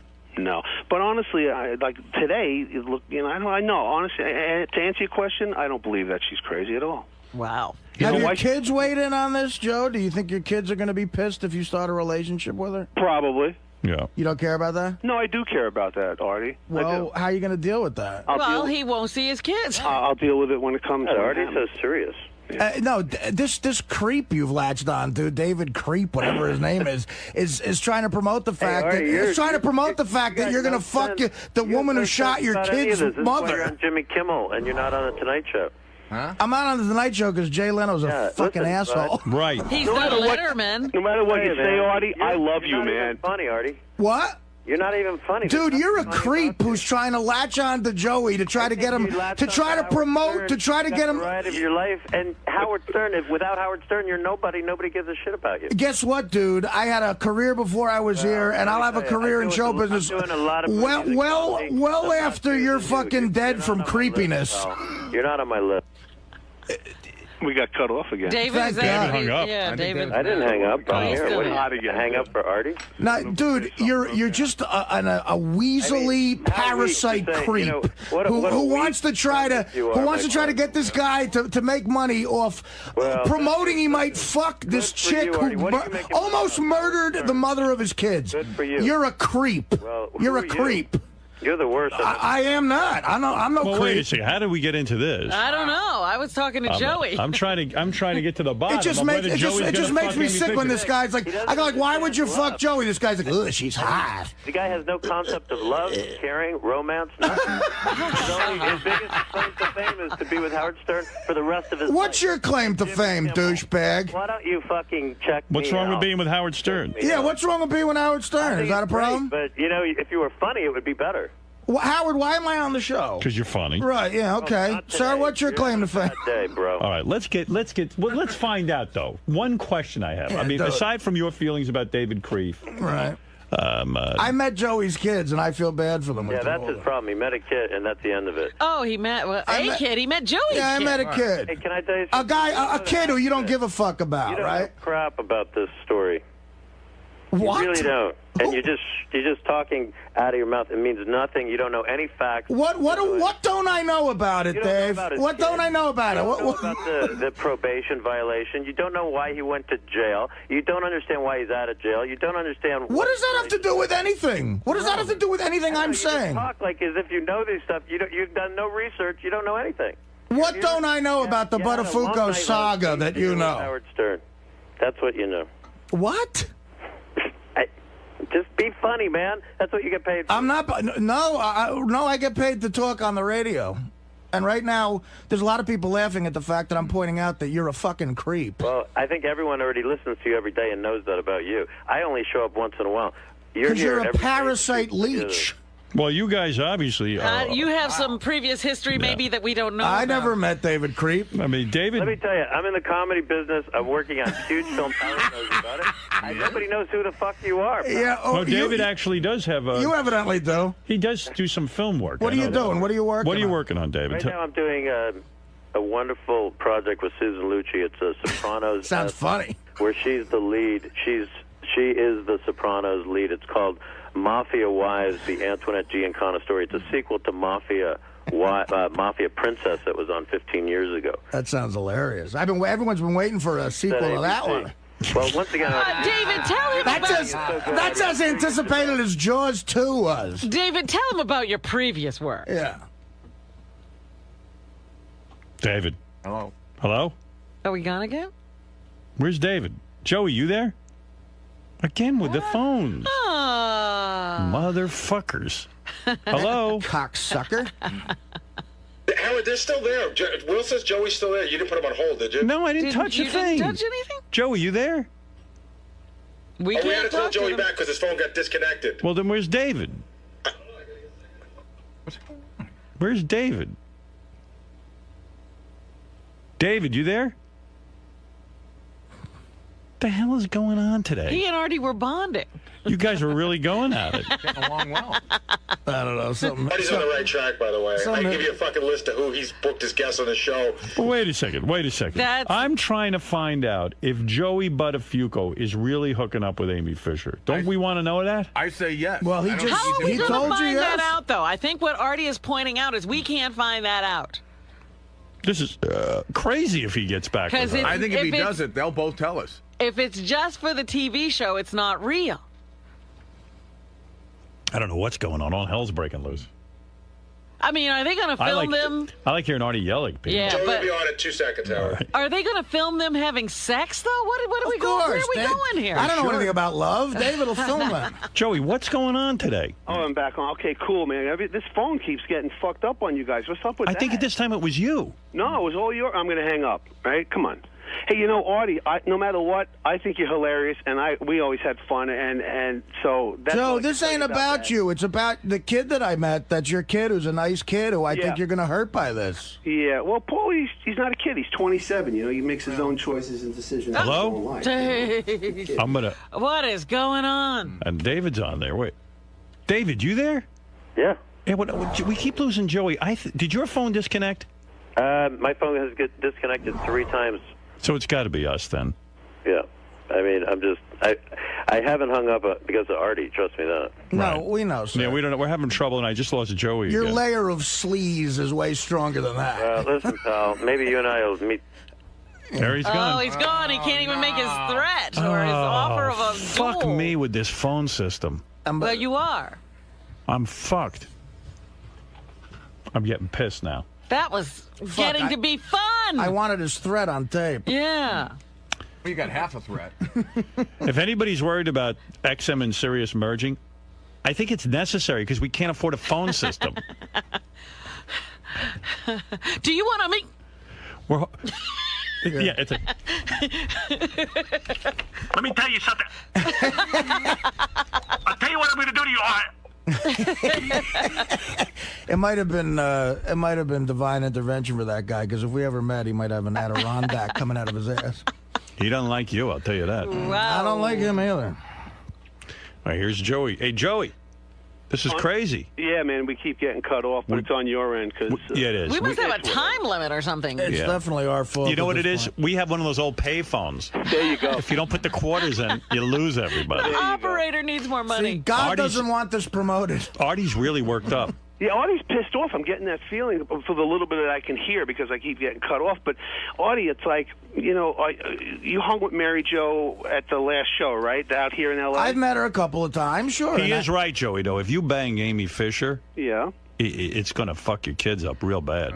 Well, the thing is, it sounds like Artie's more concerned than Joey is. I don't think that's a good thing. Who gives a shit about me? Listen, who gives a shit about me? But you should give a shit. You should give a shit about yourself because your kids probably give a shit about you. So you should give two shits out about you. You can rip my fucking chest out. At this point in time, she doesn't give a flying fuck. Who's this? Who? Mary Jo. But what about your kids? You know something? I love my kids. My kids love me. It's like, I don't know what else to tell you. You don't think this would hurt them?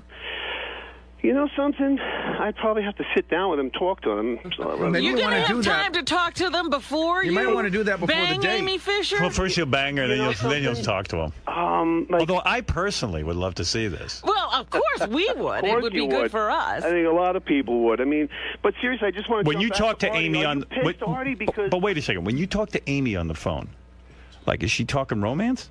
We talk about a lot of things. Have you had phone sex? No. But what, like, does she ever say, I did love sleeping with you, Joey. You were so great in bed. You're such a man. Well, you know what? She did tell me that she loved me very much back in the day and now. So it's like, I don't think I'm responsible for her breakup with her husband or anything like that. I would hope not. But I think she's just looking for a change and move in a different direction. She's vulnerable Is it right merely now. a coincidence that the two of you are getting divorced at the same time? You want to know something? I didn't know this was happening on my end. This has happened like when I got out. I see. So I didn't know what was going on. What is it, Freddie? On my end. I actually have a couple. I have a couple of questions for Joey. Joey, when you were with Amy back in the day, did you think it was going to get more serious? Did you hope it would get more serious, or was it just a fuck? That's what it was. But how about now? Do you think I don't know. See it develop? I'm going to see where it goes. Back in the day, he's saying she was just a fuck. Right. Well, wait a minute. He's not ruling out the fact that maybe it could develop into something. Otherwise, it's just... Absolutely, he's not ruling it out. But to me, it seems odd because you just found out you're getting a divorce. You're already ready to jump into something else with Amy Fisher? Hey, he's been in prison a year. Not that I'm ready to. There's no other girls on the planet. Right. You know what? And he's used to her. By the way, Joey, have you had sex since you got out of prison then? Yes. You have? Yeah. Oh, wait, David's back on the phone. They can't talk about it. Artie, David's back on the phone. He was in the middle of threatening you. We're sorry about the phones. What was the threat, David? Get to the get point right where back. you're going to shoot him. Continue your threat, Dave. What was the threat? I don't know. You would say, do you want to meet? Hey, buddy, if I ever get... maybe he wants me to be in the next Mafia Princess movie. Listen, Maybe it's all I can tell you business is meeting. this. I have heard that you have sparks of genius. I just haven't seen it today, that's all. All right, dude. You know what? You know what? I said my piece. As a matter of fact, this little argument's probably going to get you more press because you're on Howard's show than anything. Listen, I'm not here to get press from me. I'm excited about Amy and Joey and their... That is exciting. That's what I'm here David is very excited about Amy and Joey and Mary Jo. He's been excited about them for David, a long why time. are you excited? Amy, Mary Jo, and Joey together, they said that would never happen. And the fact is, when you see Mary Jo on Thursday, whatever, she will tell you that I brought them together. And I'm looking for people to have love and be reunionized and have fun and have good families. I have children. I know what you're saying, Artie, but you can't, at some point or another, when your kids are grown up, I don't know if you have kids, but at some point or another, you have to live for yourself. And you can't always live in the past. Okay, Dave, but let me ask you this. All craziness aside. I mean, kids are my number one thing. I'm working for 9. Well, listen to Artie's question. Okay, so suppose someone shot the mother of your kids. Would your kids? Well, suppose in the past it happened. Would your kids be upset if you were dating them publicly? Well, listen, I'm telling you right now, people change, and I don't know what was there 15 years ago. I wasn't part of Mary Jo and Joey's relationship. I don't know what caused it. I don't know if there was drugs and alcohol. 85% of all crimes have something to do with drugs and alcohol. Right. We'll say that. Well, I know something about that, but So my feeling is, and believe me, I know something about this too, and I work for the sheriff's office. They're wonderful people. Sheriff Lee Bach is the finest man I've ever met. He's going to be governor of the state of California. We work for charities called 999 for Kids. And Do you think you could hook up OJ and Nicole's sister? No. What about that? OJ was in the same cell that Joey was in, by the way. Is that right? And we went in there, and the reality is what we're trying to do is show there is a lot of crap that can happen because of alcohol and drugs. I think if you stay away from alcohol and drugs, there's less than a 15% chance that there's going to be a shooting. Let's see what the fans have to say. I can't argue with that. Stephen in Cleveland, you're on the air. Thanks for taking my call, Howard. You know, I other than the shooting, I mean, this was just nothing more than a affair. But, man, Joe, you got to look at this thing like, you know, what it's going to do to you, the relationship you have with your kids. I mean, this guy is nothing more than a parasite trying to make a buck. Artie, you hit it right on the head. I think Artie's changing his mind because, Artie, I think you realize if people are in love, anything can happen. You can have cancer. You can be an alcoholic. You can be a drug addict. I'm not saying anything that's too far away from any family in the world. Why doesn't everybody deserve a second chance? So let them have love on their own, buddy. I mean, why do you? Yeah, why do you have to hook them up? What is your interest in it? Yeah. What's your love connection? Why are you the love connection? You know, I'm doing a project coming up with with many talent that are superlative talents. The fact that Joey and Amy are this item that they are is not my doing. I just happen to facilitate it. All right. Like Sinatra with Dean and Jerry. Exactly. I freaking love you. Listen. I gotta say something. You know what? I've met Joey and Mary and now Paulie a couple of times, and to tell you the truth, I have an affection for them because I probably have the same background as them. I'm the same type of person, and I really like them. I do. I think they're deep down, they're good people, all three of them, and I just feel that. It's just good. This is going to tear them further apart. Artie, it's just the worst thing that could happen to a family. People show their sides. Like you have a side that you show the public, but then some people David, have you can't think this would be good for Joey's kids to sit there and know their dad is now in love with the woman who shot their mother. You've been through a divorce, Howard. Yes. You know that a lot of stuff happens when you decide to get divorced. Your kids sometimes take sides. All sorts of things happen. All I can tell you is that usually it's unjustified. Yeah, I mean... At the end of the day, this is all for the love of money. What are you talking about, pal? I'm just saying, as someone... I'm just telling you, the reality of this is people go through divorce, people go through separation, they go through alcohol, they go through drugs. They usually don't go through gunshots, though. You have a life. And, you know, you don't live it only for your kids. You live it for your kids before they're 18. And then they have their own lives. Oh. Yeah, but a lot of this stuff is history. Howard? Adam, you're on the air. Go ahead. Is the guy from Cleveland still? No, now there's a guy from New York City. Go ahead, Adam. Hello? Yes. Hello? Yes, Hello. go ahead. Hey, Joey, man, I got to give you some advice. You need to stay away from her. Not for anything else for your kids, but for yourself, man. She is so stupid. I used to live across the street from her. I just moved 6 months ago. She is so stupid, she'll get you arrested for doing something stupid. She is not stupid. You're wrong. She's a very smart girl. You sound like an idiot, but she's a smart girl. Oh, really? Okay. Let's see. You're an idiot. She's smart. She drives David. First of all, and she's hot. I want to hear this guy. Let me hear this guy. I want to hear this guy. Seriously. First of all, her husband spent all her money. She told my wife and her girlfriends in the neighborhood. Nothing left. Gone. We don't know that. Okay. This is hearsay evidence. So Joey, don't worry about the money. It's not there. You have to start it all over again. Number two, the girl drives around the neighborhood with the kids in the back seat, not buckled, jumping around in the front seat. Oh, that's all hearsay. Come on. Let's go. Yeah, we don't even know if he lives across the street from Amy Fisher. Dominic, you're on the air. Go ahead. That's the idea. You don't know. Dominic was Joey's lawyer for a while. I started with Joey actually through Howard, and then I helped Mary Jo later, and Joey knows that. Yeah. And then I helped Amy get out of jail, so I kind of was there from the beginning to the absolute end.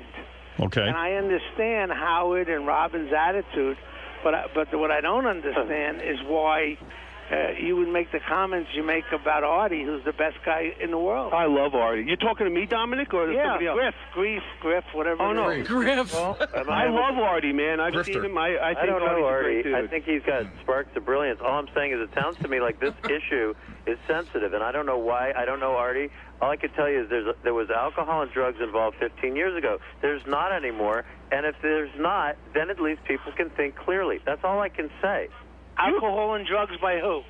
By Amy and I think Joey was probably... No. Joey never did drugs, and I read every probation report. I was totally clean. Absolutely. Totally clean when all that went down. I got clean in 1988 all from it takes everything. is one person to be alcoholic if you can make money with this, that's up to you. But I think Artie's point and everyone else's point is true, and that may be something Joey accepts. But if these kids came out of this okay, I say that's an act of God almost, because they went through hell. I was there. Do you think things will change when they're 25, that Joey makes a decision like this to do anything in his life? I don't know. I don't know. They hate Ivanka, his current wife. They have given her such a hard time. They've never accepted her. It doesn't matter if it's Amy Fisher, Ivanka, whoever it is.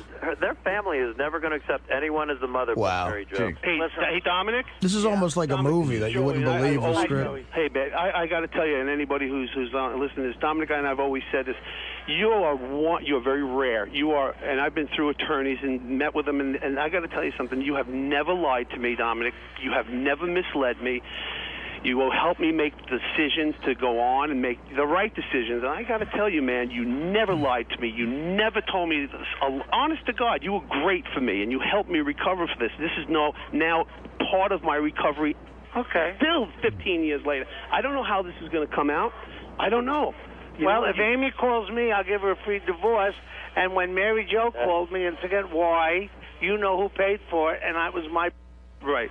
And it was a lot of money. But all I'm saying is, listen, you got to do what you got to do. Right. But I think Artie, who I truly love, is just trying to say to you, is it going to hurt the kids? And maybe that's a test you're going to give. Yeah, I think it's incredible. Dominic, they're not 8 years old. Well, I'm not saying I'm right or wrong. Well, it doesn't matter if a kid is 8 years old. If a kid, are you telling me that at some point or another you don't? Listen. There's a billion women on the planet. We're talking about. There may or may not be We're talking about reasons. specifically the woman who shot and there's Mary their Jo. mother. Listen, you want to know one other thing people are forgetting, that she was underage when he was having sex with her, so there was another act of victimization going on. Nobody wants to listen to me. You guys are doing a great fucking Listen, the thing is, here's after I never met Joey's daughter. Joey's going to fuck Amy Fisher. I hear it in his voice. He does not. He's hell bent on doing this. But after I met his son, I'm hearing that now they're going to just put the two of them in a house and see what happens. Right. That's crazy. Am I right, David, or not? You are brilliant. You're the only one that makes sense on this show, because to me, you understand this show. Oh, you're nuts, David. I'm going to get on Artie's side in a minute. Yeah, well, listen, people make money off snuff films, too. Really? I don't know why I'm so smart, but I'm telling you. But I can't see. I mean, it's one thing to have them have a meeting. It's another thing to have them dancing around town. Hold it. Going to Vegas. Joey, it's a done deal, isn't it? Pretty much. You're underestimating Amy. Amy has 2 kids. Hold it, Dominic. I didn't get an answer. I didn't get an answer. She's a great mother. I don't think she'll do anything to harm her kids. Joey. And if you two can put a show on. I got to have a word in here. Joey. I agree with Dominic. I really do. Joey, you're going to have sex. You've always been the voice of reason. Wait. Robin, God bless you, and I love you. So what do you agree with? He's saying not to have sex with this girl. Well, that's not the issue. That's not the issue. I discussed that on the phone today before they even meet, whether or not they're going to have sex. So Amy's children have to see a headline like that. So what's the issue? You could sell this as a reality show. You want to see them in a house? Wait. What's the issue? I don't even know. Howard's the only one that brought it up. I've never brought it up. No, what is the issue? If you can believe this or not, honestly, from my heart, I owe Amy a huge apology. It's not about sex. For me to get started into this another phase of my life, I owe Amy a huge apology, and whether anybody's there to see it or hear it or not, and I hope somebody is, because I owe it to her publicly. I really do, because of the last try. And the last try, I was a fucking maniac. And by the way, this got the highest ratings of any Entertainment Tonight sweep special ever. I'm sure it did, Dave. I'm not arguing there's going to be interest in this, but, after I met Joey's kid, Paulie, I honestly said to myself that night, I said, wow, that kid turned out great. He's nice. He ducked a bullet. He got through it, and he's going to be fine. And now you're dragging him back into it. Why test him twice? Actually, Artie, you and I have something in common. Artie, in my defense to that, I love my children, and I'm sure you speak to Paulie, and he tells you he loves me. We have a great relationship. We go riding our Harleys in the hills and everything, and I have a great relationship with Paulie. Oh, here we go again.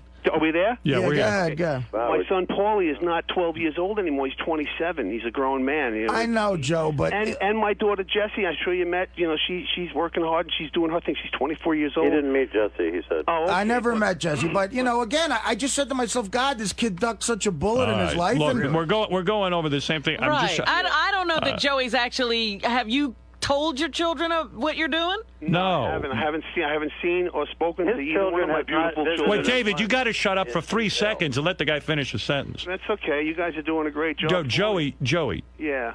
You said you were interrupted. David jumps on every line you say. What did you say? You haven't seen your kids how long? I haven't seen Paul or Jesse since I went into the county, and that was January. I haven't seen them. So it doesn't I've sound like... called and left messages for Paulie, but I haven't heard from any. I haven't heard from them. I know that they want to see me and speak with me, but I haven't. And you know, for everything that everybody says about me, and we've all ducked this whole thing, just gotten through it. I am a very sensitive guy, and I know you guys a long time. And Howard, you were the only one there back 15 years ago when all this shit jumped off, and you were really the only one who gave me the chance to speak. Honestly, you really did. You know, all right, so all right. Well, everyone's just saying to you, better think this through. I haven't seen my kids, and I really need to. But I just got out like 8 days ago, and I'm dealing with so much. There's something wrong here between you and your kids if you haven't seen them for that long. So I would think real hard about whether or not you should see Amy Fisher. I have a question. But on the other did they hand, visit him in jail? No, he said no. He hasn't seen them. No, I didn't want them to, guys, because it's a real shitty place to be, even for the people who come to visit inmates. It's a bad place to be. All right, thank you, David. David Kreef, Joey Buttafuoco, thank you, and keep us posted on what happens now between. You got it, man. All right, very Listen, good. guys, honestly, I hope everything turns out all right. I really do. Thanks, Artie. Thanks a lot. Thank you, guys. Bye, All right, Robin. Bye. Bye. Right. Bye, Howard. You let that guy have it in there. Yeah, I have no more energy. I don't know. There's something about it that struck me the wrong way. And I did meet Joey's kid, and I felt bad. I don't know. I feel bad for the kid, and now it's just. I mean, this is how anybody could disagree with what we were saying in there is beyond me. Well, you were dead on, and you've been in show business a long time. Does he remind you of a lot of the creeps you've met? I don't know, man. I tell you, I've met some creeps, but that takes it to another level, man. That's creepiness at level red. I don't know. And the fact that he tried to feign that he cared and that he cares about people in love. I don't know, man. It's a fucked up world. I'm glad I'm not that healthy. I'll be leaving soon. Okay, you guys can deal with David Kreef. You know what's really fucked up? It's like everybody has a second chance. Everybody should get a second chance, except me. I'm not allowed to have a second chance in my life, I guess. You know, Mary Jo, God bless her, she's got a new guy in her life, and she's happy, and that's good. You know, my children even got a second chance in life because they were very young when all this happened to their mom, and it's, you know, they got a second chance to move on. And like Ivanka always told me, that's why I fell in love with Ivanka.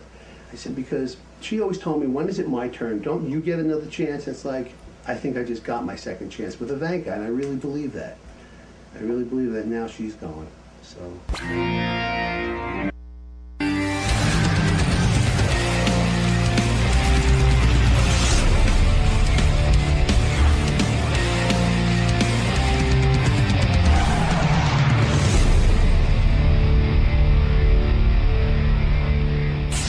I know I'm going to embarrass him by saying this. Who? What? I love JD, but I walked into his room. I've never smelled him before. He's always been pretty clean. I didn't know this. I walked into his TV room. I wanted to watch something he was watching yesterday afternoon after the show. Did he have the door closed? No, it was open. And I walked in, and I couldn't even stay within the four walls. It was so bad. What the fuck is going on with his hygiene? I think we have I have with his breath and his No, body. I don't know his body odor. Bro, you stunk yesterday. Did you I use think deodorant? I might have just farted or something. No, it was really? body odor. It was underarm smell. Oh. I know I didn't shower. I didn't shower last night because I was late. I woke up late, so. Yeah, bro. Yeah, I'm trying, dude. I shower, every day. Yesterday you smelled really funny.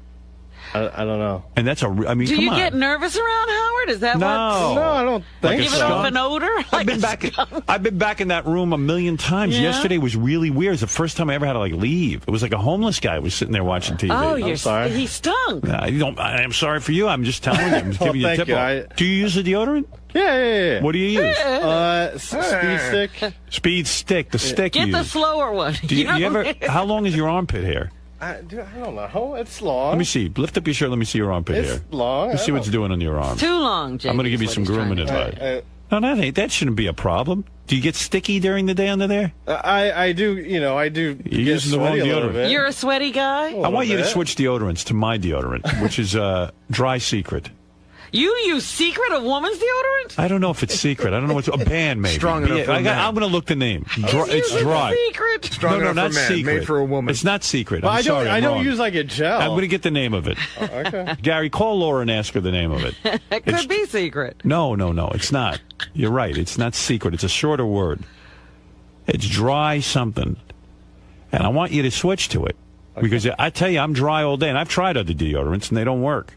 This is the one that works, and you need it. Everybody's different. You gotta find yours. Right. I thought I found mine. Apparently, one day. No, you lost yours. Did you use it yesterday? Yes. Yeah, but I mean, I come in, overnight, like, the day before. So, I mean, I don't know if it had worn off by then or something. I don't know. Yeah, but you see, one day of not washing shouldn't mean you stink like that. I don't know. I don't know what was going on yesterday. I had a theory about you. Oh, Jesus. Are you nervous about the upcoming meeting of your mother? No. And you think he's smelling from that? No, I don't even. I think he's actually letting off an odor. He's so nervous. I don't even. How many years has it been since you saw your mother? It's been a few years. And when is the day you're going to see your mother? What is the date? I don't know the exact date. It's sometime in June, is it? Sometime in August. Oh, August. You shouldn't start stinking now if you're going to be nervous about that. I know. Shouldn't be stinking at all. Trust me, the last thing I want to do is be like Richard. Or something. No, do your worst than Richard. This yesterday. Yeah, Richard didn't smell like a homeless guy, huh? No, he has an event coming. He hasn't seen his mother in 8 years. She ran off with a guy she met on the internet and ran off to Hawaii, and she's never come to visit him. And I know he's uptight. Maybe subconsciously you think it will keep Bill away, her new husband. No, his name's not Bill. It's Prince Kawali. Prince Kawali? Prince Kawali. They're coming by outrigger canoe. They're paddling through the Panama Canal. Is that why it's in June? They have to get... Yeah, they started now. last month. The outrigger takes a long time. They have to throw the coconuts out into the waves to see which way the tide is drifting, and then they follow it. Coconuts. You think your mom will bring you coconuts? Who knows? Coconuts and a She parrot. brought me a lua, like one of those... A lay ones. Did you write it back and say, you know what? I haven't seen you in 8 years. They're also I don't think bringing a a lay is pig. going to cut it. Well, I wore it for some pictures, but that was about it. Nice. Gotta humor it, Dear JD, here is what we wear in Hawaii, a lay. She was here. She visited. She 8 years ago. Or Florida, whatever. Right. I think She did come back once? Yeah. Hi, son. She does love me. Yeah. All I know. She loves Prince Machiavelli or whatever his name is. I had a vision. What's his name? Prince Kawali. Prince Kawali. Prince Kawali. I had a And she's picture. Princess Kanaku. A picture in my head of what happened. She met this guy on the internet. And then she went. She went to visit him once, came back to get her clothes. Is that what happened, JD? No. That's when she visited? I think she actually went back like one or two other times. What makes you think he came over here once? What makes you think she loves you? Because she does. She's my How do you mom. know? She Doesn't does. mean, what do you think? Every mother loves their son? Well, I mean, It's hard to love you. No, huh? It's hard to love you. Well, I know that. I mean, she tells me she wants me to call her more and stuff, so... Call her? Yeah. Well, why doesn't she call you? She does. She doesn't hear from me after a while. Well, doesn't she realize that's your anger? I don't know if anger. I just talk when I have to talk. You don't think you're I'm angry? like my dad. No, my dad rarely talks too, so, Yeah, it's a whole family of haters. Well, when It's a whole bottled up family. When he gets on that phone at the wrap-up show, he yaps like a fucking Yeah, he calls the radio show more often than he calls you, I bet. No. Yeah. No. No. Yes. Anyway, I think you smell better today because I don't smell you today. I didn't even shower before I came here today. So. Oh, geez. So you mean this is the stink from yesterday? I get, yeah. No. Oh. Dude. Stay away You from the didn't know cupcakes. No, I'm away. Don't worry. You didn't know you smelled yesterday, No, so you didn't shower I didn't again. realize. Yeah. No, I woke up late today. It could be your clothes. So that means you haven't showered in 2 days, probably. No, I showered. What was Sunday. it? Yes. Sunday. So today's Wednesday. No, wait. Monday night. No, I showered Monday night. You know what happens, man? I showered Monday night. I don't know, man. It's Wednesday. I know. I shower before I come to work. What are we It would've living in, been the Tuesday Wild night. West? You have indoor plumbing, right? Yeah, there were guys on the prairie. This is a fucking one-day thing. This isn't like a regular thing. I'm sorry. Now, you know what happens? Sorry I offended you. You're not a sheep herder. You know what happens when kids leave their homes? I know when I left you live in shitty apartments for a while. It's true, and there's not always great water pressure, and the bathroom's not the most pleasant place to be, especially when you have roommates. And I know you don't wash yourself properly. I'm telling you, you're in there for 2 seconds. You have roommates? Yes. Who are your roommates? Just a guy I went to film school with and his girlfriend. Oh, he sounds filthy. Film school? And what about how many bathrooms you got in the place? One bathroom. Oh, dude. It's got to be the grossest, his failure film school shit. No wonder he's got a broken leg too right now. Oh no! Oh, it probably stinks. Hey, I heard your roommates don't pay their rent, and we don't need to get into all this. I want to get into this. Why are you covering your roommates? What do you need a roommate for if you're paying the rent? Calm down. Is he giving live alone? We haven't paid rent lately. What? Like last month. What? We haven't paid rent yet. You don't shower, you don't pay rent? What is this? What kind of handheld? I want to get into all my roommates' wait a second. Why are you not getting money from your roommates? The only thing I haven't gotten money is bill money, and that's coming like today or tomorrow. My roommate got hit by a cab, and sure he did. And he's had some issues with getting his paycheck because he just started this back up with this editing job. And he had issues with getting his check. All right. So calm down, everyone. Jesus. Every guy or just camaraderie? It's everyone. Listen. Don't you have to walk your roommate's dog all the time? Now I do during the afternoon. Is he giving you the rap? He said he'd give me $50. So you're living in there with the girlfriend and a dog. And the guy, yes. Is the roommate giving you the rap like he's going to be he's a brooding artist, like he'll be a successful... Hey, the kid's got an editing job. He must be okay. Yeah. What's he editing? I don't want to get porn. No, is he editing porn? No. He's editing he actually edits for a daytime show. Actually, 2 daytime shows. Good for him. All right, so he's no. So how come a job? Right. He sounds like a huge loser. He's got a job. Yeah, he's got a job. He actually works. It sucks because he has to work up in Harlem right now. On 125th Street with a broken leg. What's the matter with Harlem? He works overnight. So. He can't run. Hey, you come here with a broken leg.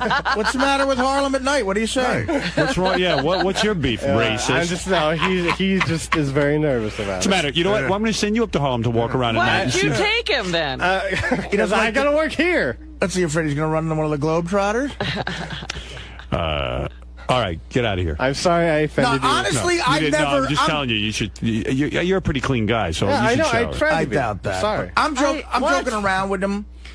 I've never smelt his body, but his breath is an issue. Really? I've never smelt your body before. I never had the... Richard said my... A lot of people say your breath's an issue. Okay, I try and chew gum, okay? Chew gum? I brush my teeth, too, but I chew gum regularly throughout the day, here. Should I go over there and smell you? No, I don't want to. Think of how bad his film student friend must think. Oh, my God. Can you imagine if this was the day he was meeting his mother? Oh, no. He's gonna brush his teeth. He's going to brush his teeth and shower that day? Directors don't wash. I met a lot of them. They think they're artists. They don't have to wash. I know. Dude. Can't just be left alone. Just go back to my room. How many times a day do you brush your teeth? Huh? How many times a day do you brush your teeth? You know what? At least once. Which is here before work, before the day starts here for everyone else. You have your toothbrush here? Yes. So use it a little more often. After every time you eat, brush your teeth and massage your gums and brush your tongue as well. I do when I brush my teeth. Yeah. What toothpaste do you use? I don't need Crest, I think. Do you have a mouthwash? No. Gary, I'll pay for it. Buy him some, what do I use? Lister Mint, the one that gets rid of the plaque. Yeah, Listerine's good. You take a little swig of that, and you mush it around in your mouth, and you don't use any water with it. That gets rid of the plaque. We got to work on you. Thanks. This is why your mother ran away. Yeah. Now we know why your mother's in Hawaii for 8 years. She couldn't take the smell. She had to get off the continent. Prince Hukilau had to fucking calm her down. Still in North America. Prince Kauai. Prince Kalanick. Kamehameha. Are we done? Can't be left alone. Left alone? Here? Are you crazy? I know. Wrong job. I like you. That's the only reason I'm spending time on you. You know, it's you like, notice most of these people I don't even comment on. I'm going to cheer JD up. You ready? Let's see, the older glasses are a little bit better. You do? Fuck. I had a guarantee laugh. What are you talking about? He likes my sunglasses, but these are too small for my face. Yeah, you gotta have glasses that, you know, touch your cheeks.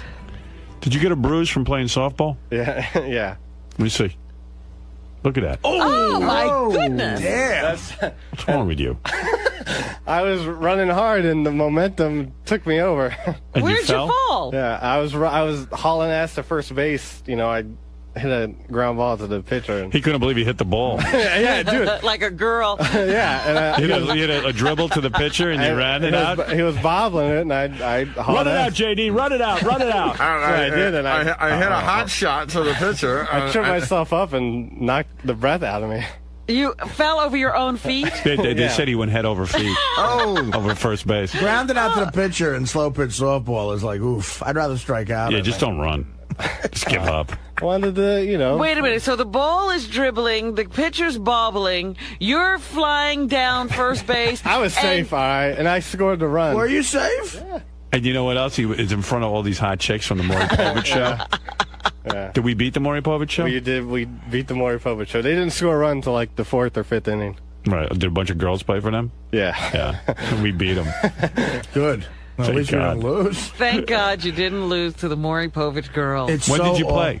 Friday afternoon. Oh, okay. It's so awful. Yeah, I was supposed to play. I was down in Florida. I really wanted to play too, but it's tough in that league. And again, this is going to sound sexist. This wasn't even a league game. It's so awful when a girl gets up in softball. It just is so. Just imagine playing a whole team full of girls. Oh, it's just the most. I mean, everybody moves in. Oh, it's the most boring thing. Like, okay, give Jenny 4 strikes. All right, we'll give her 4 strikes. That's what we'll do. We'll be here forever. I mean, you know, Jesus. Got to pitch slow. Oh, is that bat too big for you, honey? Why don't you get a small? You know, get her another one. She might be a lefty. Are you a lefty? And you know what? I don't know if I'm a lefty. It doesn't matter to them. Like, I know when I can't hit, my ego is bruised. You know, I feel like less of a man. Girls just laugh it off. Right. Big deal. They don't care. Yeah. But they care if a guy can't hit. Meanwhile, they make a big out, and your team's fucked, and they're giggling. Ooh. Yeah. I heard that JD's bummed out about some other things that have been happening in his life. No, what? No, I'm not bummed out about anything, Gare. Enough of these notes. I heard that Kimberly Kane took JD off her top 10 friends on her MySpace page. Fell out of the top 10. Apparently I haven't called her enough, so. Kimberly Kane took you off her top 10 friends. Or whatever it is, yeah. Why are you not calling her? I don't know. I just had nothing to talk about. Oh. I believe that. Make small talk. Tell her what's going on at work. Like, I stink lately. Yeah. I brush my teeth. Howard says I have BO. I ran out of ball to the pitcher in softball. Are you still in the top 20? I don't know. I just know I'm not in whatever the top thing is where it shows up on the main page. I heard you said you're not that into Kimberly and you're into other porn girls more. He's got a crush on can I say he's got a crush on a scores girl, apparently. Don't we all, my friend? Yeah, don't we all? There's about 2. There's like 5 Who of them. Who are you in love with? Let's bring her in. I don't know. There's only one named Celeste, but she doesn't do like promotional work. Did she tell you her real name? Is that her real name, Celeste? No, I know her real name. Oh, you do? Yeah. Look at you. You know her second. That's like a whole big deal when a stripper gives you her real name. I got her phone number, but she, she hardly calls me back. I have to zap them with strippers. You know her second fake name. Yeah. They usually have about 4 of them. And there's a voicemail that they send everybody to. I never tell anyone my real name, but I'm going to tell you. Right. But really, don't call me that here. It's a typical bullshit move. I'm like Susan. Susan, so why didn't you use that name? I don't want anyone to know, okay? But you can call me Susan. And here's my number. Give me $500. Yeah. Which I will never answer. By the way, Celeste told Will her real name, too. Oh, really? She probably told Carlo, the Howard TV editor, too. All of them called Hey, it Will. that same bogus number. Did Celeste tell you her real name? Of course, we'll get the real name out of anyone. Because JD was thinking he was special. Can I just leave? Her real name is JD. Susan, the chick ripping off JD. What? Yeah, no, JD totally thought he was special with the Celeste thing. Like, he got the whole rap from her, and then And then, like, when I talked to her, it was the exact same thing. She said, oh, I don't want anyone knowing my real name. But Did she give you guys the same name? What do you think? Don't say it. Say it on. Does it start with an M? Starts with exactly. an M. All right. Exactly. Mommy? Why are you laughing? Get out of here. Now you wrecked his fucking day. Everyone's a douchebag around here. How did you get her real name out of her? Like, what were you talking about? I got her the same. It was like, whenever I got her number, she told me it. You got her number? Yeah, but I mean, like I said, she barely called me back. So He never has talked to her. It's You know what a it is? voicemail thing. His personality is so good. She just had to have more. Yeah. She never calls me back, although she did want me to pay her rent and walk her dog. I'll tell you exactly what it is. He said, I work for the Howard Stern show. Right. She thinks he makes money. No, she knows I don't make any money. Not now she does. Yeah. That's why you're not hearing back from her. What's the message you leave each time you call her? I don't. Call me back. What? Call me back if you get the chance. That's it? Just saying. Do you call her Celeste or do you call her by her real name when you call her off the air? I don't think I've ever called her by any name really. Right. So you call up and you go, "Hi, this is." Hey, it's the badass, or do you use JD? Go, hey, it's JD. I was just seeing what was going on. Give me a call if you get the chance. Oh, now, have you ever gotten together that's- with her outside of Scores? That's got to turn her on. Have you ever gotten together with her outside of Scores? No. Hey, it's JD, the guy who stinks. If you get the chance. You could get on the phone. You go, listen, honey. Remember I mentioned Scores? I know. Give me a call back. I'm getting a little annoyed here. Yeah, be firm. I need to be more authoritative. Yeah, just say, listen, what do you mean if you get the chance? You got the. She's a stripper. She's got plenty of chances. Say, listen, remember we met the other night? You give me your number. What'd you give me your number for if you don't want me calling you? I'm like, this is it. And then give me a call back. I got to talk to you about She's something. missed every opportunity. Yeah. My balls need licking. And yell loud into the phone. It's probably hard for her to hear it when she's underneath Eli Manning.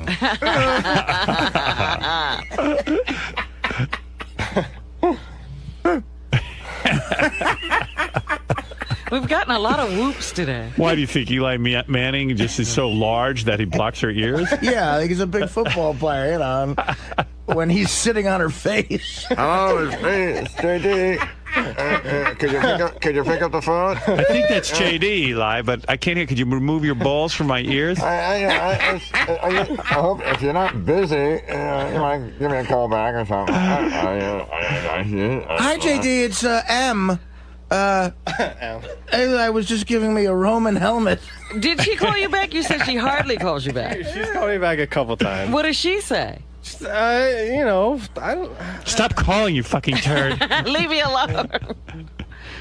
What does she say? I don't know. You don't know what she says? You know. She has expressed interest that she'd like to hang out, but of course, the time.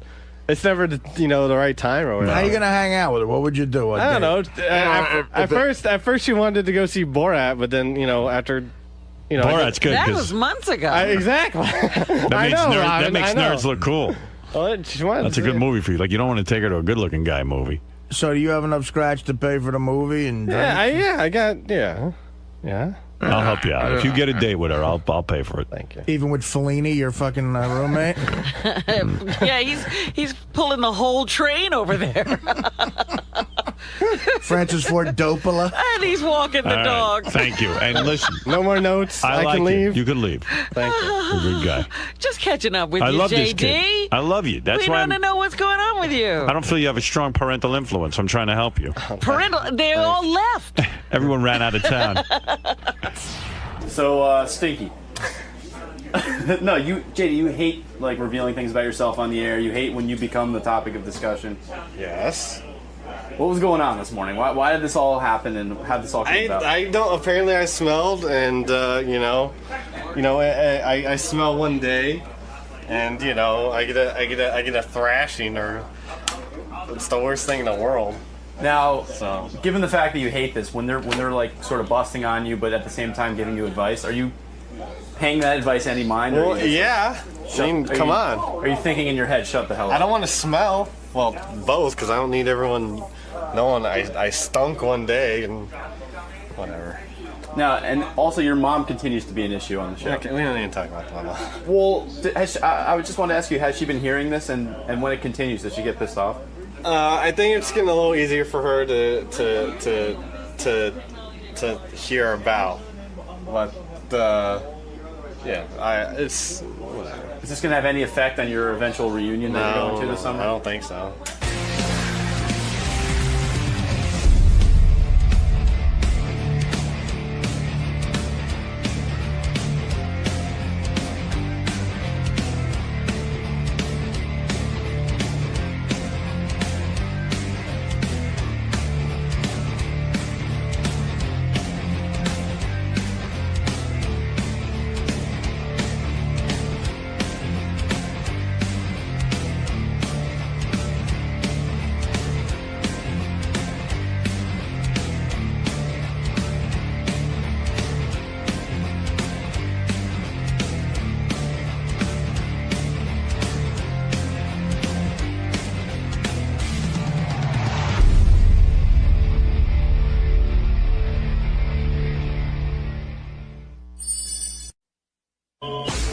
Yeah, you got it.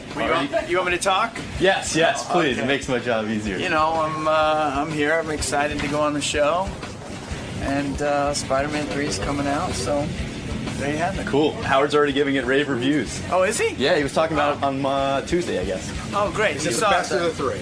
Oh, good. He said the best of the three. He said he liked it. Excellent. I love that. All right. Good morning.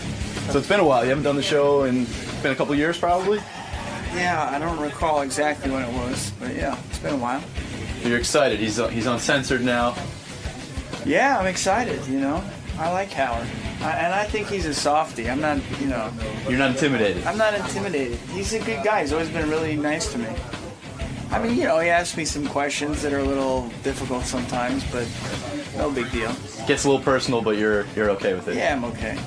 All right. Well, we'll see you inside, Toby. All right, cool. Thanks. The Spider-Man 3 movie that we saw the other day was so good, so cool, so spectacular that it led me to say that I thought Spider-Man 3 is the best of the three Spider-Mans. It might be your best review of a movie I've ever heard. I was never so thoroughly entertained and so pleased with a movie as I was Spider-Man 3, and I loved it. And happy to have Tobey Maguire here, who is Spider-Man. Yeah, he's not Tobey Maguire. He's Spider-Man. He should change his name to Spider-Man legally. Toby, you should change your name to Spider-Man legally. You are Spider-Man. Like, you're a young man now, but then when you're in the old age home and you're like 90 years old, you're going to be running around nude thinking you're Spider-Man. Do we have to bury him in the uniform, in the outfit? Am I the only one? I'll be chasing the old ladies going, come on, I'm Spider-Man. Absolutely. Do you realize when, like, Dracula, Bela Lugosi died, and Tarzan, the guy, Johnny Weissmuller, who played Tarzan, they were young men. They never thought they'd be running around in an old age home in a loincloth screaming, I'm Tarzan. But it does happen. Am I the only intellectual here that thinks he should change his name to the Cider House Rules? Well, Toby, I'll make no secret of it. It is, I think, out of the three Spider-Mans, the best one yet. And I was so thoroughly entertained and blown out by this film.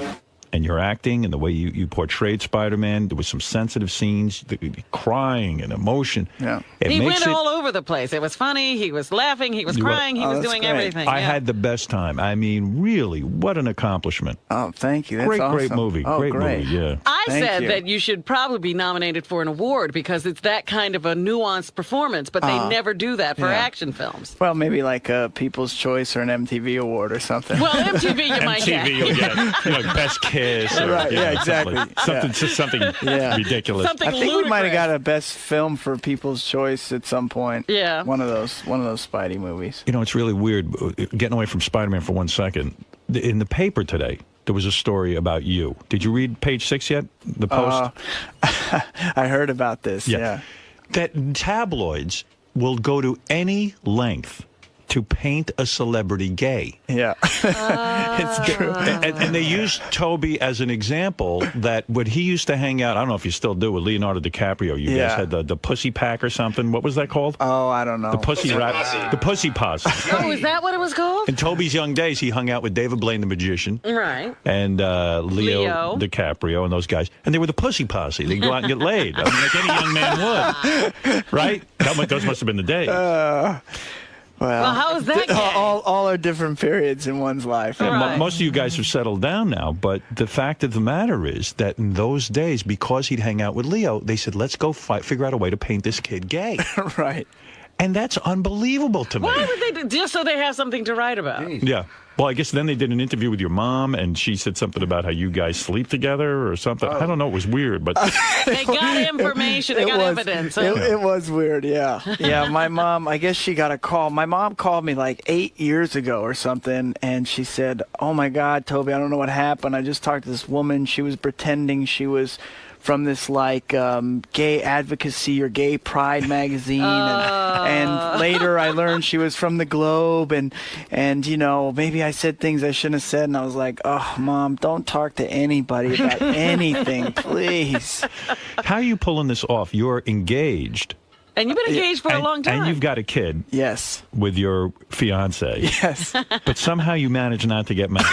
How are you doing that? You're living like a brother. How long have you been pulling this off, first of all? As Artie says, you're living like a brother. A brother never gets Like engaged. a rapper. Now, stop it. A brother never gets engaged. He doesn't. How are you pulling that off? What's going on? I've just been busy, you know. It's been too busy to... How long have you been busy? I've been busy for about a year now. Are you afraid to get married? No, I mean, we're going to get married. I think that, you know, it's definitely, I don't think it's as natural a thing for me or for, you know, I was going to generalize and say for a guy as it is for a woman, but I just don't, you know, I didn't dream about it when I was a kid. Like, you know, my girl dreamed about being married one day, and I've never dreamed about it. You know what makes sense to me? My girl said to me, I can't wait to have the same last name as you and our baby. Right, and, you know, the poor woman is an outcast. So you know what you say to her? You say to her, who's stopping you from taking my name? Go ahead. Call yourself whatever you want. Call yourself, okay. My buddy did that. Did he? Yeah, he was getting pressure to get married. And he said, you can take my name? He goes, who gives a shit what you call yourself? So take my name. You could be Mrs. Spider-Man for all I care. I don't care. Why do you have to be, you don't have to be McGuire. Call yourself anything. That's funny. So you're eventually going to have to get married because you had a kid. Yeah. We have a baby. Yeah, well, the baby will say, why doesn't Mommy have my name? Right. No, I'm excited to get married. I think it'll be interesting.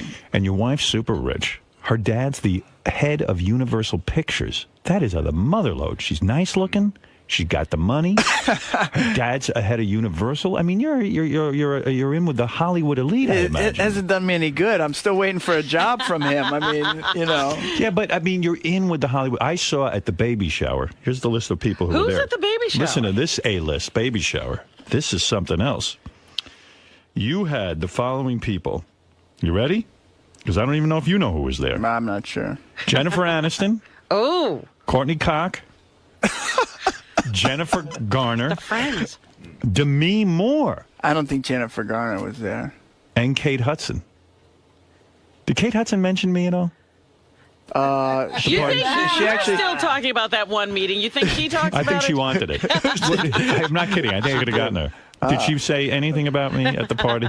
She's just obsessed, I think. She's talking about you all the time. She is, constantly. Yeah. I think she wants it. She's You like a gotta stalker. give her a call. You know what I'm going to do? I'm going to get an order of protection against her. I should just call the police and say I need an order of protection against Kate Hudson. That's right. I need a restraining order. I think that'll I don't even know this guy. Yeah, that'll make her want you more, though. Yeah, that'd be cool to just How get dare he say I can't come in within 500 feet? Yeah, exactly. How cool would it be, like, if I filed orders of protections against Demi Moore? All of and them. all of them. Yeah, Jennifer Aniston. Yeah. That's a good one. Jennifer Aniston. And then, like, they'll go to her door and serve her. Say, look, Jennifer, you got to leave Howard alone. And she goes, don't worry, I have no problem, officer. We want you to stay, you can't be closer than 100 feet. She goes, I wouldn't even go to that. I won't even go to New York City. I think I can do that. And then your entire life should be getting within 100 feet of them. Yeah. So they get arrested. I want a movie. That's perfect. I have a role for you. Perfect. I'm in. Jennifer Aniston, fun to hang out? I mean, this is something you were like, wow, I've really arrived. We heard she gets great weed, Jennifer Aniston. We actually have heard that.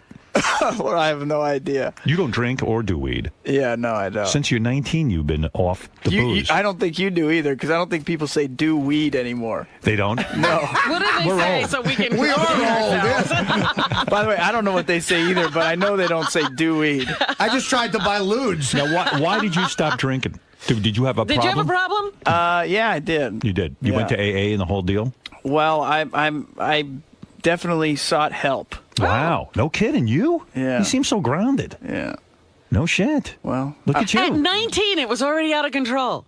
Yeah, I mean, I've got to say that, you know, I was still functioning in my life, but it was getting destructive. It was getting in the way of who I wanted to be and what I wanted to do with my life. And the amazing part is Spider-Man. That music. That's unbelievable. Man opens up. I can't continue this shit. That's unbelievable. That's great. Oh my gosh. On today's Oprah. No, but in all seriousness, from the time that means your best partying years, like you were out of control at 13, probably, right? I mean, in order to get to that at 19. I had a short career. You know, I was like 14 when I started drinking. No kidding. Yeah. And all that. Yeah, I didn't realize you had been in show business from the time you were a little kid. Yeah. Oh yeah, what were you in? I was 13. I just did little stuff like commercials and stuff. Yeah, commercials, and I did my first union gig was a Rodney Dangerfield special.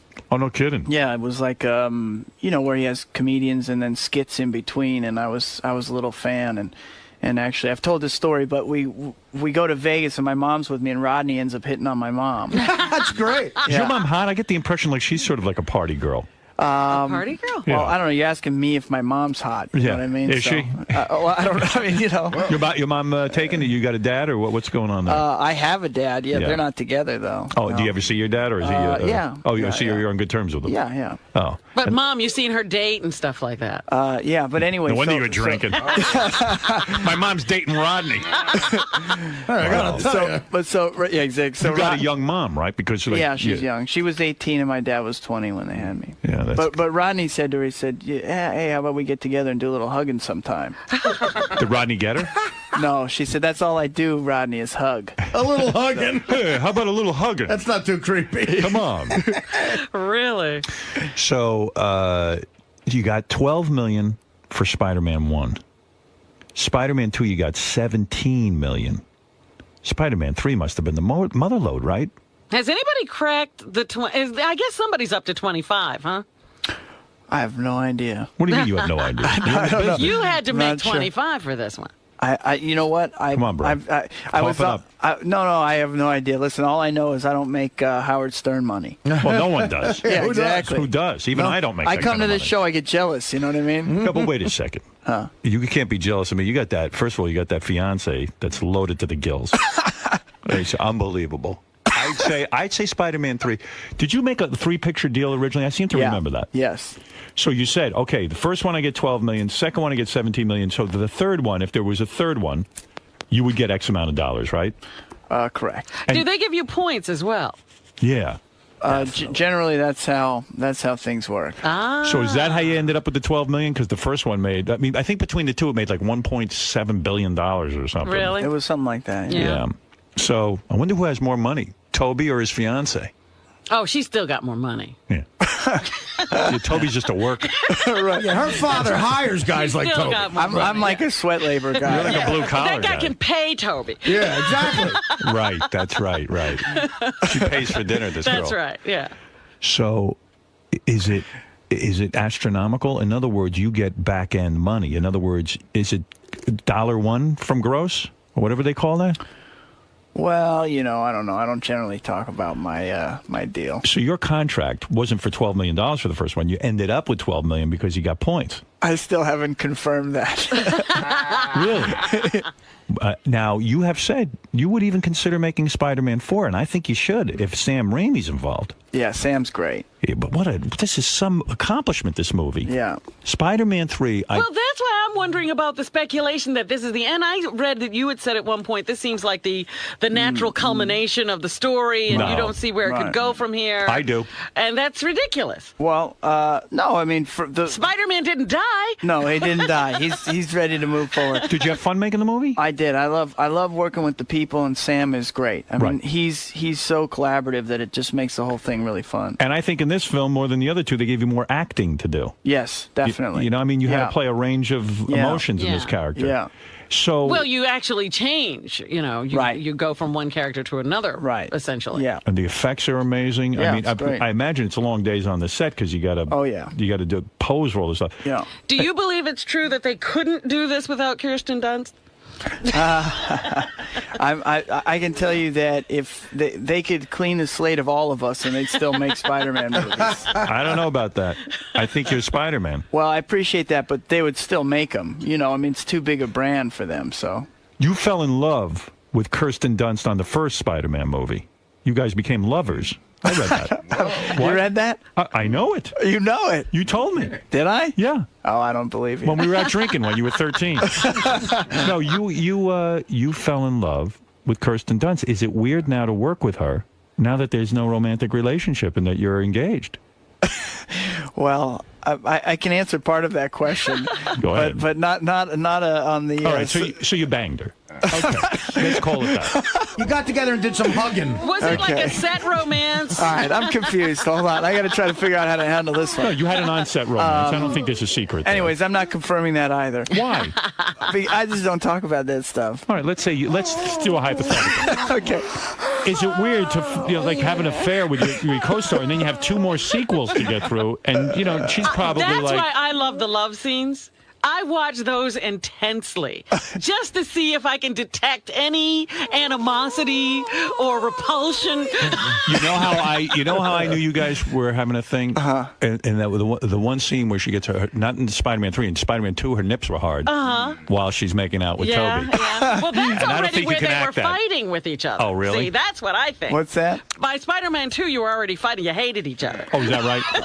Yeah, we've Kirsten and I have always got along really well. Sam Raimi said that you two were lovers on the first one. He has did? said that. Yes, he has admitted that. I don't believe it. Yeah. I don't believe who? it. Who dumps who in that Why'd she situation? happen? I say you dumped her. That's the man. He's trying to get me any way he can. He's trying to get me any way he We're running around can. all the angles. That's why it's even hard for you, I think, in a sense, to be engaged now. I mean, Why? you're Spider-Man, you're Tobey Maguire, you're one of the biggest stars in Hollywood. You could be getting laid left and right. This has got to be a little bit hard for you to be with one woman. True or false? No, I understand what you're saying, but I'm having a great time. It's just a whole different phase in life. He was in the Pussy Posse, Howard. Right. I mean, that was 100 years ago. It was 100 years ago. The Pussy Posse, he might enjoy that in his 40s. I'm getting old. How old are you now? 31. 31. Yeah. Time for the Pussy Posse to return. The return of the. That's your Leo, next sequel. He's out there. He bangs every model he can get his hands He's on. with one girl right now, isn't he? Right now. He's got some Israeli, I think. You don't see him engaged. You still talk to that cat or what? Yeah. He was engaged to Bunchin for a while. When you guys get together, do you remember the Pussy Posse? Remember how hot that was? Oh, boy. Did you and Leo ever do the same girl?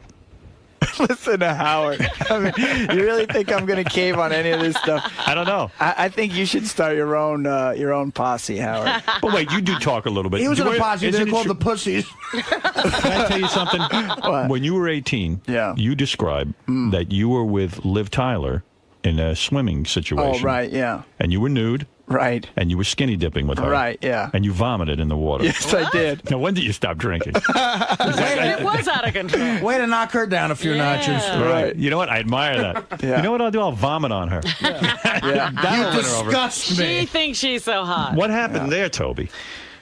Well, I wasn't feeling very well. It was a whole group of people, so it wasn't just Liv there. I was going to do this movie, and they were all the kids there had been there for like a month, and everybody had their little clique going on, and they all went in the ocean skinny dipping, and I wanted to be a part of, so I ripped off my clothes and ran in the ocean, but I wasn't feeling well, and I'm not saying that I was sick. It might have been induced by something. Probably alcohol and drugs. Whatever. I'm not talking about that so much, but Probably coke or heroin. Go ahead, yes. so I go in the ocean and I just What makes you vomit? I get really queasy and and then I throw up in there and I'm naked in front of Liv Tyler throwing up, going, oh my God, this is mortifying. And this is when Liv Tyler was Liv Tyler. I mean, at 18, she hadn't Oh gotten my that hefty. God, yeah, Right, she was hot. Yeah, I think she's very beautiful now still, but She's fine, but she She's was slimmed down again. She You was would be like surprised. she looks good, but she was like a goddess then. This is her pre-normous. So who are all your friends now? I mean, are they all famous people? No. But, I mean, because of your fiance, I imagine she's, when she's hanging out with Jennifer Aniston and all these people. Did you get to hang out with her and Brad Pitt? I've met Brad Pitt once or twice, but I don't know him. Were you there for the Vince Vaughn years? A lot of my friends I've had from, when I was just a teenager, and so a couple of them are actors. I have friends who do a lot of stuff, but a couple of them are actors and have really come up. A lot of us have gotten successful, yes, which is amazing. Like Kevin Connolly, who's on Entourage, and Ethan Suplee, who's on My Name Is Earl. These kids. It's these are great. Guys you were friendly with. Yeah, that we've been friends forever. So yeah, but you could tell us if she's back with Vince Vaughn right now, couldn't you? Oh, he knows all this stuff. He knows all this stuff. Yeah, but he's not giving up anything. Come on. Your life's pretty great right now, right? Oh, it's great. Oh, man. Yeah. I can't imagine. Where do you live now? You live in Beverly Hills or something? I live in L.A. L.A. Yeah. Got a he big lives spread? in Pussyville. You got a big spread? I have a nice house, but I'm actually going to move because it's not good for kids, Right. Yeah. This guy's had some life. He's trying to be classy, he's but doing it all right. Yeah. I'll give you the list of women this guy's banged all right here. Tell us. This guy's sitting on the couch. Let's see who is on his list. Kirsten Dunst. Okay. Demi Moore. Demi Moore? Yep. When did that happen? Stop me if I'm lying. I'm not doing either. I'm neither confirming nor denying. It's the safest route. Nicole Richie. Oh. So, do you see the smile? No reaction. It's consistent. I play poker. I know how to do this. Quincy Jones's daughter. I was going to say Quincy Jones. He'll fuck anybody. I'll give you a great name. I'll give you a great name. This man has betted. All right. Christina Aguilera. Whoa. And I'm hot for her. Hats off to you. Yeah, dropping low. Which daughter, Rashida or Khadija? Khadija, I think it was. I think it was Moshida. One of the eaters. Moshida. I'm not sure who it was, but you've gotten something else. You've gotten them all. Nice list. That's a nice list. I had a couple of months. That's a good list to retire. By the way, it's the only time it's been like silent. There was like an observation of silence after that. Well, we got a bout of you, brother. Yeah. My list is only Antoinette Giacomo at the Texaco station in Newark. While you're skinny dipping with Liv Tyler, I was in Newark. This is beyond your wildest fantasies, right? I mean, your life. Oh, it's great. It's great. Now, where did you grow up? You're, single mom. Were you guys, was it hard? I lived mostly in L.A., but I also lived in the state of Oregon and Washington State as well. How'd you get in the show business? His mom probably pushed him. Yeah. Well, that's what I'm wondering. Did a stage mom thing? Yeah, or? yeah, kind of. Part Thank of God it for her illness. It worked out for you. It worked out. Things are good. Is that a lot of pressure when you're a kid and you feel like you've got to earn? I just did it because it was an alternative to what was happening, which is I love school and I love going to school and being a kid, but I moved around so much that I couldn't stand the pressure of reacclimating socially again. So when my mom said, well, you got to get going in school again or you can start acting, I said, great, I'll start acting. You're good at it. You do a good job. You still take acting lessons? I remember last time I saw you. That was a cool move. You go to the acting class. Yeah, that's the best move ever. You see these struggling chicks. And he had a couple of big movies out. Look who's in our acting class, Tobey Maguire. Well, you said that was totally a get chicks move. Absolutely. It is. Why you else don't need would any you do acting lessons. The kid can act. It's no big deal. I never thought of that. What, you still going to acting class? I work with people occasionally. I don't, I haven't had really time to get in any kind of class lately. Not. You don't need it. Yeah. I mean, what are you going to do? What are they going to teach you? That would be like me going to Connecticut School of Broadcasting. Good move. I don't need to go. You'd fuck every chick there, brother. Can you imagine I walk in, I'm a student. They go, oh, our teacher's here. No, I'm taking a class. I want to brush up. I want to brush up on my mic technique. But you know what? There was a period of time. Did you have a little blip there where you didn't want to go on with Spider-Man? No, I mean, I've I thought at some point after... It's called a negotiation. Oh, is that what was going on? We were renegotiating? Of course. Because remember you had there a was three-picture deal. the Jake Gyllenhaal name was dropped there for a while, that he might become Spider-Man. Oh, yeah, I seem to remember that. Yeah, they were threatening you. And A-Rod doesn't want to be a Yankee either next year. You know what I'm saying? Remember when they were threatening you with that? There was a thing which was my back was really hurting me after when I finished Seabiscuit, the movie Seabiscuit. Right. And, Good movie, too, by the way. Thank you. Yeah.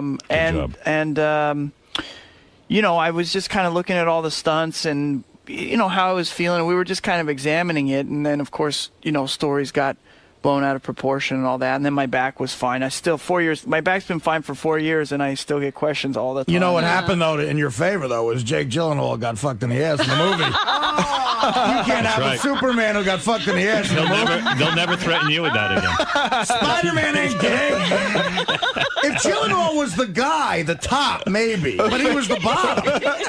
Would you have done that? I love that you remember that, where he he's was. completely traumatized. I am traumatized by it. I'm Would like, you have done that? Would you do gay movies? No. Yeah, I would. I would. I mean, I think of, you know, Ang Lee is a fantastic filmmaker, so... Right. You know, it depends on the story and all of that. Being one of his straight movies, obviously. Yeah.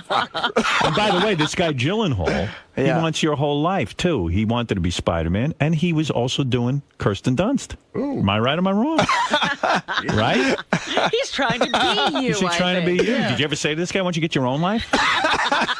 You say, why don't you date Heath Ledger? Why don't you date your on-screen he romance? went and got his own life, and look what happened. He's getting banged in a teepee. So the movie comes out, and you will be checking the box office gross because you're a participant. Yeah. Let me tell you something. I know something about the movie business, my friend. You're going to crack 10 mil this weekend. All right. I think it's a guarantee.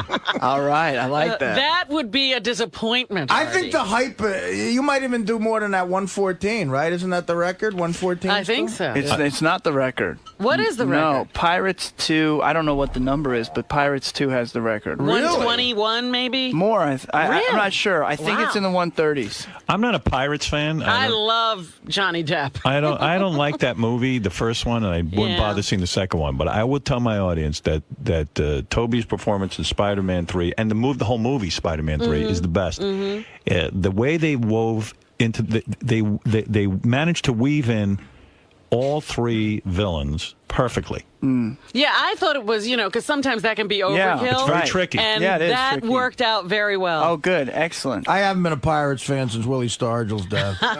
Sandman, unbelievable. Yeah. Right? Yeah, the effects are incredible. Effects are unreal. Yeah. The Venom character, great. Yeah. And even some of these new guys who come into the you know, your arch enemy, the Venom, the Eddie Topher Grace. Yeah, he's real good. He's really funny. Yeah. Yeah, it's just a really, really good film. I don't know what else to say except congratulations, man. Thank you. You've done a great job on this thing. Thank you. Yeah. It's unreal. The effects in the trailer alone, because I've only seen the trailer of the Sandman guy. Oh, wait till you see it, Artie. It looks so it's cool. Amazing. Really amazing. I don't know how you did it. I mean, I don't even know how they make a movie like this because people think I'm in the business. They Everybody's ask trying me. to figure out Sandman. You know, how do you do that? I go, I'm a radio guy. Yeah. But like when my parents ask me how stuff like that gets done, I just give them an answer. You make up something. I go, you know, green screening and right. Oh, I know, guys. I know my buddies work construction. They're like, it's easy. It's all on a computer. Yeah. And I'm like, I'll bring a computer into work tomorrow. Let me see you do it. Make Spider-Man 3 for me. Yeah, go ahead and make that happen. Yeah, right. That's right. Yeah, so I don't know, man. This is good. Yeah, it's great. So then you're going to want to go do a couple of independent films for a while. Yeah, and what come do you back and got coming up next? What are you going to do? I don't have anything right now. I'm just, you know, just reading scripts and stuff. Can you chill now for like a couple of months and not even do anything? Yeah, definitely. That's a nice life. Yeah. It doesn't make you nervous because some people get, you know, hey, I got to go do something opposite. I got to do something serious. I got to, you know, I got to show people my range. No, I mean, I want to do different stuff just to do different stuff, but I'm not worried about it. Yeah, do Spider-Man 4. In an English accent if you want range. Just do it. Hold out, act like you're not that interested. If I were you, I'd call up... you're looking at $30 million. Call Lucas Haas and go, hey, I'm thinking about getting the Pussy Posse back together. Yeah, I think Lucas is the only one left. It's Lucas is in a good film in the Tribeca Film Festival this year. Yeah. What is it, Hansy? Yeah, Toby, was reading an article, but I just wanted to actually confirm it with you. Apparently, like, you've been fussing over, like, getting a specific water.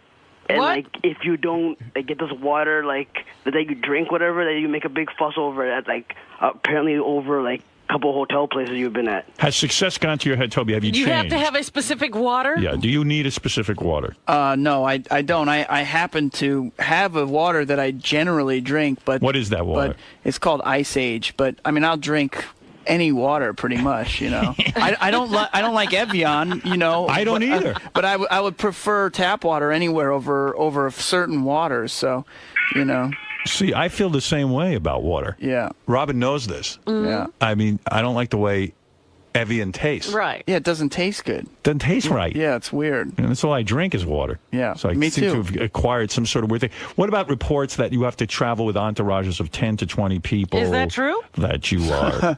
No, it's not true. No. I mean, you know, there's definitely a little group of us that go, but it's not. You know, it's just kind of normal. Do you only do private plane at this point? No. When's the last time you flew commercial? Of course. You fly commercial? Yeah. When was that? I don't think you've been doing that since Spider-Man 1. No, I do it. Yeah. In 1994. Right. Where'd you go? The studio flies you around, right, to promote? Yeah. Yeah. Okay. Yeah. I mean, they chartered planes and stuff because there's a big group of, you know, so many cast members and people organizing the thing. So they chartered these big The planes. last commercial flight he took was to that Rodney special he shot. Hey, Ralph, you're on the air. Hey now. Hey now. Hey Toby, you're great in these movies. Thank you. Consistently, you're the best thing about these movies. Thank you. Like you just do that Peter Parker thing just great, and in this movie you were particularly great in it. But I'm wondering, does it bother you? I mean, they cast these male roles great, Sandman, you know, Topher Grace was great, all these guys, but there's no hot chicks in it. What about Ron Howard's daughter? She was beautiful. She had a double chin. She had a double chin. Oh, stop it. Do you think Ron Howard's daughter's hot? Yeah, she's so do beautiful. I. She's gorgeous. How about Kirsten Dunst? Can she get those teeth fixed or worse than Venom? What about that? Okay, he makes a legitimate point. Yeah, the right. teeth. What's up? You know what? You see, I feel. Wasn't that on that big screen, Howard? Didn't those like? But Toby can't function right now. No, he's about to pass out. We better get him some oxygen. One more question, real quick. One more question. You haven't answered one. Question. Well, first of all, you got to admit. Oh shit. If in a Spider-Man movie, if Peter Parker, who is supposed to be a nerd, is getting these super ridiculous Hollywood-looking hot chicks, That would be ridiculous, would it not? you wouldn't buy it. His love She's is the hottest girl in his school. Yeah, Kirsten Dunst isn't the most hot chick on the planet. Well, please, but if it was Pam Anderson walking in and Spider-Man's banging her, you'd go, "This is ridiculous." All right, but you're suspending disbelief when this Venom stuff is dripping all over him too. So I'd rather look at a hot chick. No, a girl with messed maybe up teeth. Ralph is saying they could have hot chicks walking by.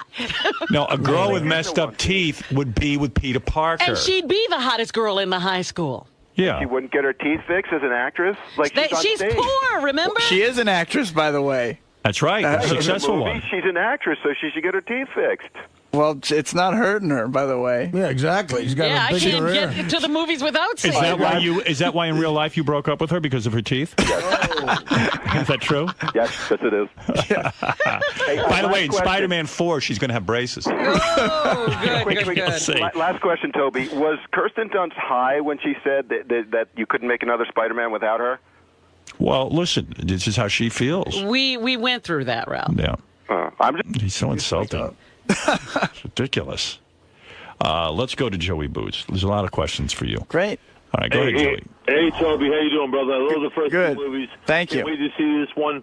I got a couple of questions. First one, is that a cod piece that you wear in the costume, or is that your real bones? That's a good question. That's a legitimate question. I actually wear like a dance belt type of thing. There's like a, built-in, like swim trunks. There's like built-in. But there's an underwear. enhancement to show No. It's just the opposite. Basically, It shrinks you? Well, it doesn't. It just keeps everything in place and nice and compact. And a lot of these fight scenes that I'm looking at, Yeah. I'm always wondering, and maybe this breaks the illusion, I don't know, But a lot of times, am I looking at sort of a cartoon, an enhanced computer, or am I looking at you in the fight scenes? It's mostly... There's a stunt man. It's a combination of all three: animation, a stuntman, and myself. It depends. If it looks, it depends what it looks like. If it looks like it's impossible for us to pull off with human beings, then it's a computer. Probably is, right. Right.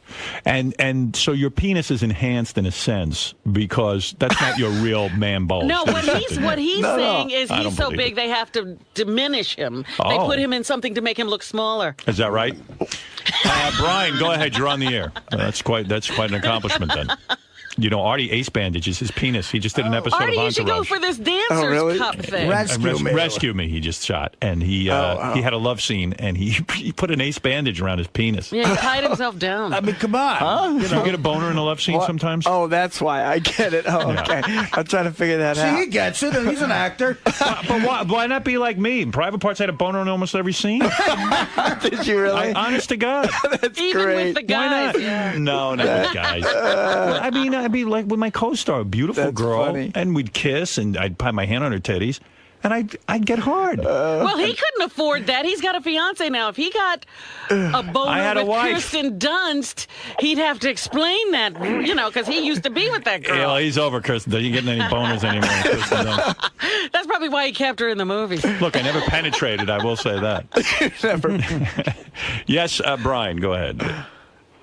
Hey now, Howard. Hey now. I was just wondering, do you think Toby's an A-list celebrity? Absolutely. Spider-Man. Toby, you think you're A-list, right? Yeah, I mean, I feel like I work with the best people, so. Right. And when you go to parties, they don't keep you behind a rope or Who something do you waiting. think is A-list? I can usually get through the door. Yeah, well, why, do you not think that Toby is A-list? Who's A-list to you? I mean, listen, it's been a while since you had an A-list celebrity on the show, and if it wasn't for Spider-Man, would he even be A-list? What are you talking about? What are you? What makes an A-list? We have Gilbert Gottfried on today. Yeah. He's about as A as you get. Look, who's more like A-list than Alec Baldwin? We get him. Alex in here all the time. Can't wait till we have a tape of you yelling at your kid. Well, let me tell you something. It is great to have you here. Thank you. I am proud of this movie. I'm proud to tell people to go see it. I can't believe there aren't more guys from the staff who aren't running in here with questions because they're all Spider-Man geeks and they absolutely love the film. Dave has a question. Okay. Hey, Toby, big fan. Hey, Dave, how you doing? Thanks. Good, man. Just wondering if you ever banged Kirsten in the Spider-Man suit. Have you ever? You do that? Like, look, you're on this set a long time. Your fiance comes by, let's say, Right. and you're in your Spider-Man costume. Do you ever say, "Hey, you know what? I'm going to have sex with you in my Spider-Man costume"? You know, it would be impossible. There'd be no way to, I guess you could drop the drawers, because it's one piece. Right. The whole thing's one piece. Oh, is it? I thought it was two. Yeah, no, it's all one piece. Oh, so you've never had sex in the Spider-Man outfit? No, I haven't. But you think as Venom, when you're, in the Right, dark, like it would just get you there. You know what I mean? Yeah, that'd be great. Let's go to Max. Max, go ahead. This is your chance. Now, what's going on, guys? Hey, Max. Hey, Toby, I gotta say, even though it was a small part, but you in Fear and Loathing was one of my favorite scenes you've ever done. Oh, thank you. But Aunt May, is she on your list of? Did you bang Aunt May? The woman who plays Aunt May. Well, I will say, in regards to that she's a very beautiful woman. I mean, because if you're into that, we got Blue Iris. Oh, that's right. He doesn't want to talk about the time he banged Aunt May. Yeah, I'm not commenting. I'm not confirming nor denying that one. Yeah. Yeah. Thanks a lot, man. All right, and one last question from Joey Boots, and then we're going to wrap things up. Go ahead, Joey, because Toby's got a lot of interviews. Hey, Howard, I'm back again. Hey, listen, Toby, are you disturbed by the fact that, being that you're cute and all, that a lot of gay guys really jerk off to your image? Oh. That's true. Interesting. Are you becoming a gay icon? Are you a gay icon? I'm not aware of that, but I got 3 friends that are gay, and they all love the hell out of you, and they masturbate to you daily. Daily. Wow. It's got to make you feel good in some way. I wish gay men would masturbate to me. Nobody masturbates to me. Well, let me tell you something. Do you worry now because between films, there were a couple of shots of you in the tabloids, commenting on your physique. So now there's a body image thing with you. Yeah, I'm not that concerned about it. I mean, and that was also from after Seabiscuit and Spider-Man 2, I was so extreme. You know, for Seabiscuit, I got down to like 139. Right. And for me, I'm like a 155 to 160 kind of guy. And I got down to 139, and it was just miserable. So I think I kind of, you know, rebounded the other way. Yeah. And, you know, I just want to be healthy, so I'm not really worried about people. Yeah, but they love stuff. to get pictures of you after a Spider-Man movie on the beach with your pot belly. Yeah, absolutely. Yeah. Well, there was one picture, too, where I was, like, joking around with my friends. And you poked out. I totally stuck out my gut, and of course. And it was somewhere, I just thought there was no way there were photographers. But I did, and I went, you know what, that's going to end up somewhere. And it did. And it did, you're right. Yeah, I was like, man, Toby's really letting himself He's letting himself go. What's he doing? Yeah, you can end up doing that, you know? Someone's out of control. There you go, Artie. My favorite was Tubby Maguire. Yeah. That was good. It is embarrassing, right? Well, to me, it's funny, you know, because I don't know. I don't care. You don't care about that stuff. Not really. Dave, quickly, go ahead in Cleveland. Hey, Howard, 2 questions. Why won't Toby do the Letterman show? And you should have Evil Dave call in and ask him that question. Is that true? You don't do Letterman? No, I did Letterman yesterday. Oh. I don't. Yeah, where are you? I assume it aired last night, but I don't know. Where did you hear that he won't do Letterman? Dave was saying it He all was last talking week about on it. the show that Spider-Man 3 was coming out, but Tobey Maguire wouldn't do it. I just hadn't been on the show for like 4 years or something. And was there a reason? I mean, were you upset about something he did? No, it was mostly just like scheduling stuff. Oh, yeah. And so Letterman was just trying to pump it up or something. He was, yeah. I mean, I think it was hard to coordinate me getting on the show, so he was kind of pumping it but busting my chops and whatever, and it worked, because then I was like, all right, I got to get on the show you had now. to show up. So he's very clever like that. I got to say, you know you're A-list when you do Letterman and you don't even know if it aired or not. There you go. See? That would be a sign that you're is, I A-list. assume it aired. I don't know. And to any other A-listers out there who don't come and do the show, I got to say, it's Howard is safe. It's okay to do the show. It's That's a good right. show. I'm a good guy. Yeah, he's a good guy. We Thank do you. have a lot of A-listers in here. In fact, next week, Henry Hill will be by. I don't know if you know that. Not very many people get Henry That's Hill. right. Irish John, go ahead. You're on with Toby, real quick. Hey, Toby, looking forward to the movie. Listen, does Stan Lee run around the Spider-Man set, boring everybody with his stories of how he created Spider-Man? Is Stanley annoying on the set of Spider-Man is the question. No, well, first of all, he's not annoying, and you know, he was on the set, I think, one day. Right. He's in one scene. Yeah. He's in one scene in every But Spider-Man are movie. people reverential of him because he created Spider-Man? Yeah, definitely. I mean, it's great, and he's not, you know, he's a busy guy still, so he's not, you know, reminiscing about the past. He's doing stuff. So how many days did you work on this film? I mean, how much of your life did this take up? Oh boy, I mean, I think we're like maybe 110 days shooting, or 120 days. Or Now, I'm something. not good at math, but I think that's almost 2 years. No. 110 days is 2 years, I'm pretty sure. It is 2 years. You're right. No, Right. it's not. Yes, it is. It's 2 years. 110 days. It's not 2 years. It's 2 You're years. making me crazy. You don't know math, then. Do the math. Take out your calculator. He didn't say weeks. He said days. I think 10 days is 2 years. Robin's actually a little confused here. I am. What are you doing? All right, so you spent a couple of months on the film, and now we're going to see what happens. Will you go see this with an audience? Yeah. You will? Yes. You will go to one of the openings this weekend? I don't know if I'll go Thursday night, because they do like the midnight show, or Friday night or something, but I like to see it with the fans. That's the most fun of you know, you go to the screenings and they're fine, you know. Yeah. And people are excited about this movie, even at the press screenings and the like Hollywood type of thing. But to go with the fans who paid and who are there the first day or the second day, that's the most exciting part. Now, can you tell, are you too close to the product itself, or can you sit there and say, yeah, it's good? I like it. Yeah, I've read two different quotes from you. One of them you say, gee, I think this is the best Spider-Man, and the other one you were like, oh, yeah, it's okay. Well, there was an article that this guy asked me before I had seen it if I thought it was better than the other ones. Yeah. And I said, well, I don't know. I think it's got elements that have the potential to make it a better film, but we'll see. Right. And, you know, right now I'm most excited about it. If you ask me in 5 years looking back, I may have a different answer. I don't know. But right now I feel like it's the best one. I feel that way, too. I really, truly do. I'm not blowing smoke up your ass, I tell you the truth. Carrie, and I've said it without you being here. Kari, you're on the air. Oh, Howard, thank you so much for picking me up. Toby, I am so excited to talk to you, and we can't wait for Friday. Oh, thank you. I'm It happens to excited. be my son's 8th birthday that day, Oh, wow. We're taking him to see the show, and I'm just thrilled to be able to tell him that I talked to you. Oh, cool. What's your son's name?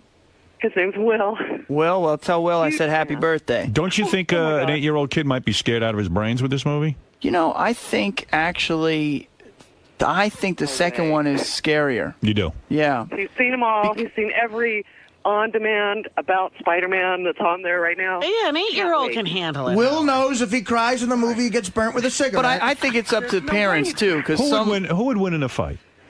Spider-Man? Yeah. Superman? Mm-hmm. Or Batman? Mm-hmm. And think about your answer before you answer. I have an answer for I this. think it's more even if you take Batman and Spider-Man. No. I'm leaving Superman in there. I'm going to tell you. I've got the whole answer. Batman doesn't have a shot. He's just not even on the same level. You'd think Superman, but Spider-Man's foes are always stronger than him, so Spider-Man has to use his brain to figure stuff out. He would, get some kryptonite webbing and handle the whole thing. You know, that's the problem with Superman, that damned kryptonite. Everybody knows about it. As a matter of fact, there was a comic book where Batman fought Superman and won because of kryptonite. Yeah. Right. Now, so the answer would really be Superman, and any common sense person would say, well, wait a second. Superman could just use his heat vision and burn you up. Yeah. And not even come near you to fight you. He could fight you from another planet. Unfortunately, he never does that, and everybody gets the kryptonite on him. The problem is Batman, who's really a simpleton in a sense. Yeah. I mean, he has no superpowers. I love Batman. And he defeats Superman in 2 seconds. Everyone gets near this guy with kryptonite. There's evidently more kryptonite on the planet than there is Batman Earth. creates all of those gadgets that he uses. I know, You're but telling me he's a simpleton. Fuck the characters. I want to see Toby fight Christian Bale. That would be good. Now, who wins, Toby versus Christian? Do you do any kind of karate training and stuff to prepare for these films? I've done some different kinds of, fighting training, yeah. Right. Martial arts? Martial arts and boxing. I think some dance. I see dance in Yeah, there's a little bit of dance. Yeah. Who wins, Spider-Man versus any black guy? In his 30s. That's silly. If Spider-Man was... I gotta go. If Spider-Man was in... Go. Oh, goodbye. Goodbye. Bye. Who cares? Just go. What did she think? You She had to let us know. She felt obliged. She didn't want to hang up on us. She's got to go raise Will. Very polite lady. What is if it, Rob? Spider-Man was in Brokeback Mountain, would he have let Heath Ledger turn him over like that and bang him? Possibly. No He has a way. sensitive side. He would have webbed him. Rob, go ahead. Come You're here, on the air. Fruity. First off, Robin, I love your big black titties. Oh, you're a silly man. Thank you. That's very nice. Real quick, Toby, Kristen Dunst, did she toss your salad? And what's his name? That's crazy. Oh my She didn't God. toss your salad, did she? I love Howard. Oh my God, that's crazy. Right, Looks but right did at she- me. did It's a legitimate question. It's a legitimate. All right, go ahead. Do you care that there's a bunch of guys out here who are sort of homo for Toby, like Well, Jason that's what I was saying. and Steve the intern, that all want to sort of meet him? All right, if you don't mind, real quick, let Jason and Steve. I just want to see how ridiculous this Let the gets. Geek Squad in. All right. Yeah. All right, real quick, the Geek Squad, and then you get out. I'll of here. take this moment to say happy birthday to my buddy who's a big fan of yours, Mark Grochon. Mark Rochon. I'm sure he's very important. Big fan of yours. All right, Jason, go ahead. You're first. Jason is a producer on our show. Toby, let me just kiss your ass. Spider-Man 3 was awesome. All right. All the Spider-Mans are awesome. Thank and Wonder you. Boys is awesome. Thank you. You are the man. Thank you. It's awesome to have you here. Wow. All right. Thank you. That's all I have to say. All I wanted right. a big fanfare for you today. Why I don't you do a wanted trumpets curtsy? Why don't There you should blow be Toby? there should be Done. trumpets. I expect that next time. Steve the intern, I heard Steve the intern, he goes up to Gary, he goes, I don't want to be a problem, but do you think Toby would sign my, he had a list of things for Toby to sign. God. And we told him no.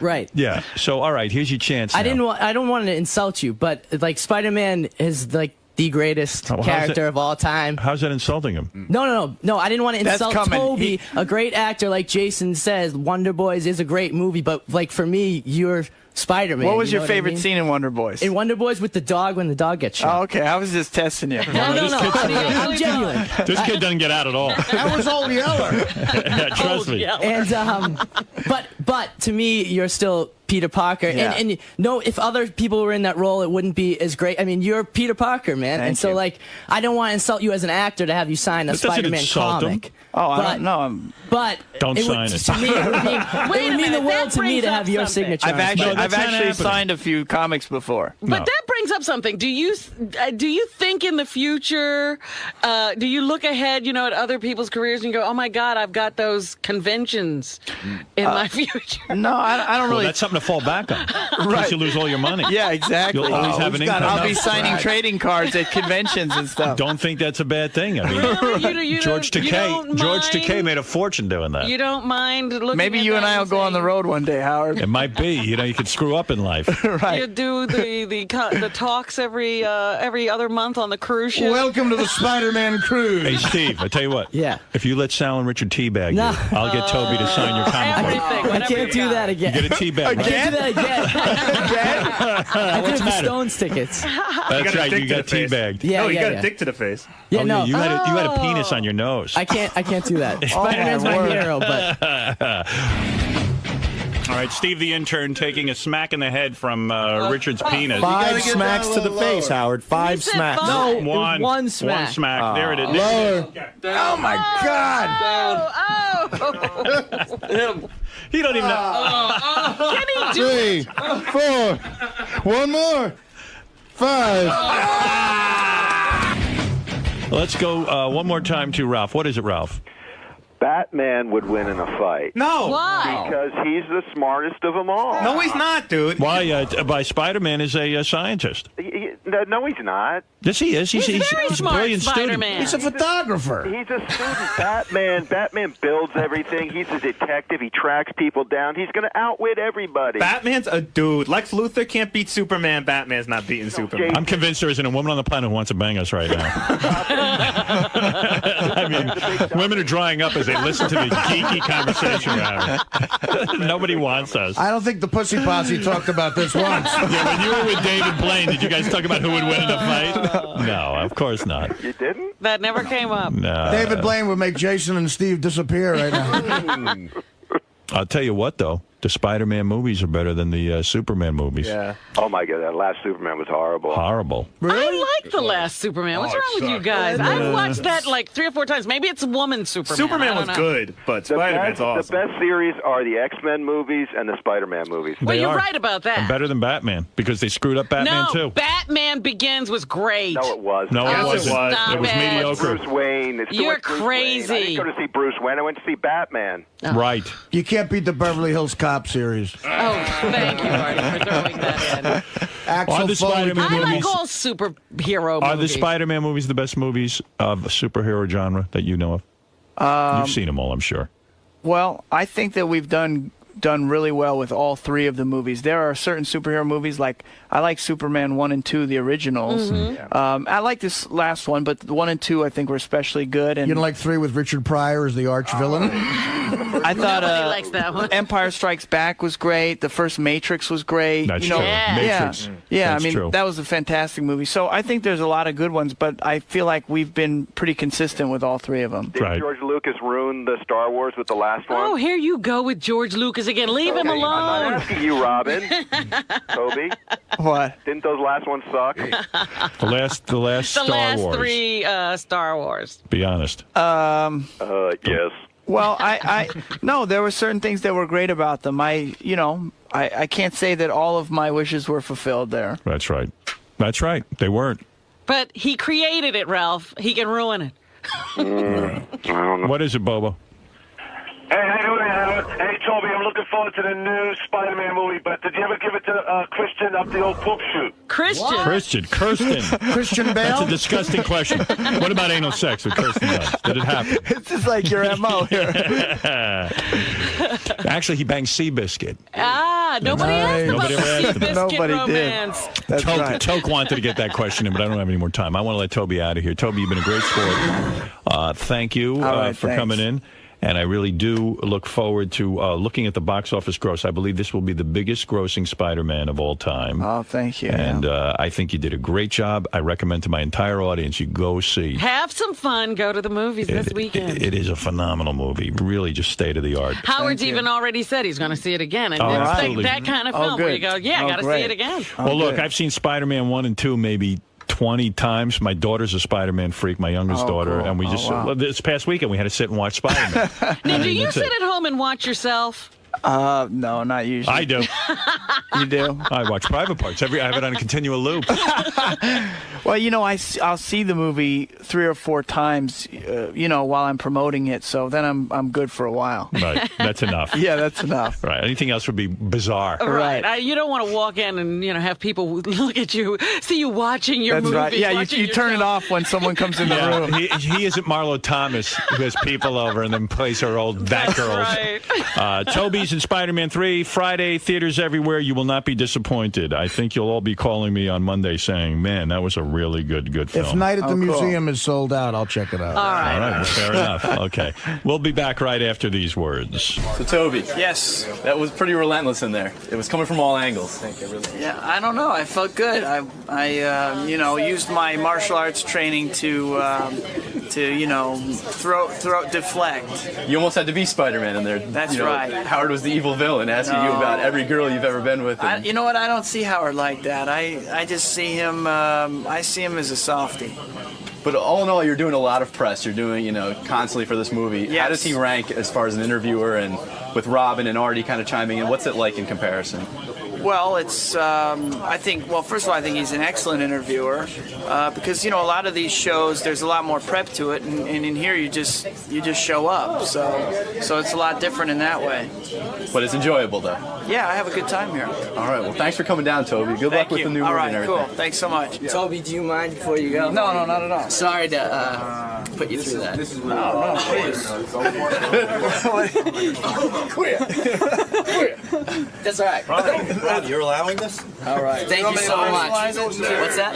That's Steve. Steve the Geek. Steve, tell him how you couldn't pee. Tell him how you couldn't pee the whole Yeah, I didn't leave the movie at all. I had to pee in the middle of the movie. I watched the whole thing. And you were the man. Thanks. They do it, are they? No, my kids and John's kids are in the green room and they're watching Mission Impossible 3 and playing with games. Oh, good. All the guys, No, they're not, Gary. I saw them right behind. While the kid came right up behind Gary. Hey, you got any porn? The kids are here for Take Your Kid to Work Day. Sal's kids, yeah. John Hines' kids, and Gary's kids, and they're going to play a game later. How well do you know your dad for prizes? Well, if they come to Dad's work and they can't really watch him work. Stupid. Yeah. I used to bring the kids here and I'd make them leave the room. I think you had your youngest. Was that Sal's kid, Gary? Yeah. That was, yeah. It's one of Sal's gay kids. Oh, stop it. Take it here, Artie. Oh, I'm sorry. Gay like happy. Do you know what? Sal I had the button down. Sal just goes, you effing idiot. Yeah. Sal, don't curse. Don't curse in front of your kids. I know. You react weird in front of I'm sorry. It was a defense mechanism. See that big window? Oh, no, you can't see him from here. That was the fat guy you call Santa Claus from Elf. There you go. Yeah, you know what? You know what, Sal? Gay can mean happy. What you said has one meaning. Hey, what's your kid's name, Sal? Antonio. Hey, Antonio. Antonio! Say hello. Talk to the microphone over there. Hi, Howard. How you doing? Good. You going to play the game later? See how well you know your dad? Yep. All right, we'll get some prizes for you. You know what I'm saying? All right. Yeah. How old are you? 7. Yeah. Sal, a good dad? Yes. The best? Yes. You sure you don't want somebody else for a dad? Howard, what other dad would dress you up in kiss makeup with him every year for Halloween? Does he do that? Your dad dress you up in kiss makeup? Sometimes. Yeah, you like that, huh? Yeah. You like Kiss? Yeah, kind of. Kind of. What's your favorite song? Rock and Roll All Night. Wow, he really does know his stuff, this kid. You seem like a nice kid. Oh, stop, Sal. He's going to turn out normal. Artie, don't eat me. Say, Dad, stop creeping everybody out. Dad, stop creeping everybody out. All right, Antonio. I'll see you in here later. Cute kid. I want to see you beat those Delabate kids in the game. You got it. He's a good kid. He doesn't seem to think that's going to be a problem at all. I actually feel a little sorry. Oh, Sal just goes, say this, say that, say this, say that. The kids know where to look. Sal's a retarded stage father. It'd be funny if Sal's kid drew like a mustache and goatee on himself, like so he could look like Sal. That'd be pretty cool. He's got, are his other kids here? I know he's got No, he just brought one. Just Antonio. But he's going to play. We're going to play a game. How well do you know your dad? It's going to be Gary's kids versus Sal's kids versus John Hines' kids. You know. Yeah, John Hines' daughters are here. When you see a kid like that, it does make you. It makes you hate like predators on kids so much more because they trust adults so much. You know what I mean? Well, that's their first mistake. Like but they have such a trusting, loving, like Imagine They're trusting. so sweet and innocent. Imagine trusting Sal because well, especially their parents. When you're a kid, you know, psychologically, you always think your parents are the best. You know, when you're a little kid, because how else would you think? I mean, you come from them, so therefore They are they're godlike to you. the best. Yeah. But imagine like Sal's giving you your guidance. Sal is God. You think I should tell the kid to pull him aside and just go, listen, whatever Sal tells you, ignore? I got a feeling at home Sal's a good father, a better father than we think. I hope. I have a feeling at home that... How is that possible? Wait a minute. I You're missing the point. At home, Christine tells the kids just what you just said. You're so right, Robin. You're right, I guess. Ignore Sal. I'd like to do an extensive interview with that kid. I had a baseball coach in Babe Ruth League when I was 13. There's two coaches. They did the exact same thing. One guy would tell you what to do, and the other guy thought the guy was dumb. So the guy would give you instructions, and the other guy would pull aside and go, listen, whatever he says, don't listen to him. Right, yeah. What is that? What do we So now what do we do? What do we do? He's got the Baba Booey lips on. I'm going to go get Lucas to smack the hell out of him. He's having fun. Sal's kid's wearing the big giant Baba Booey lips. Hey, Antonio, good job. Take him. You know what? I have to hire you after your father. You know, see, at least he's getting to do some of the work his dad does. Right.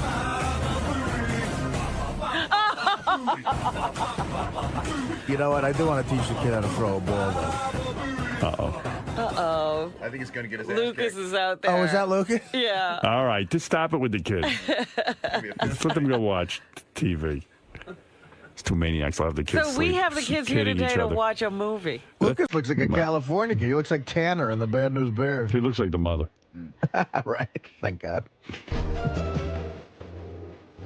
Hey, it's Gary Galabate. It's Take Your Kid to Work Day. This is my oldest son, Jackson, and this is my other son, Lucas. Hey, guys, how you doing?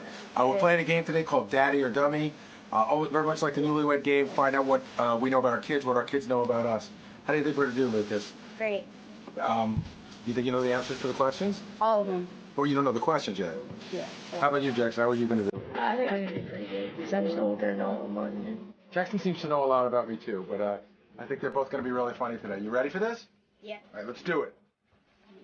1, 2, 3, go! Go! Hi, I'm John Hine here with my daughter Rachel and my daughter Emily, and we're going to play Daddy or Dummy. Hopefully we'll prove that I'm a daddy and not a dummy. How do you guys think we're going to do today? We're going to win. You think we're going to win? We're going to win. Now, you guys have to know a lot about me and what I do. Me too. Okay, Rach. All right, I think I know a lot about you guys, right? Now, we're playing against Gary's sons and against Sal's son. So who do you think is going to be the toughest competition? Gary's son or Sal's son? Probably Gary's. I think Gary's son. Why do you think Gary's sons will be tough? Because they're old and That's true. Antonio is a little bit younger. Do you have any surprises planned when you guys go in there? no, not really. No? Are you looking forward to meeting Howard? Yes. What about Robin and Artie and Benji and all those and Fred? Yeah. Yeah. I already met them. Well, you did meet them, but you never met them on the show, right? Yeah. I never did. All right. So, all right. What do you have to say about Dad going into this? Good luck. Thank you. Good luck, Hine family. We'll see how we do. Hey, it's Sal, and I'm here with my son Antonio, and today we're going to play Daddy or a Dummy. You're pretty excited, Antonio? Yes. So Antonio's going to answer some questions about me, and I'm going to have to try to get them right. And hopefully we're going to beat the Hine and Delabate family, right, Antonio? Yes. Because the Hine and Delabate family, they ain't diddly, right? Look at the camera. Right. So you're going down, Hine. You're going down, Hein. You're going down, Delabate. You're going down, Delabate. Down to the ground. Down to the ground. You dirty monkey. You dirty We're monkey. beating the nerd and the monkey. Yeah. Say, we're beating the nerd and the monkey. We're beating the nerd and the monkey. Say, jump the... Let's go. Jump the shark. Jump this. Jump the shark, jump this. Hey, kids. Look, Daddy, it's you. Hey, kids, I bet I can make you laugh. You want me to make you laugh? All right. Okay. Go ahead, here. The kids are too adult for this. Yeah, look at them. All that. Lucas is gone. Lucas, you're gone, right, man? You like it? Yeah, you like that. John Hines' daughters don't like it that much. It's a boy thing. That's a boy thing. For you guys should know your sense of humor is never going to get more sophisticated than that. This is the top. You know, I'm trying to get him to stop doing that at the kitchen table, which All right. he does. Antonio, you didn't like it so much, Sal's son. You don't like that kind of fart noise, right? No, I liked it. You liked it? Okay. Lucas, you liked it the most, right? Yeah. Yeah. Girls, you don't like that when the gas? Not really. It's not ladylike. Okay. All right. That's fair enough. You're nice young ladies, and I can appreciate that. Let me see who we have here. I'll start over with John Hine. John Hine is the host of the wrap-up show. Everyone knows that. He has two beautiful daughters. They're here for Take Your Kid to Work Day. It used to be take your daughter to work. Now it's just take your kid to work. Yeah, the guys got tired of being left behind, I think. We have Rachel over there. You're 12 years old, right? Mm-hmm. Good for you.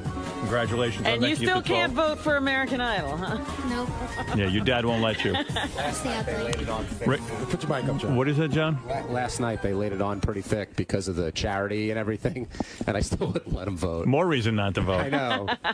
I admire your dad for that. I think all that nonsense with phone calls to these shows is very bad. You don't understand that now, but... And you won't understand it later. Don't worry about it. Right. All right, Rachel's 12 years old. You're in the 6th grade. Emily is 9 years old, and you're in the 4th grade. Mm-hmm. How are you, Emily? Good. Nice to see you. Today we're going to find out how well your dads and you know each other. You think you know your dad pretty well? Yeah. All right. Your dad a good guy, or is he kind of silly? He's a good guy, and he's silly, too. He is silly, too. Is he too strict? No. No, he's good? Sometimes. Well, don't ask too many questions because All right. it might it'll conflict be with the like game. Playing the game. Okay. Let's see. The Hine girls. Emily, you take dance lessons? Is that true? Mm-hmm. All right. You want to be a dancer? Yeah. Yeah. Ballet? No. Yeah. Well, you can't make money in dance. I'm telling you. Oh, you don't know. That Paul Abdul has done pretty well. Well, I would stop that dream immediately. Rachel and Emily were opposed to the Sanjaya movement. You must have been happy when Sanjaya got voted off. Mm-hmm. Very happy. Yes. And Do they go to the American Idol concert? Well, we went one time for, I think it was season 3. It was season 4. Or season 4, but that's it. that's it. And who did you see? Who was your favorite on stage? I don't know. Carrie Underwood. Carrie Underwood, yes. I want to thank both of you for sending me an engagement card. Oh. It was very nice. They actually wrote up an engagement card. How nice. And I like homemade cards, which was yours, and I appreciate that very much. I know that took a lot of work. Thank you. Thank you, girls. And let's go to Jackson and Lucas Delabate, the Delabate boys. Jackson, you're 12 years old. You're in the 7th grade, right? Yep. Uh-huh. And Lucas, you're 9 years old, and you're in the 3rd grade. I'm coming to your house this weekend for a special dinner. You are? Yeah. Oh, Yes. I would expect that we'll be playing things together, video games, etc. Yeah. Because I'm going to be bored with those adults. You're going to hang out with the kids. Sitting and listening to your father drone on, I'd much rather play with you kids. You're not interested in Gary stories? No. He's heard them all.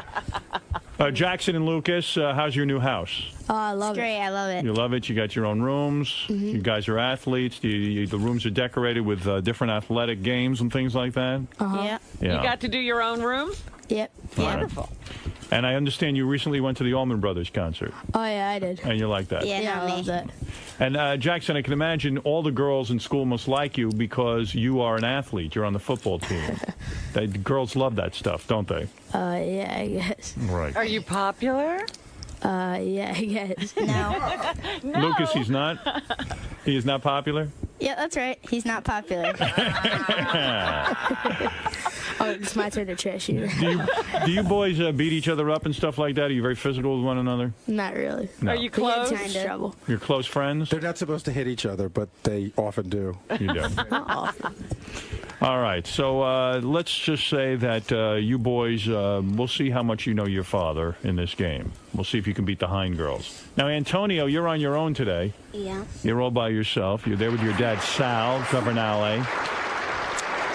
You're 7 years old, and you're in second grade. Right. Well, you seem very mature. You seem very grown up. He's more mature than Sal. Yeah, you seem much more together than your own father, honestly. Did you see that your dad broke his hand? Yeah. Do you know how he did that?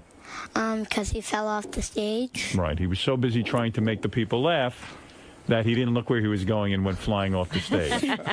By the way, That's pretty silly, isn't it? Yes. I'm so busy trying to feed you. What is it, Gary? I was going to say hours of entertainment in my house. The kids love watching that video over and over again. Seriously.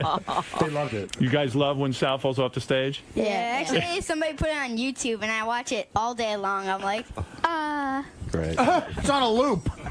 Well, yes. Well, okay, Antonio, you're a drummer, is that correct? yes. You bowl. What is your average bowling-wise? High-scoring games? I like the high score. You do like the high score. Good. So does your dad. He likes to score. And you want to be a comedian just like your dad? You want to tell jokes? Yes. Do you have a joke for us today? Well, I'm working on them. Okay, you don't have any material You're for us writing now. your own stuff? Oh, good for you. You want to give him one? Give him the chicken one. What chicken one? Why did chicken cross the road? I'll have that one. Okay, we can wait. No problem. Well, look at Sal being a good dad, not berating or yelling. Well, kids, it's time for your dads to leave the room. I'm going to ask you, all of you, 5 questions about your dads. These are worth points, and there's money involved. So, I mean, you can win prizes for knowing stuff about your dad. What your dad is going to say. He's got to answer the question. In fact, thanks to my cousin, we've got some money for this game. So you kids could walk out with cash, cold hard cash, and I'm going to make your dads promise that you can spend it on whatever you want, and they don't control it. What do you think I of know that? that Lucas and Jackson love cash. Oh, yes, they do. Aunt Robin loves to give cash. Thanks, Robin. Yeah, thank you. Kids, cash is king. Remember that. Sure is. That's what makes the world go around. You girls over there, you marry a rich man, right? Has your dad told you that? Has your dad told you that yet? Has your dad instructed you never to marry for love, but for wealth? Not yet. What kind of father are you? Not yet. All right. Well, we're going to find out everything. And we have a bunch of cash here, thanks to B-Ceuticals. All right. All right. Look, kids, dads, leave the room. Leave me with your children. Good luck, kids. All right. Kids, good luck. We'll see what happens. John Hine kissing his kids. All right.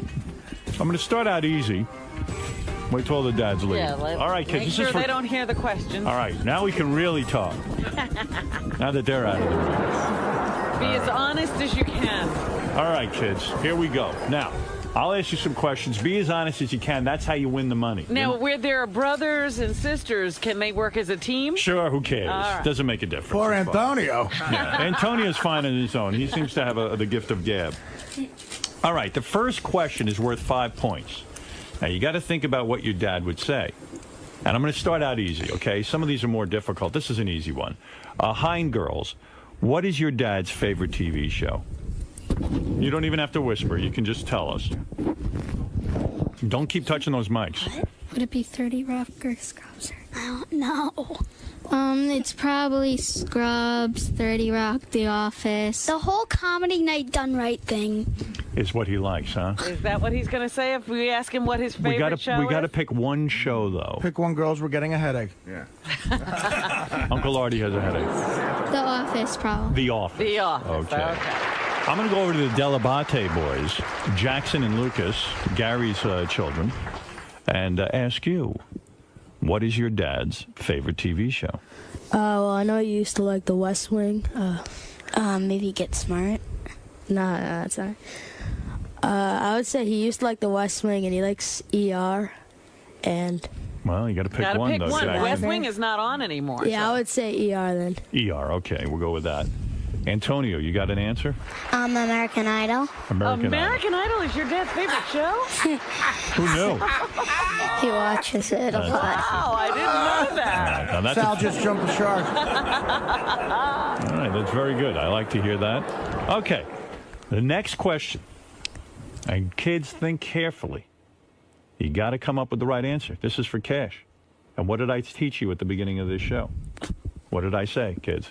Repeat after me. Cash is what? Cold. No. King.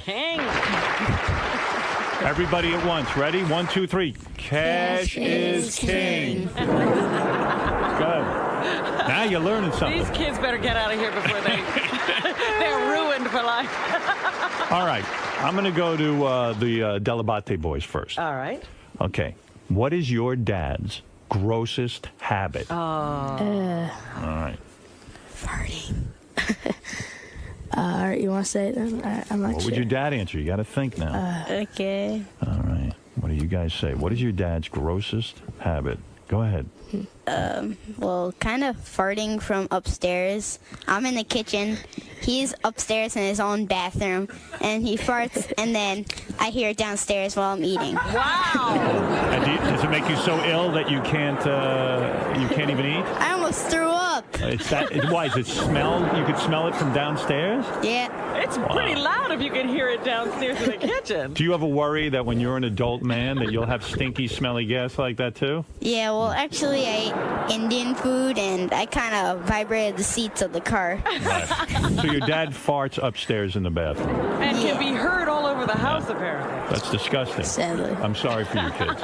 You need a bigger house. Antonio, what about your dad? What do you think is his grossest habit? Farting. Him too? Same answer? Yeah. All right, okay. Is he loud too? Loud and smelly. Loud and smelly. All right, I'm going to go to the Hein girls. They seem to have an answer right away. Go ahead, Hein girls. He picks my nose in public. He picks your nose in public. I don't understand. Why would he do that? I think it bothers him that if she has like burgers or something, it bothers him. I don't even have them. And he jams his finger up your nose? Yeah, pretty much. Terrible. Does he eat it? No. Thank God he doesn't. He What does puts he it on do? his finger and shows it to me. Oh, he shows you the booger.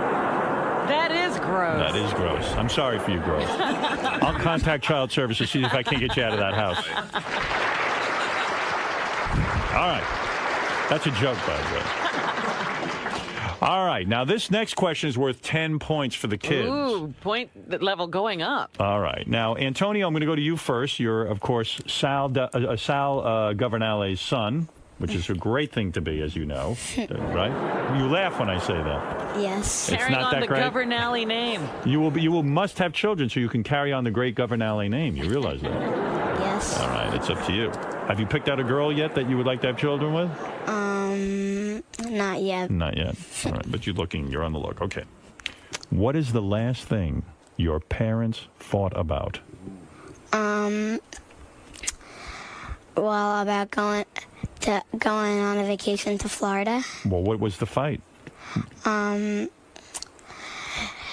Because my mom didn't really feel like it, and my dad wanted to do it, and me and Aaron wanted to do it, and then we started fighting. Well, it was a big fight, huh? Was there a lot of yelling and screaming? Not yelling and screaming. We were just getting angry. Getting angry. But your mom gave in. Yes. You won that one. You won it. All right. Let's go over to the Hein girls. What's the last thing your parents fought about?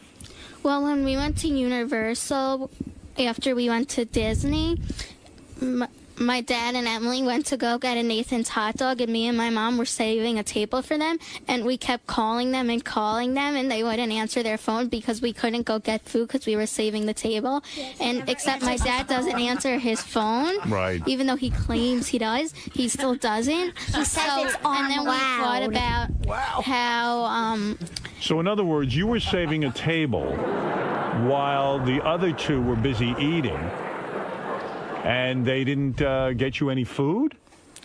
No, we were gonna get food while they got it, except we found like the one table in the whole park because it's pretty packed. Yes. And we couldn't leave the table because then somebody would take it. So we had to wait till they came back to get the food, and they were taking a really long time, and we didn't know what happened. So when we called them, they didn't answer. So you had to wait forever.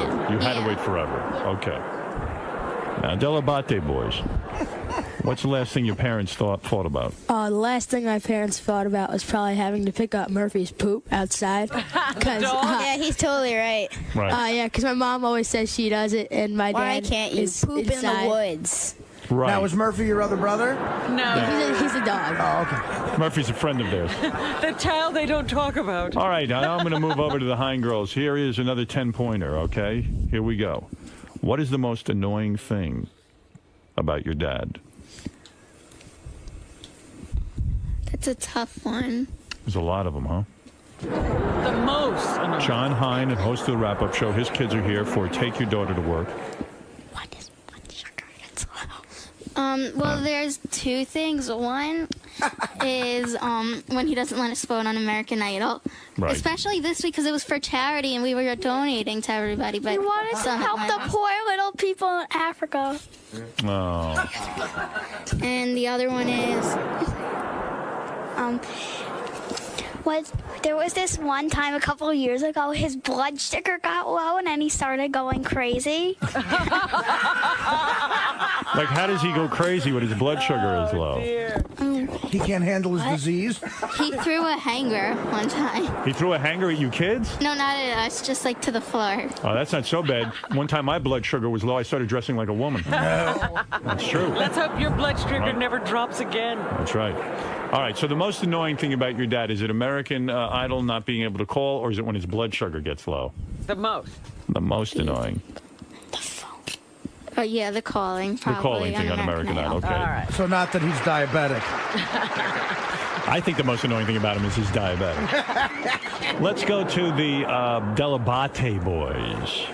What is the most annoying thing about your dad, Gary Delabate, producer? Let's see, that's a hard one. What would you say? I'm not sure. Is it the way he makes you spell your name? No. Hey. D-E-L apostrophe capital A. Two L's. That's right. D-E-L-L apostrophe. Capital A. Is it annoying having an apostrophe in the middle of your name? No, I had to get used to it. Yeah, it's a lot to do, right? Like Actually, the most annoying thing to me, I'm not sure about Jackson, but when it's like 40 degrees out or something, or like 35, he makes me put on like this huge, he makes me put on like the Michelin Man jacket, and like I'm like fighting over it. I'm like, I will not stand to wear this. Right. So the most annoying thing about your dad is he makes you wear a heavy jacket in the winter. Yeah. All right. A big ugly jacket. That's good. I would have thought I would have been sitting through a 30-minute bongo jam at the Allmans concert. Antonio, yeah, you probably hated go. You really like the Allman Brothers? Yeah. Was it okay? Yeah, all right. I saw him there. He was digging it. All right, Antonio. Hey, Antonio, what does your dad tell you, by the way? This isn't a question for the game, but what does your dad tell you he does for a living? Like, how does he describe his job? By working for you. Yeah, and what does he do when he works for me? Do you have any idea? He does jokes. Yeah, phony phone calls, that kind of thing? Yeah. Does he want to get into the phony phone call business? Yeah. Does he let you practice at home? He doesn't ask me really. Oh, yeah. Antonio, has your father ever mentioned Howard's religion? Not to me. Okay, good. Has he ever said any? fishing for? Do you ever hear him talking about me? Yesterday he was. What did he say? That Howard's the second greatest. The second greatest? Who's the first? Oh, but no, I'm the first greatest. You're the second. So you come first and then me? Yes. To fire him for that. Wow. Just kidding. All right. Delabate boys, does your old man talk about me at home? Yeah, a little bit. What do you hear? I don't know. He just talks that he said he called you and had to talk to you about stuff. Yeah, all right. Yeah. Yeah. You guys want to make phony phone calls too for a living, huh? Oh, I did one time to him, and he didn't know who it was and almost called the phone company. Oh, really? Lost your kitten? Yeah, that was it. It was a soundboard thing. You ever hear your dad complain about me? No. Come on, tell the truth. No, he likes you. He likes does? you a lot. You ever hear your dad complain about me, Antonio? No. No? You kids are smart. I'm not even going to go there with the Hein girls.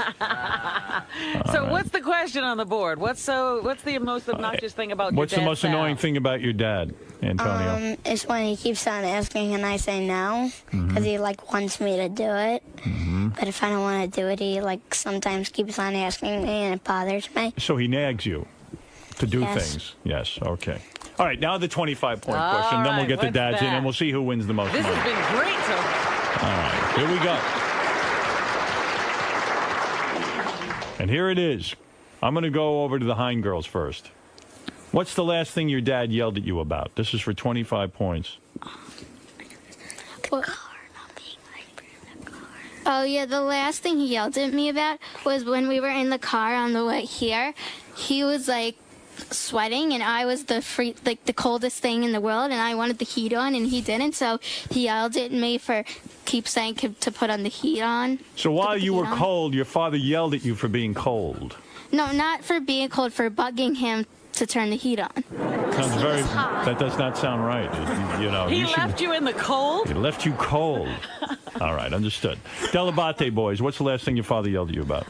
He yelled at us last night because he said we were going to bed too late, and because we had to get up really early this morning. He didn't yell at us. He let us stay up and watch Survivor with him. But Lucas says he didn't yell about that. He did. What did he yell? Lucas, what did he yell about?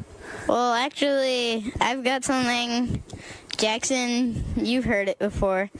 I don't like football. This is one of the times, not the last time, but when I was trying to go, when I was going to football in the car, I'm like, oh man, I don't want to go to football. I hate it. And then my dad starts yelling at you for that? Yelling at me and cursing.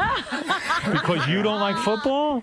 There's nothing wrong with not liking football. He took it out on you, huh? Yeah, I always nag him, and it's I'm just Does he make you I feel don't want to go. Does he make you feel funny for not liking football?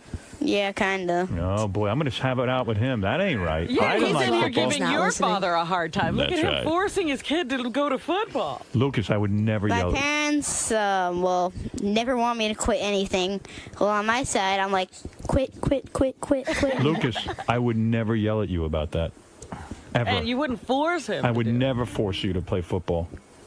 Do you see how great things could be? Only I was your father. Coach Locker better not be listening. If I were crazy.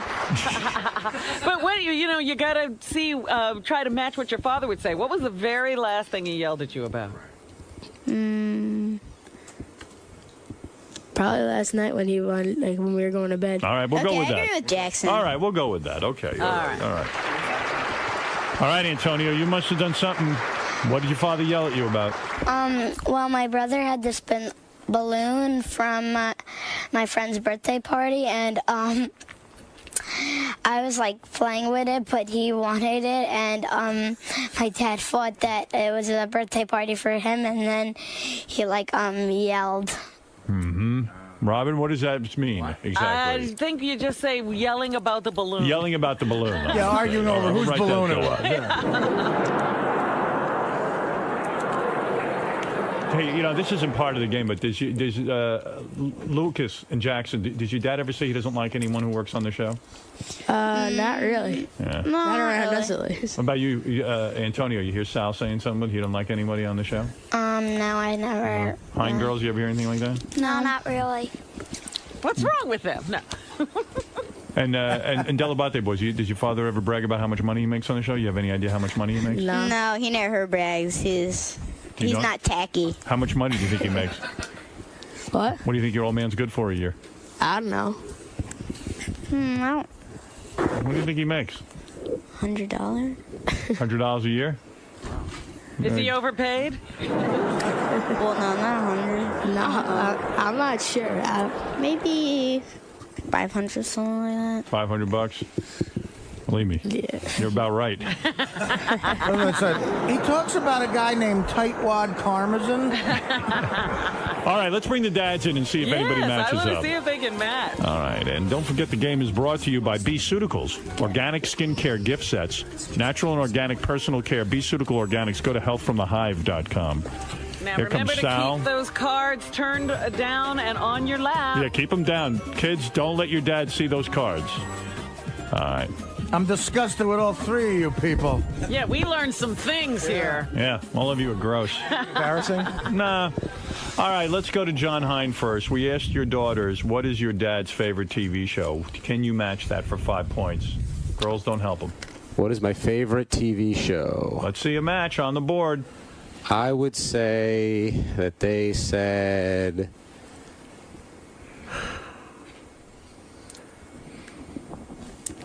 John, your mic's falling. Come on, John. Today, John. Today. Sorry, guys. Your kids are quicker than you are.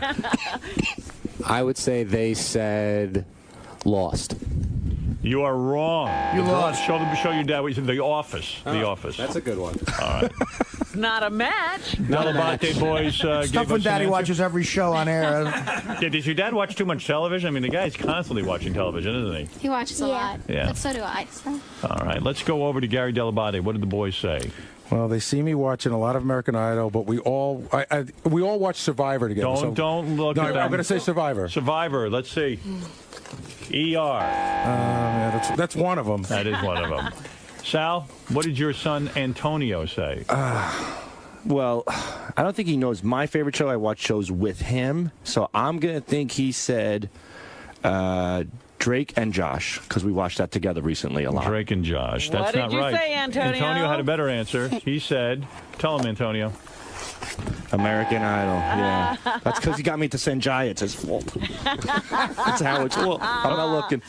All right, so nobody got that right. No points on the board. No matches so far. All right, let's go to, we'll go back to John again. We asked the girls, what's your dad's grossest habit? What is your grossest habit? Oh, I know this one. Go ahead, what is it? Definitely cleaning out the insides of their noses when they have something in them, like snot or something You like that. hit it right on the head, girls. You knew I it. hate that. You pick your daughter's nose and clean out their boogers. I swear I want to do it right now to Emily. She's got one right down there. Does she have a booger? You want to take it out? Right Go ahead. there. Go get it out. Oh, my goodness. Where's Sal? Oh, get out of here. Why do you do that, by the way? It just drives me nuts, and they don't do it, and I can't stand their noses not being clean, I guess. right. And I know it's gross. Thank you. Hygiene, girls. See, Hygiene. I just did the same thing to Lucas, but I shut the doors. Seriously, I shut the doors and did it so no one could see because he would be embarrassed, right? If I did that in front of people. Your dad picks out I boogers too? hate you. Already coaching you? I hate you. We all When do. he don't does worry. that. What is your dad's grossest habit? We said it to the boys. What'd they say, Gary? I have to go with fart humor is funny in our house for a reason. Farting. Well, you hit it right on the You're head. right. That's it, farting. Farting upstairs. In fact, Lucas says he almost threw up. Sal, what did your son Antonio I'm say? going to go with Gary. I have to believe it's farting. Well, you all got it right. That's right, farting. Lift it up, buddy. That's You it. know when you're obnoxious. All right.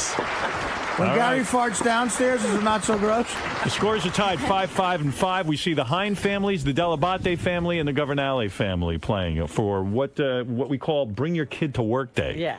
Which is where we have to lock the kids up and not let them hear a thing on that's going That's on right, in the show. not showing what we really do. All right, here we go for 10 points. I'll start with John again. What the hell? What's the last thing your parents fought about? For 10 points, John.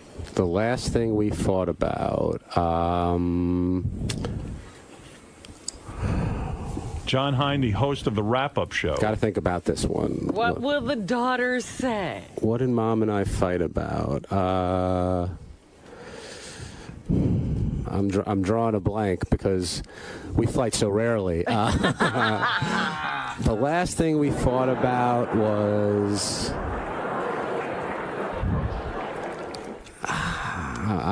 time is running out, Johnny. I'll come up with something. 3. You don't have all day. 2.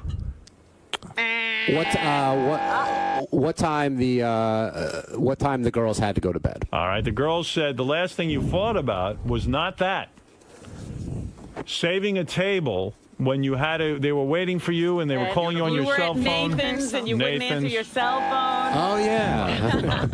Forgot about that one. All right, what is the last thing your parents thought about Gary? What did the kids say? That's a good one.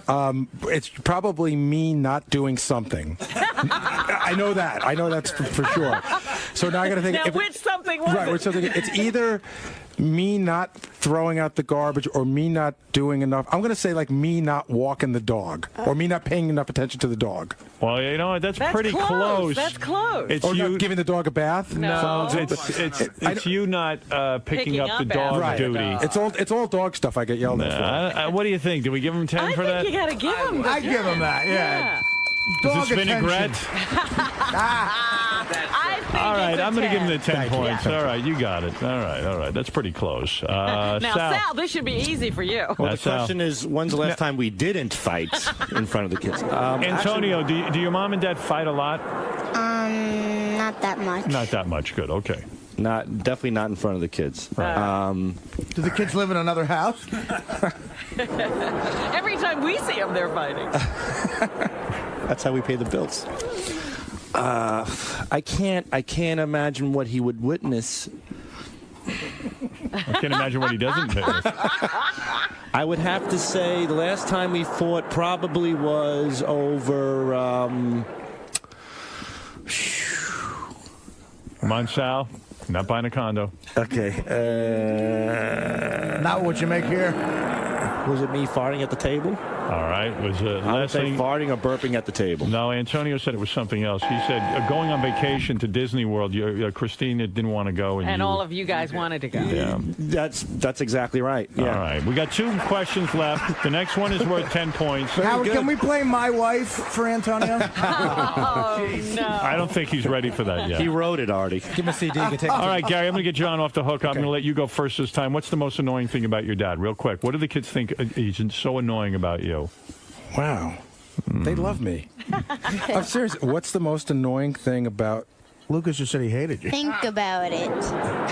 Think about it. Think hard. Lucas says think hard. Very, very, very hard. Very good, Lucas. I make them do something like I make them go to bed early. Let's say that. I make them go to bed early. Well, you didn't get it right. We make Lucas wear a heavy jacket when it's cold outside. Right. You bundle him up like the Michelin Man. No, not true. He wants to wear his little spring jacket. All right, I'm too Sal, what's the most annoying thing?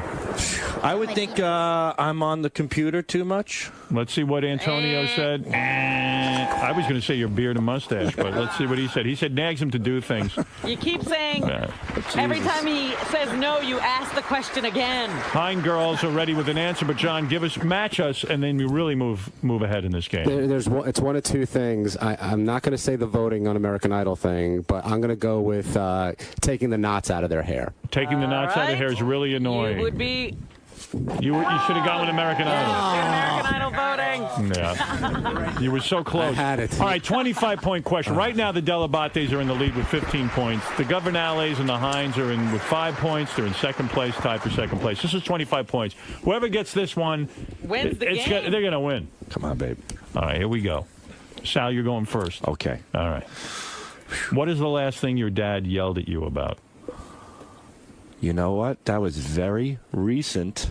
My son always goes in my drawer and takes the video iPod you bought me for Christmas, and he did it again recently and almost lost it. The last thing he yelled about was hopefully the iPod you took out of my drawer again. Antonio didn't say that. He said yelling about the balloons. And the party, it was not your birthday party or something? Oh, I think I was sucking the helium out of all the kids' balloons. Yeah, you see? All right. I stink, son. I'm sorry. All right, John, this is a chance to go into first place with your daughters. What is the last thing your dad yelled at you about? I rarely yell at my daughters, but I think it's got to be when they were screaming too loud in the car, and I yelled at them because they were too loud in the car. All right, I'm going to give you that because the girls said you were in the car and they were complaining that it was too cold, and you just got annoyed and you started yelling at them in the car. Right, good job, guys. All right, that puts you in the lead with 30 points.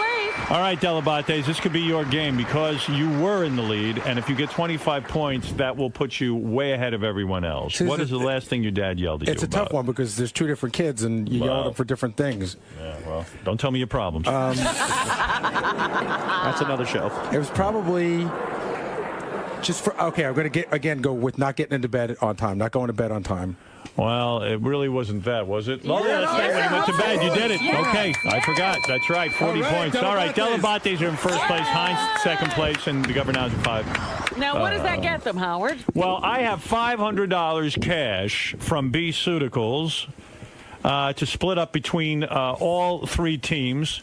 Because the Delabate boys came in first, I think a good prize. And by the way, Gary, you can't take this money from them. They can spend it on whatever they want. Absolutely.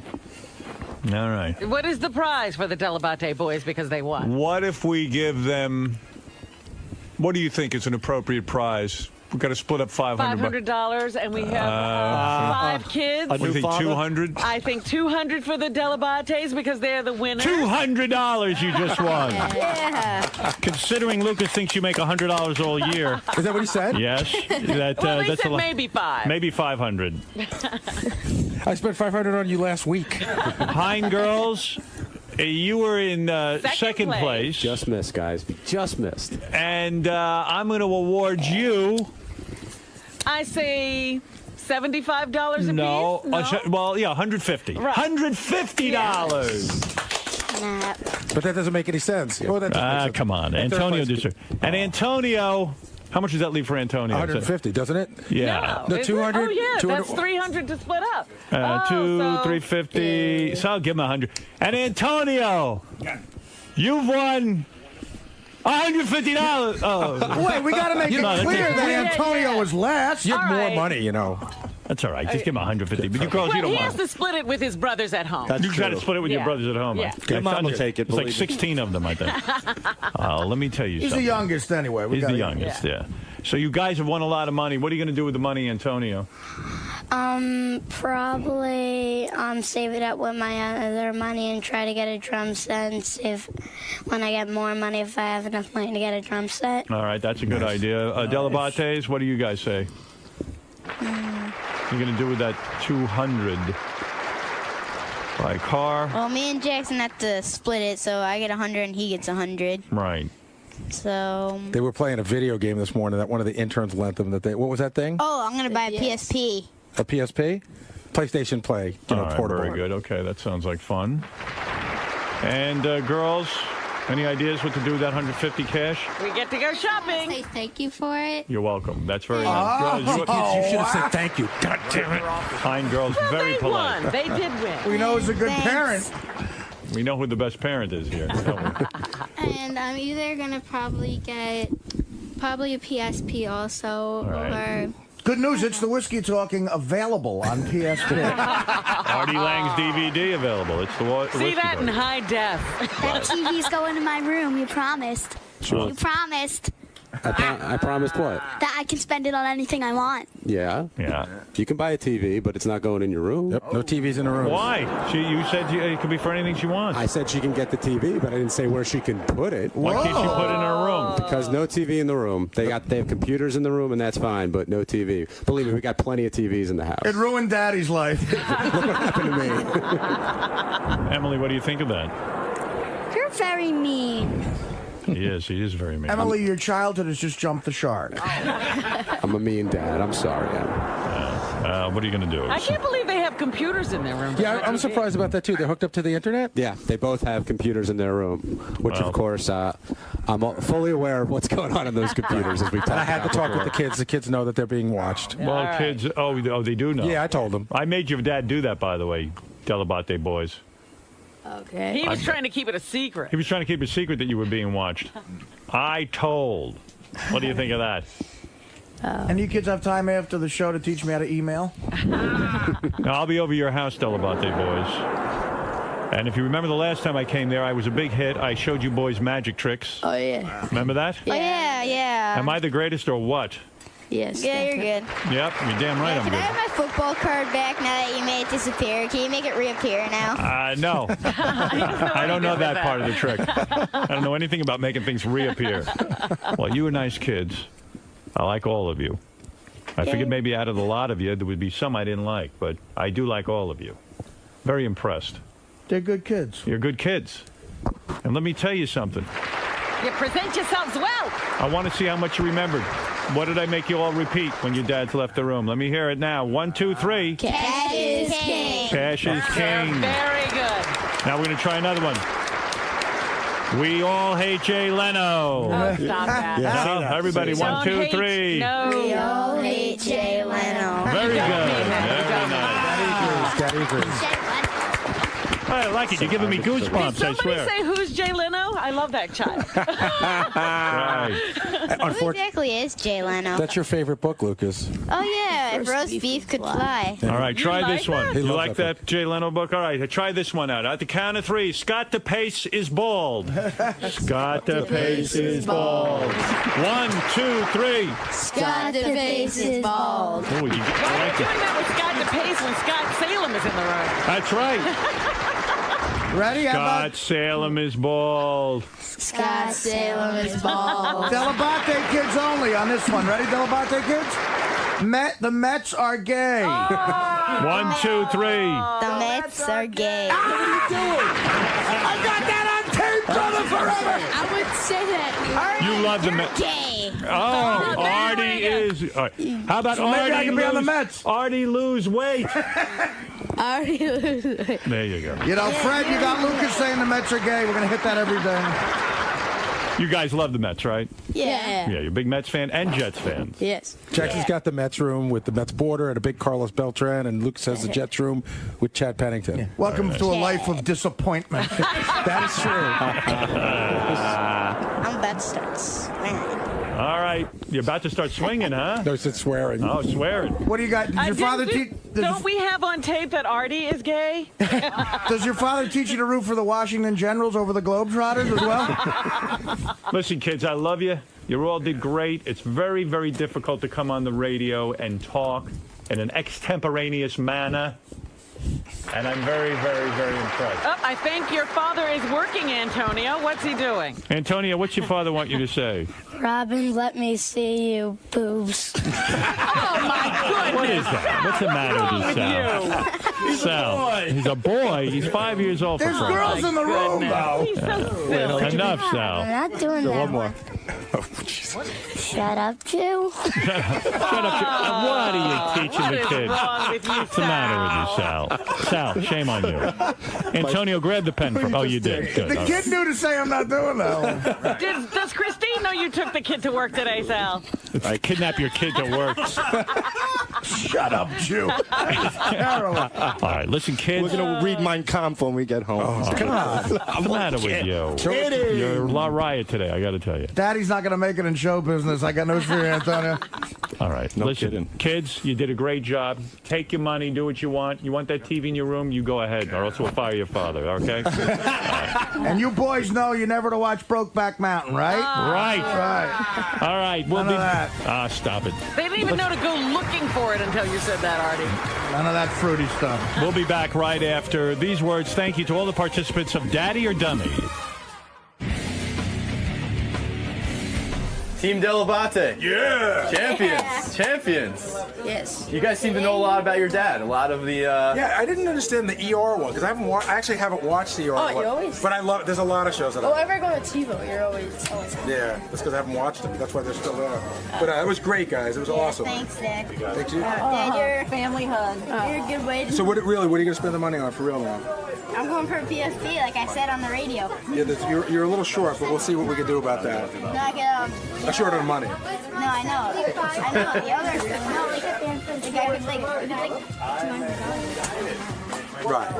So I was guys. gonna stay up for a video. Okay, excellent. Delabate brothers, what was your favorite part about being on the show today?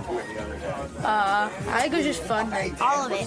Yeah. I personally have to go back and hear what they said while I was in the room. I don't know what I missed. Uh-oh. You kids might get grounded now. It's all good. All right. Thanks for coming down, guys. Good job. Thank you. Good work, Team Delabate. Team Governale, very close, but Yeah, Antonio did great. I'm very proud of him. Sal, it seemed like Antonio remembered everything, but you kind of forgot some stuff. He was on the money. I forgot all about the vacation thing and the balloons. I forgot all about that. So, yep, he was. You were right on, buddy. You did great. Antonio, what was it like being live on the air? Was that fun? It was kind of fun. Are you going to tell all of your friends at school what you did today? Well, actually, I told them before I went on the radio when my first dad told me, when my dad told me. Well, thanks for coming down. You did great today. Thank you. Team Hine, very close, very close. You know what? We just missed. I can't believe I missed The Office. A TV question led to our defeat, but my girls did great. I'm very proud of them. You girls did do very good in there. What was your favorite part about coming down to the show today? I like seeing what my dad was and being on the radio. That was kind of cool. It was cool seeing like the behind the scenes and how everything works. Yeah. And you made $150 each out of the deal. That's right. Not bad. Not a bad day. Not at all. And you got to miss school, so that's a double bonus. That's like the best part of all. Sorry about the TV thing, I know you're bummed, but Who said scold? It's Take Your Child to Work Day, and Gary's kids knew more than my kids and Sal's son about their respective dads and won the Daddy or Dummy contest. Gary was really psyched that they won. Well, he puts in a lot of time with those kids. They better know him. Right. Well, we'll talk about how he bathes them. Or used to. I started to bring that up, and then I said, no, I'm not going to do it. Well, we'll talk about how the game went and see how the kids are holding up after spending a day at work with Why are their you fathers. throwing hangers at the kids?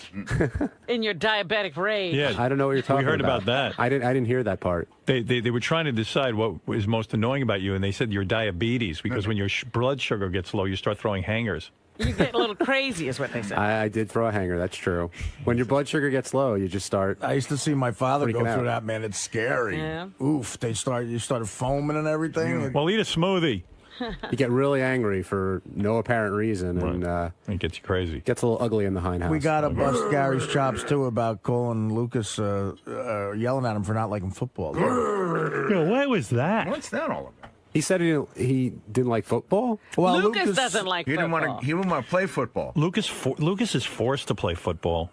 Hey, Gary, come and in go here. to games. Yeah, really, that's kind of fucked up, dude. I got to take that up with And you. hold on, they're listening. So, guys, Uh-oh. turn down the radio in my office. Bring him in here and let's discuss it. Okay. A family counseling session, front and center. Yeah, sorry, I used the F word. I didn't know That's okay. I thought you told me the kids weren't listening. It's fine. I mean, we've been moving them around, but you know what? Dude, drop that. It's an unfair assessment to say that we forced it, but it also bums me out that that's his interpretation of it. You know what I mean? Here, Lucas, guys, come in here. I'm going to try and get you off the hook. No, you're not in trouble. Lucas, you're not in trouble. Meanwhile, no, you're not in trouble at all. What, Lucas? He's on trial. He's on trial. Hey, Jackson. Jackson, don't you think it's wrong that your father forces Lucas to play football? He doesn't like it. I guess, but he said he would play the whole season, and so he was wrong. I never said that. Well, you know what? I didn't. When you're a parent, it's a fine Hold it a line. second, It's a Gary. fine Let line. Lucas have a word. Hey, it's kind of hard to play football, Dad, and it's really hard. You get hit hard. I was in a middle linebacker in scrimmages, and I get hurt. And I don't like it, and I never promised that. And Jackson's such a big fat liar. So you don't want to play football anymore? Yeah, I might be the water boy. But you told me last Saturday when we were at a Baskin Robbins that you wanted to play football. Do you remember? Okay, I quit that. I'll execute that from my plan. Did you say that because you want to make your dad happy? That's why you said, I like football, Dad? What? When did I say that? I'm saying like... Oh, when- yeah, and make him happy. Yeah, kind of. Yeah. Why don't you let him off the hook? No, man? he is off the hook. He doesn't have to play this year. I mean, I've been sort of trying to figure out whether he wants to play because he keeps going. What's the figure? I hear the kid loud and clear. And then, in 2 days, he'll say, I was talking to the guys at school, and I think I want to play because I'll be one of the bigger kids. So it's confusing. Yeah, it whether- is confusing to me, too. Like last year, he it got through 2/3 of the season. He's wasn't having a fun time, and then some days he was having a fun time. And I'm sort of hey, you made a commitment. It's a fine line. What between activities? Hold on. When I hurt my arm, when I was running laps, when I ran 14 laps, That was fun. It's because you were fooling around. But it's a fine line between just letting your kid quit something the first time he says it, and you have to figure out when to let him quit. You know what I mean? You gotta. Does that make sense? Yeah, but they also have to learn the consequences of their making a decision. Right. Right. So we let him finish the season last year, and it's totally up to him whether he wants to play or not this year. I just can't seem to get. You guys wouldn't let me quit. See, I wanted that's the to whole quit. thing. See, now we wouldn't let him quit, and then he was telling me the other night, "Mommy's making me quit," because Mary's against him playing football again. Right. She said he didn't like it. And he goes, Dad, Mom's making me quit, but I think I want to play. I'll tell you what, Lucas, if you were my son, you wouldn't have to get injured just to please me. Oh, here we go. Lucas, do you want to play football or not? Have you really made up your mind? Do you like it? Let me think. 1 second. No. Antonio, hold the football right here and dance. Like go up. Yeah, that's it. Hold on. Wait. Right, wait up a sec, because we're getting the wireless. Wait a minute. Okay, I'll tell you when to dance. I'll tell you when. Keep the football right there. Why not? Ready? I'll tell you when. Tell me when, guys. Go, start dancing. Put the football lower. Oh, here we go. Lucas, do you want to play football or not? Look at the camera, Antonio. Stop looking! I can't see a thing!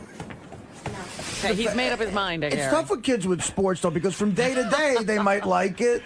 You know what I mean? They might like it one day and hate it Yeah, another but then day. they need to know, when you make a decision like that, you can't go back and forth. Would you rather gamble on football like Uncle Artie? How about that? Or is That's there fun. Do you like to bet on football? Is there another sport he likes better? Wait, so you mean you bet money on football? Yes. And he That's loses. crazy. He That's loses all the crazy. time. And if you stay in the league long enough and get me some inside Oh, information, come we can get some. on! Like if your football team loses, though, then you're in trouble. If you bet like $1,000 or something, you're like if you lose, you just lost $1,000. Lucas, Boy, ask this kid makes too much sense. Ask Uncle Artie what's the most Intervention. money he lost in one day betting on something. Okay, what's the most money you've ever lost one day? In one betting? day, including every type of gambling. Yeah.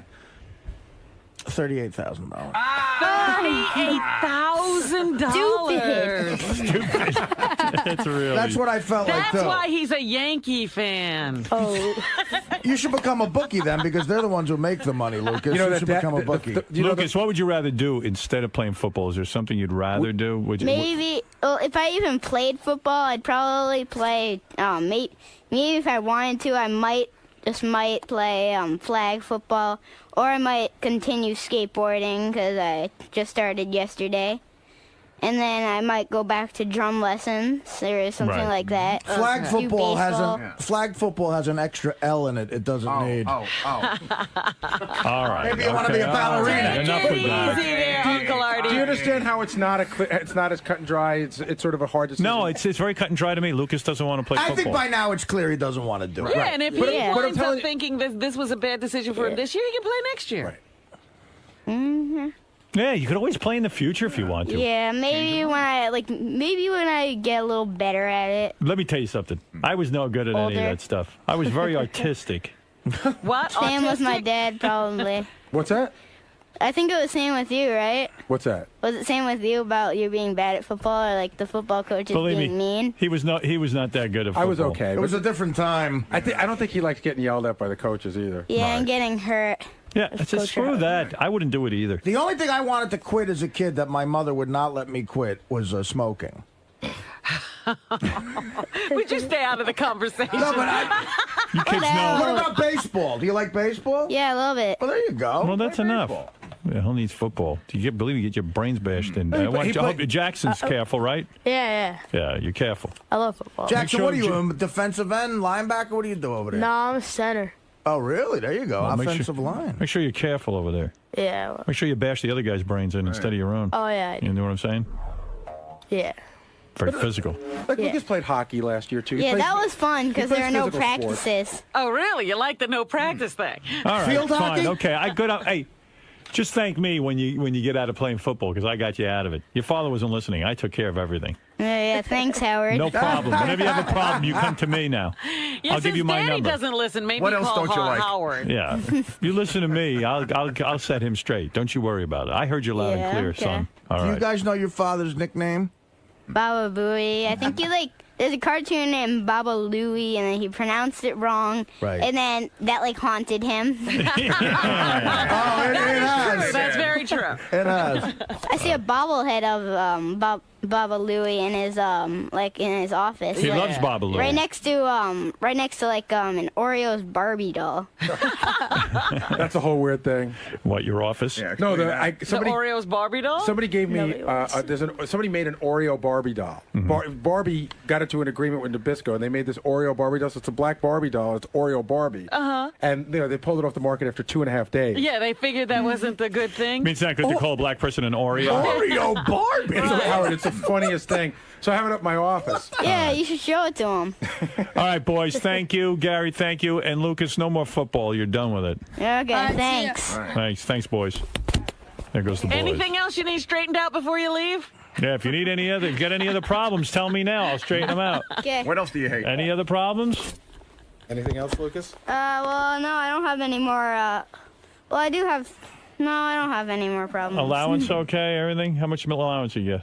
I don't know, maybe. Well, I haven't done it in a really long time, so I kind of forgot. Want to double your allowance? All right, listen. Well, actually, yeah, that's a good plan. Think of me as I actually work on. you know I'm what actually working on that. You know what a magic genie is? You rub the lamp and the genie grants you wishes. Yeah. When you have a problem, you come to me. I straighten it right out. That's all. See, and you're the genie that comes out. Out of the bottle, I'm a genie. That's right. At least with your dad, he is. I'm a big, ugly genie. All right, thank you. He can make things happen there. Yeah, well, not with everybody.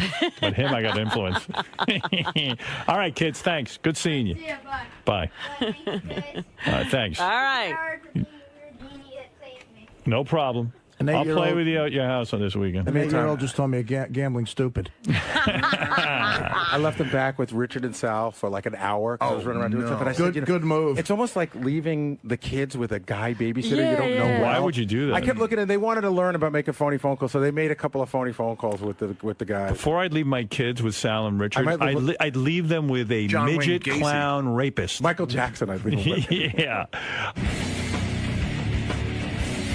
Lucas, Yeah? Uncle Artie gave you some weird advice, didn't he? Yeah. What's that guy's problem, that uncle of yours?